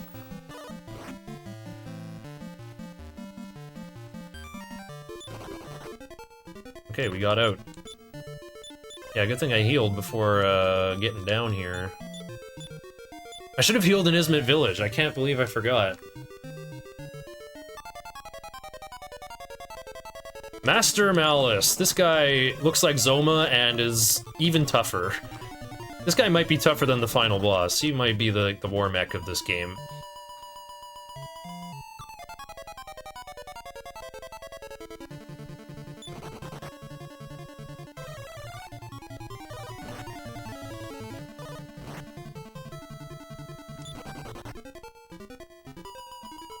Yeah, other reason why I don't like powering up the Zenithian sword. Remember how we can only control the hero in battle, so... And also, 4 of Hero's inventory spaces are used for equipment. So this means we only get 4 things. 4 items, like 4 more possible buttons. 4 more possible things for our moveset. And Sword of Decimation has to be one of them. We need a guaranteed way to lower the final boss's defense. This leaves only 3 more slots, so what are you going to use them on? You can put a Sword of Miracles in there, so you can attack for, like, more damage and lifesteal if your target's already asleep. You can... you want the Leaf of the World Tree to revive someone. You want the Dew of the World Tree to full heal your team. So really, it only leaves up 1 flex slot. Speaking of flex slots, I am getting this chest that I really don't need. Together, Spite, Spirits, Party, Summons, Mysterious Mists. Okay, but what does that do? Okay, we gotta lose a turn to Warcry and maybe find out. I think it's just like a, you know, non-magical version of Fen Spell is all it is. Okay, this should go into Alina's inventory. Christos, okay, fine. This is nice chest for Bray. It's like the best thing he can wear. It reduces breath damage. Maybe just fire damage, actually. I don't think it'll even help him survive anything, really. But I kind of like getting it in marathons. Bray's still an underleveled squishy wizard.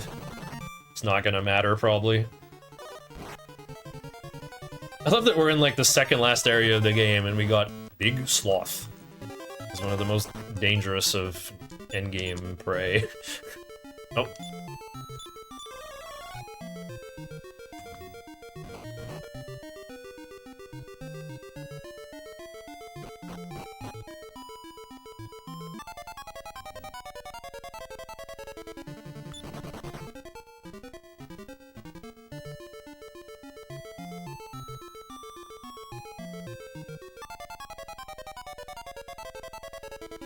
Bullbasher. These guys are called Hell Battlers in the original Japanese script. And I think that's a name they brought back in Dragon Quest IX. Yeah, I was gonna say, writing has progressed between the 20th century and the 21st century. What's our villain's motivation in Dragon Warrior 3? He's the Archfiend. He's bad, go get him. What's our villain's motivation in Dragon Warrior 4? I've decided to exterminate humanity. The world you know will soon be gone. Why? He never explains why.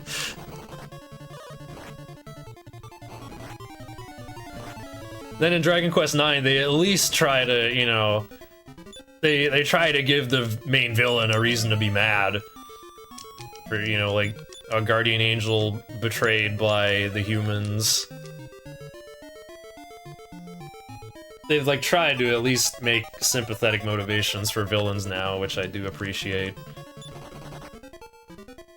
Alright, so Metal Babbles and King Metals can start showing up in here, so let's...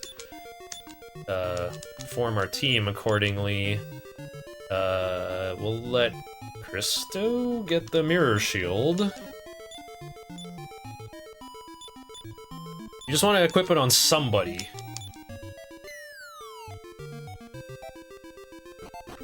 Because if a metal casts Firebane on you, you do reflect half damage through their magic immunity. Oh, Quad Big Sloth, that might have killed me. Alright. We have made it to Final Refuge. Not sure if stepping on this tile is what adds it to your list, but just in case, I'm going to talk to this Zenithian. Necrosaro has barriers around his palace. His evolution is in progress. Break the 4 barriers to get to Necrosaro. Classic boss rush. Tashkani, go now. Alright. But we're gonna heal again. We're gonna double heal. Humanity bad. Well, speaking of humanity bad, this cutscene should help spell it out. Still get some weird prophetic dreams here. Lol has fallen into a deep sleep. Seems to have begun dreaming.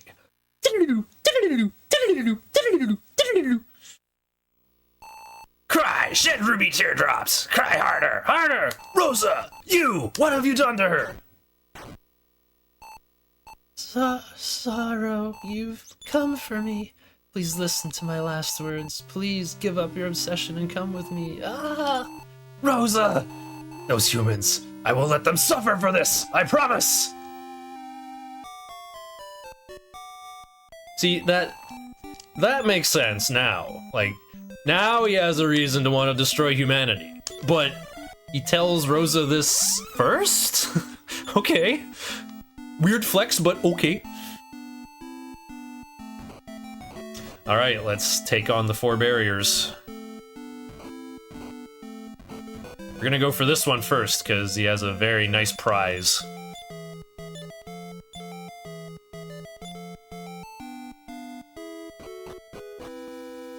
Okay, how's inventory looking? Perfect. Should pop right into Christo's inventory where I want it. I guess I lost time just checking, though. Alright, this guy is probably the most dangerous of the barrier bosses. He's got some very powerful attacks. Only 1 turn, but he can hurt pretty hard. Oh, Lucia's got Water Flying Cloth. Looks like it does. Okay, nice. We got to put him to sleep. Now we go Sword of Decimation to reduce his very high defense power. Oh, Lucia's helping. Thank you. Nice, we got the double Kasap. Alright, we just go to town now. We could have bought a Sword of Lethargy for Ragnar early, maybe, but he would just be tossing it in the air all the time instead of attacking like the meathead that he needs to be. This guy has... I forget how much HP, but he does regen 50 per turn. 950, okay. Infernus Shadow wakes up. Never mind, we took him down. Easy. And there's the Sword of Miracles. Very nice weapon upgrade for Christo.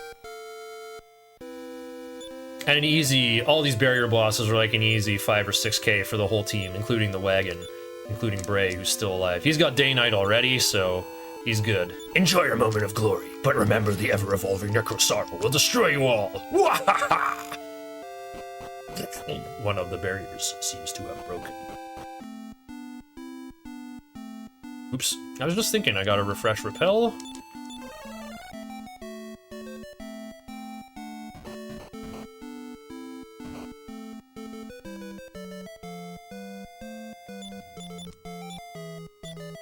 Alright, Lucia has helped, and that'll be the last time we use her for a little while. This is just some funny stairs mechanics. And here's a mirror puzzle. These guys move in the opposite direction you do. If they touch you, they kick you out. If we leveled up Nara, she could have cast Step Guard and made it so I don't take damage from these annoying barriers. Actually, you know what I think is gonna be faster? No, I'll have to get another dew.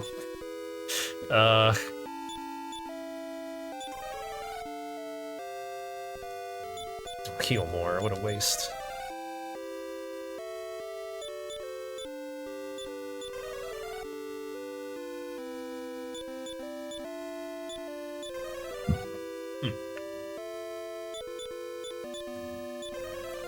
It takes 45 seconds to get a do. So, not actually as long as you would think. Oh yeah, we have to talk. I commend you for coming this far. Check behind you. You shouldn't turn your back on an enemy, fool. Oh. Okay, starting off strong.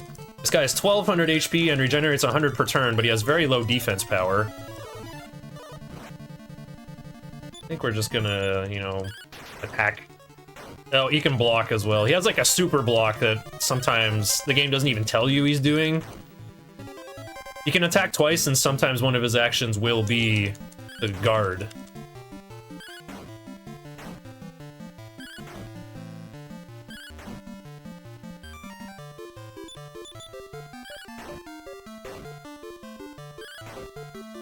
Oh, I forgot to split for Final Refuge.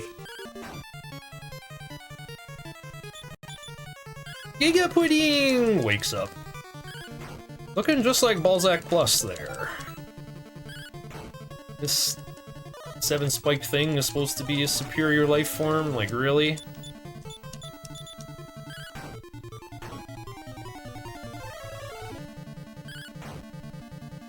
Giga Demon was defeated.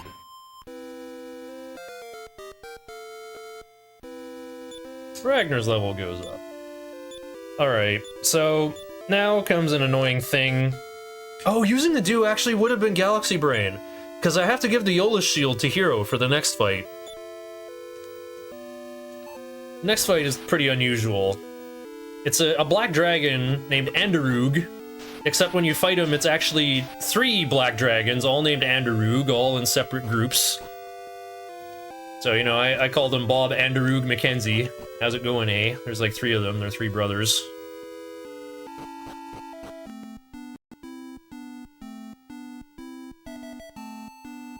Why am I walking?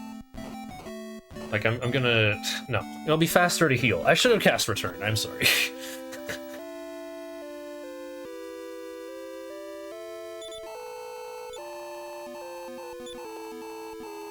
Unless you break the 4 barriers, some mysterious force will prevent your progress.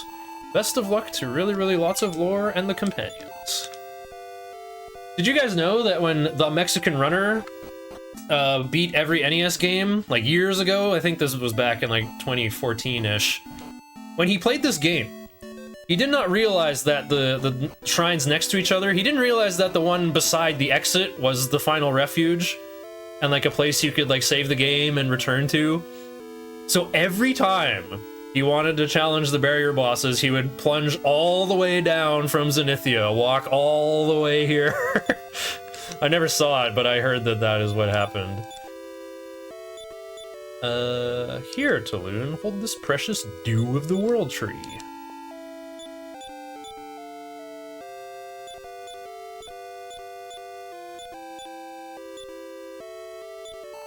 It's my duty to guard these barriers. I won't let you break them. Come fight if you dare. Well, so this fight is kind of funny. I once beat Anderug on turn 1 with big luck. Each of these dragons have 300 HP, but they can call for reinforcements, which form a new group. Well, turn 1 Anderug is back. Well, that's less experience for Bray. Ugh, how devastated Necrosaro was after losing Rosa. All mankind deserves to be exterminated. Glory to Necrosaro! One of the barriers seems to have broken. And I can't cast Return to leave these places either. It just says, like, but the Strange Force works and contains Return.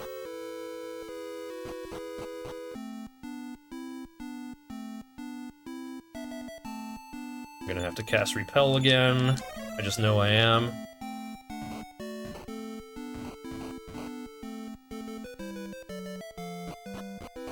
Alright, I'm gonna need that dew back real quick. Never mind.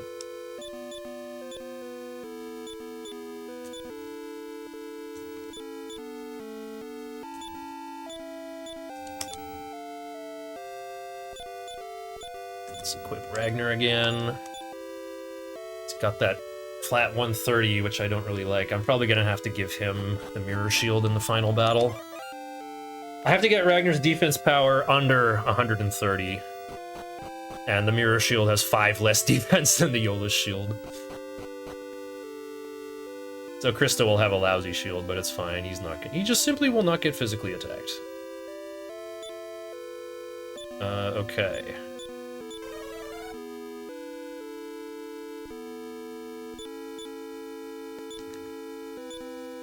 Actually, I got a funny idea. I'm gonna give Alina the Staff of Healing.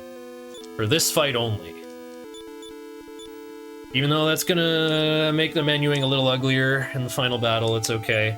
This will help keep us alive. Oops, now I want condition. Yeah, good enough.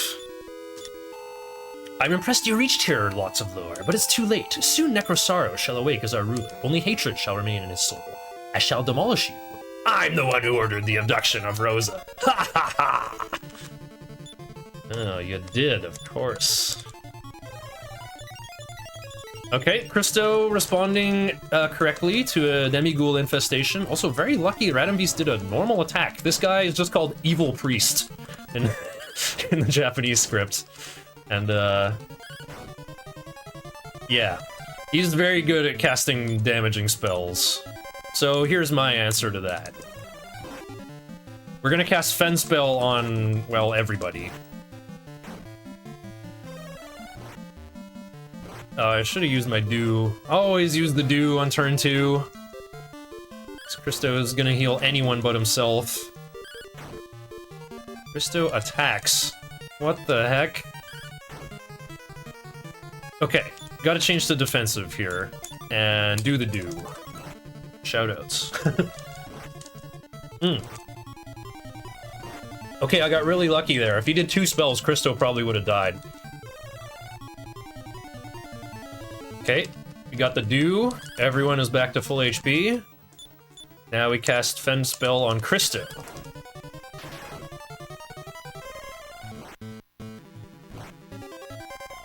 This fight's always really funny to just like gradually see Radam Beast become more and more helpless as the fight goes on.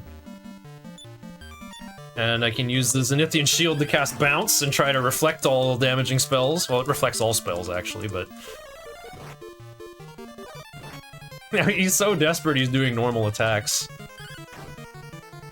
Okay, we already won before we could get fully set up. Went great.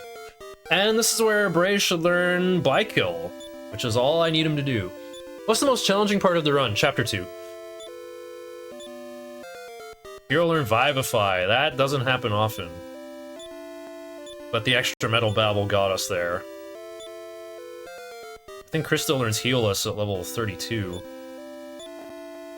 Yeah, I didn't get much experience from the Anderud fight. There's By-Kill. 4 barrier split hit. I regret my curse on you. Ah!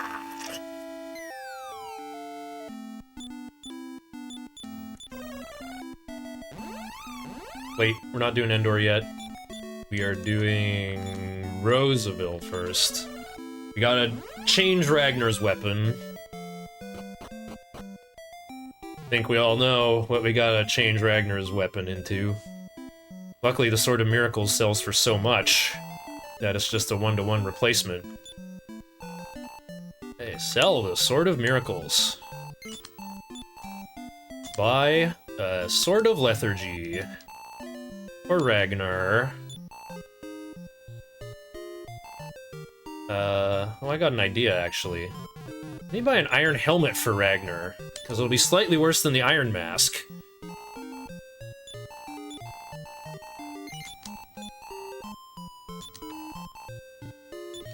Then I won't have to move around the mirror shield.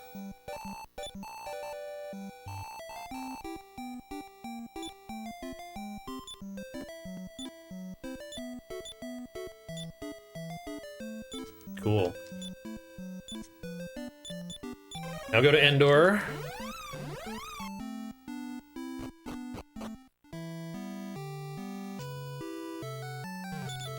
Stay at the inn.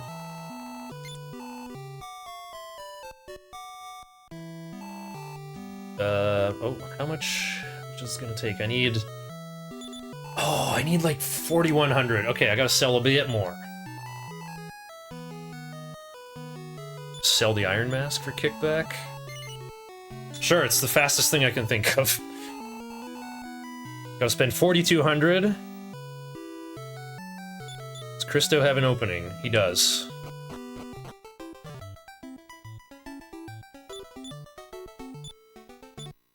Christo, get rid of that Magma Staff. Give it to Taloon, who likes his fancy weaponry. I want 2 10 coins. Alright. I have 500 coins. I would like to spend them on a Wizard's Ring for Christo. Actually, you know what? Gimme... Can you give me 60 more coins for 2 magic potions? Perfect.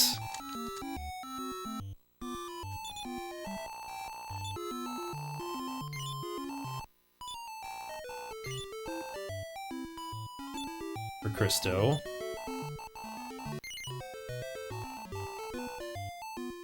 Christo does not need a magic key anymore. In fact, we don't need any kind of key.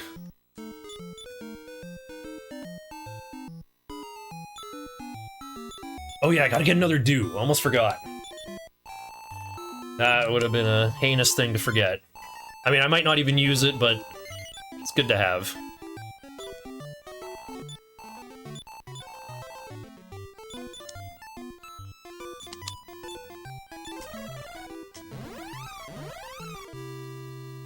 Yeah, tournament is... Oh. That's annoying.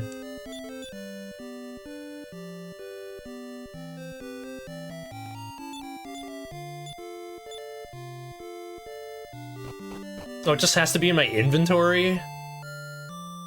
That's very annoying. Here, Taloon, have your toy back.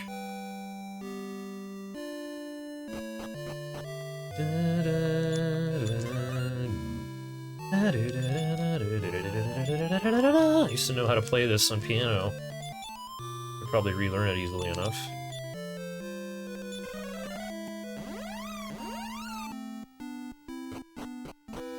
Yeah, the tournament is awful. You gotta win the tournament in Chapter 2 at level 11. And, like, it's so unfavorable that you have to, like, save the game right before Alina hits level 10 and 11. And if you don't get good stat rolls on your level up, you, like, reset and level up again. Try to lock in a good level up. Alright, Hero, Ragnar, Endo. Really make sure we got the Baron's Horn. Okay.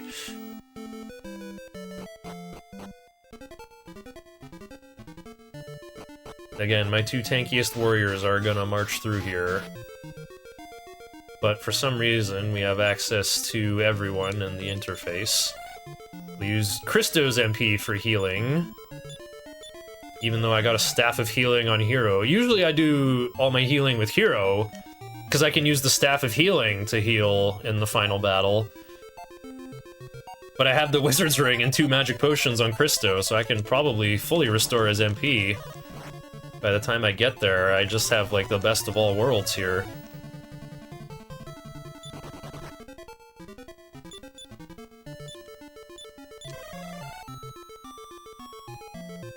Chapter 1's kind of rough, too, because, like, hitting level 6 should be enough to win, but hitting level 7 doesn't really increase your odds of winning.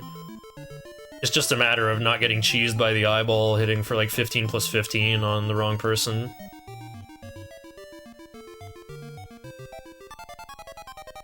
Sometimes Healy makes the wrong decision and costs you the fight. Alright, so we're in this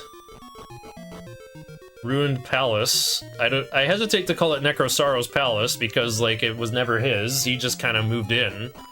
I don't even know who put this here. It's really creepy. Like, look at this, like, beautifully furnished palace here. Like, look how smooth the walls are. The tiles are nice and clean.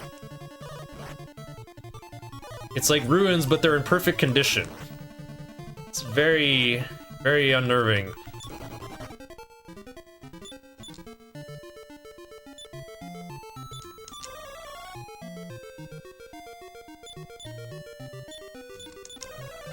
Healing after every fight, because I can afford it, honey.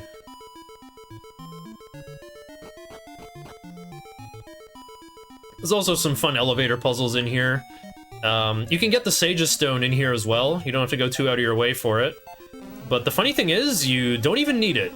It wouldn't even help. I guess it would replace my Staff of Healing. No, actually, I still prefer using the Staff of Healing. Because, funny enough, I can use it on Necrosaro, which I actually want to do. Speaking of the Secret of Evolution, this game is kind of where, you know, this isn't even my final form. This is probably where the meme came from. This is an NES game. It's 1 entire megabyte. It's tied with Kirby's Adventure for the largest NES ROM. And they really used it. They crammed it full of stuff. The final battle has 7 phases, and you get to watch them transform in real time. It's quite remarkable. Yeah, giant heroes walking in the poison swamp, getting mud on the floors. Okay, well, we'll walk up like this, I guess. You can get encounters here. They're very unlikely.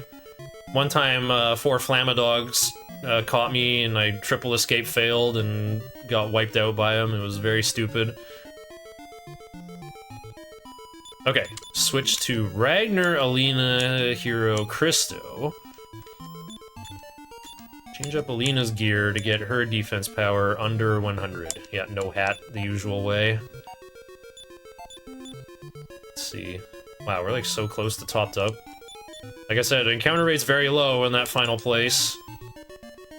Glug glug. It's not even worth topping up for like the missing single digits HP. Okay. Just double checking our loadout here.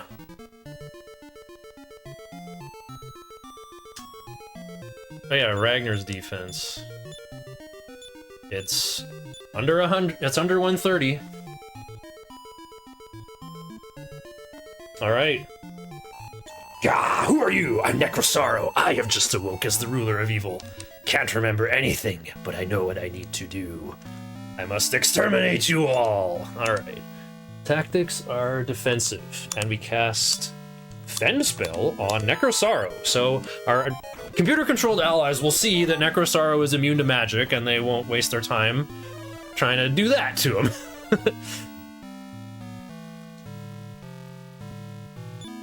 Okay, use my Staff of Healing on Alina. Or more like we cast Sleepmore on Alina. No, Christo's healing. Eehee. Yeah, Alina could mess up my setup here. Phase 1 has 800 HP, but I don't want to hurt him too bad. I'm just trying to get set up here. I'm gonna cast Sleepmore on Alina to just put her asleep for a bit. Just, like, taking too much damage while sitting up. There we go. So Christo should cast Increase. You saw my front 2 characters. I was sandbagging their defense power a little bit. Christo sees our 2 frontliners have low defense power and wants to boost them up. Alina wakes up right on time. Okay, there's our second increase. Now we switch Christo for Lucia, because Christo has Vivify. I'm gonna bring in a corpse, but if I bring in a corpse, Christo will start wasting his MP on Vivify trying to revive them. So we'll just make this swap real quick. Now, even though we haven't lowered Necrosaro's Titanic defense power yet, Alina's critical hits can still do real damage. Okay, there we go. Got Sword of Decimation, which is part of my setup here. That's something I want to do. Alright, now we switch Lucia for Bray. Because we put Fend spell on Necrosaro, Bray will not bother casting his offensive magic on Necrosaro. He'll cast By-Kill on our side. Because he sees this guy is at like half HP. Ooh, we could kill him way faster if we do By-Kill, though. But I did this lengthy setup here, so I'm using my Staff of Healing on Necrosaro so that we stay in this phase a bit longer. Necrosaro's put to sleep. Okay, I guess I'll switch for Alina.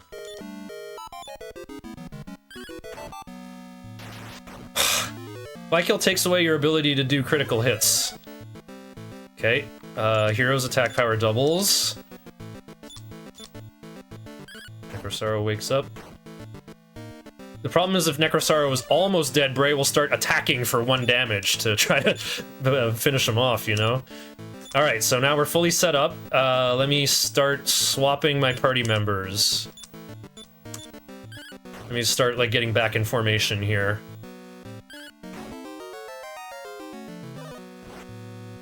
Yeah, so by-kill doubles your attack power. It does take away your ability to land critical hits, though.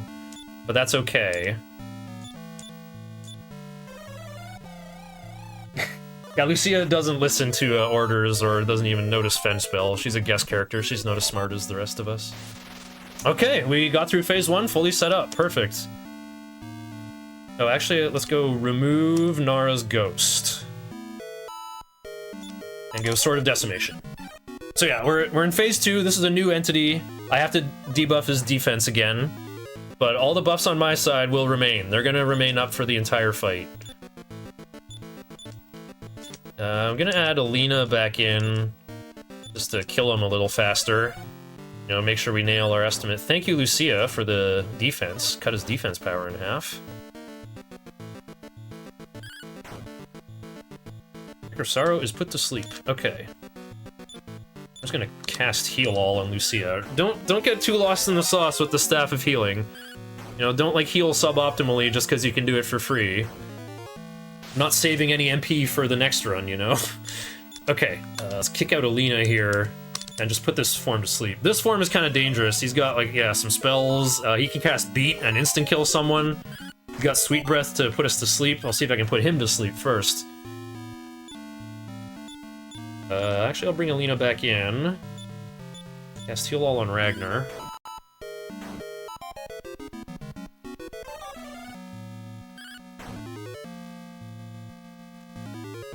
Okay, now how are we doing?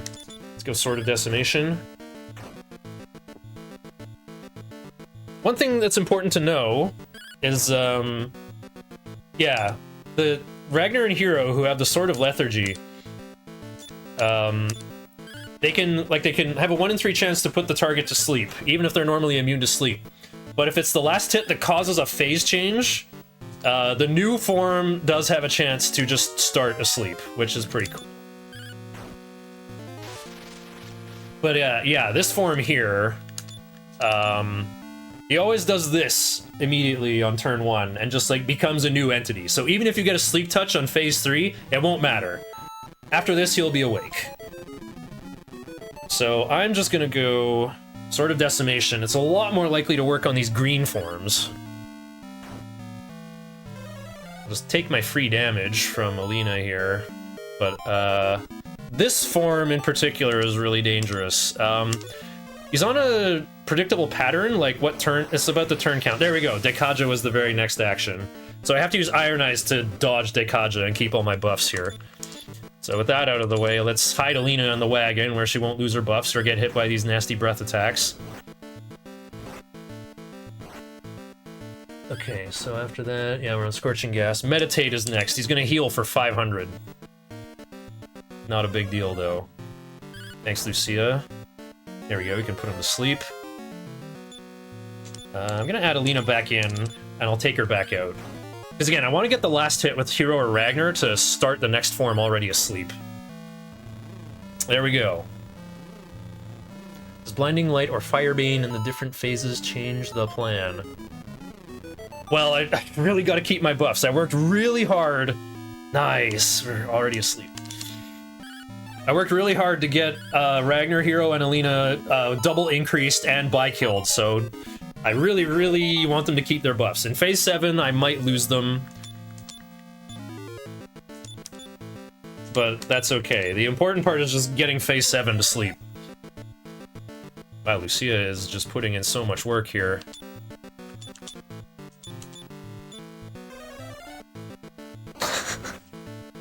Oh, he's awake. That double increase, though. Okay, let's hide Lucia. You can only do 1 wagon move per turn. So, you want to just have, like, Hero and Ragnar out. by themselves, if at all possible. Things are pretty stable here, so I'm just going to get us topped up with the Staff of Healing.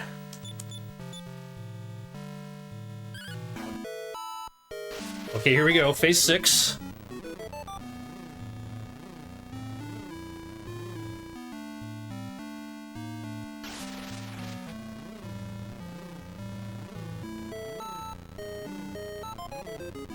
I'm not even gonna summon Alina here. I want her to have full HP. Like, Alina is my win condition. Like, literally my win condition. I'm gonna hide her in the wagon until I'm ready to go Killzone mode.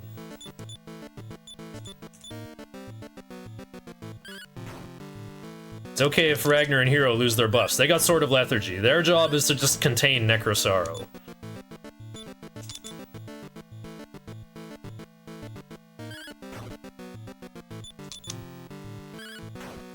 Just keep him sleep locked, just like this. This form has 700 HP. Oh, here we go. 0 out of 10, knees too sharp, would not bang. Great sound design here for the NES.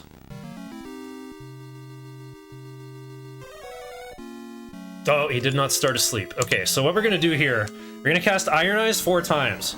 Remember how I said my party members are learning that Metal Babbles are immune to magic and stuff? So while I'm Iron Eyes, just watching Necrosaro take, you know, a double turn for like 3 turns, Ragnar is studying Necrosaro's weaknesses and learning, oh, Necrosaro is immune to sleep. I will just attack instead of tossing my Sword of Lethargy.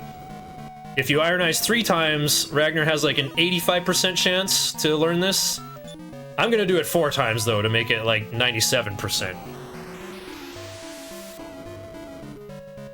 Evolving beyond the limits of UI. Yeah. Necrosaro, your horn's covering up the message box! You jerk. Necrosaro is a true villain. He's standing on my text box. Alright, here we go. So that's all our Ironizing. We didn't start this form asleep, so I had to do that. Here we go. We just attack. Just put him down. Okay, we lost our buffs. So yeah, you can do Freezing Waves, or yeah, Violent Blaze, which I think does more damage than the Glittering Blizzard. Okay, we put him to sleep. Good. But, oh, he woke up again immediately. Okay, nice. Got Sword of Decimation to stick. That's very important. Hopefully Hero can survive this turn. Nope. Okay, well, Hero did the important part. Okay, let's summon Christo. Well, Christo will either heal Ragnar or... yeah, he's gonna heal Ragnar first. Hopefully, Christo will... what do I do? I don't even want to add. Like, Christo just try to revive the hero. Oh, amazing. Okay, switch Christo for Alina. And attack. Yeah, called it. He woke up. Again, I can only do 1 wagon maneuver per turn. Okay, we're set up. Bring Christo back and kill him. Or maybe... no, I should heal Hero for stability.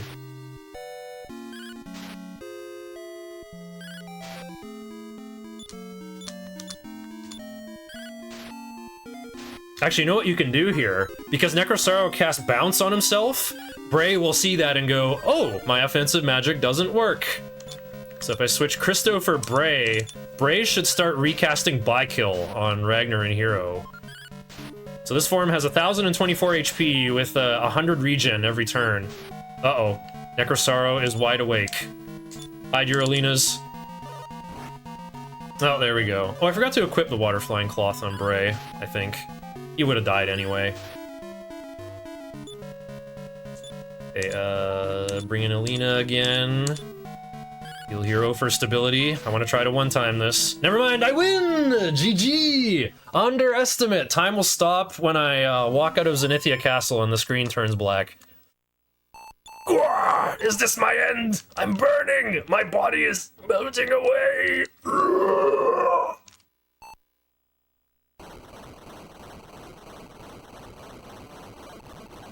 Oh, thanks for the GGs, everyone. Master Dragon's gonna save me from the evil world crumbling into ruin.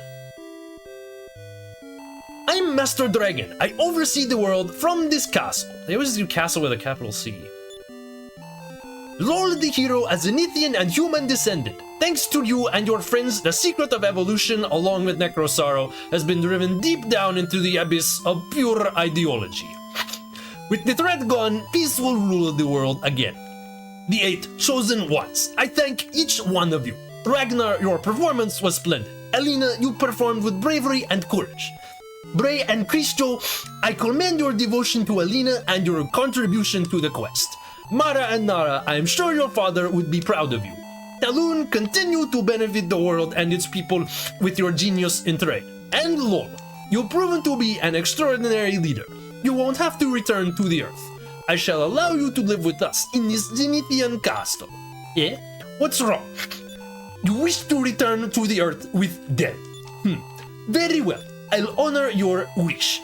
The friendship which has grown among during this journey is so firm, no one can ruin it. Really, really lol, I assure you. And so on. Like I said, time is when I walk out of Zenithia Castle and the screen turns black.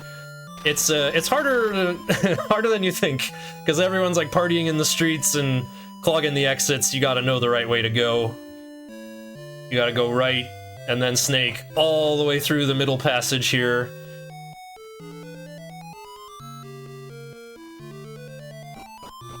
I don't know why I voice Master Dragon like Slavoj Zizek. It's gotta be that. There's time. Got a 7:50:58 on my clock. Nice. Well, there's 6 minutes of credits. I guess we can let it rock if there's time. I'm gonna do a much needed bio break and be back before the end. Well, that was fun. Thanks so much, really Longathon, for not jumping down my back about doing this instead of Nocturne.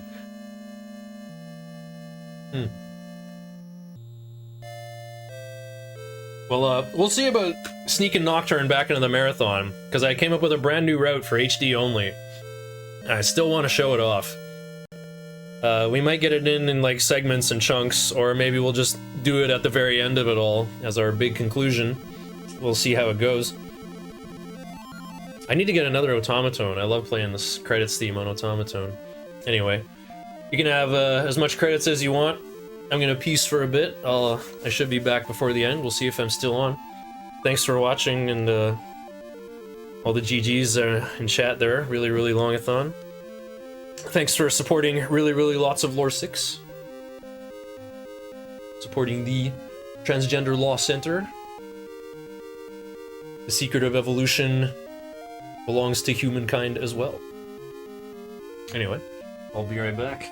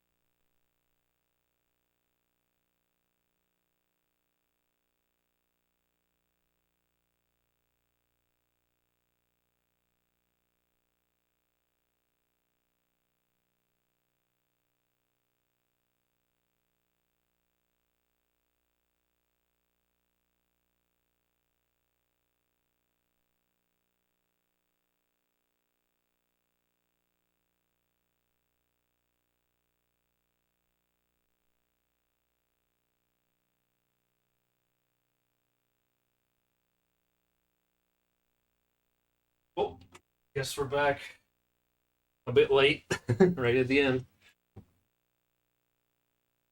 All right.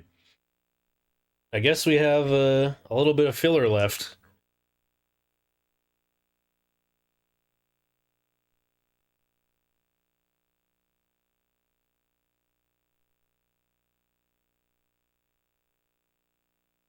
Do we have time for a 30-minute Fazanadu run? Yeah, we just got raided by the next runner. Must be practiced up and ready. What is next precisely? I forgot again. Fallout Anthology.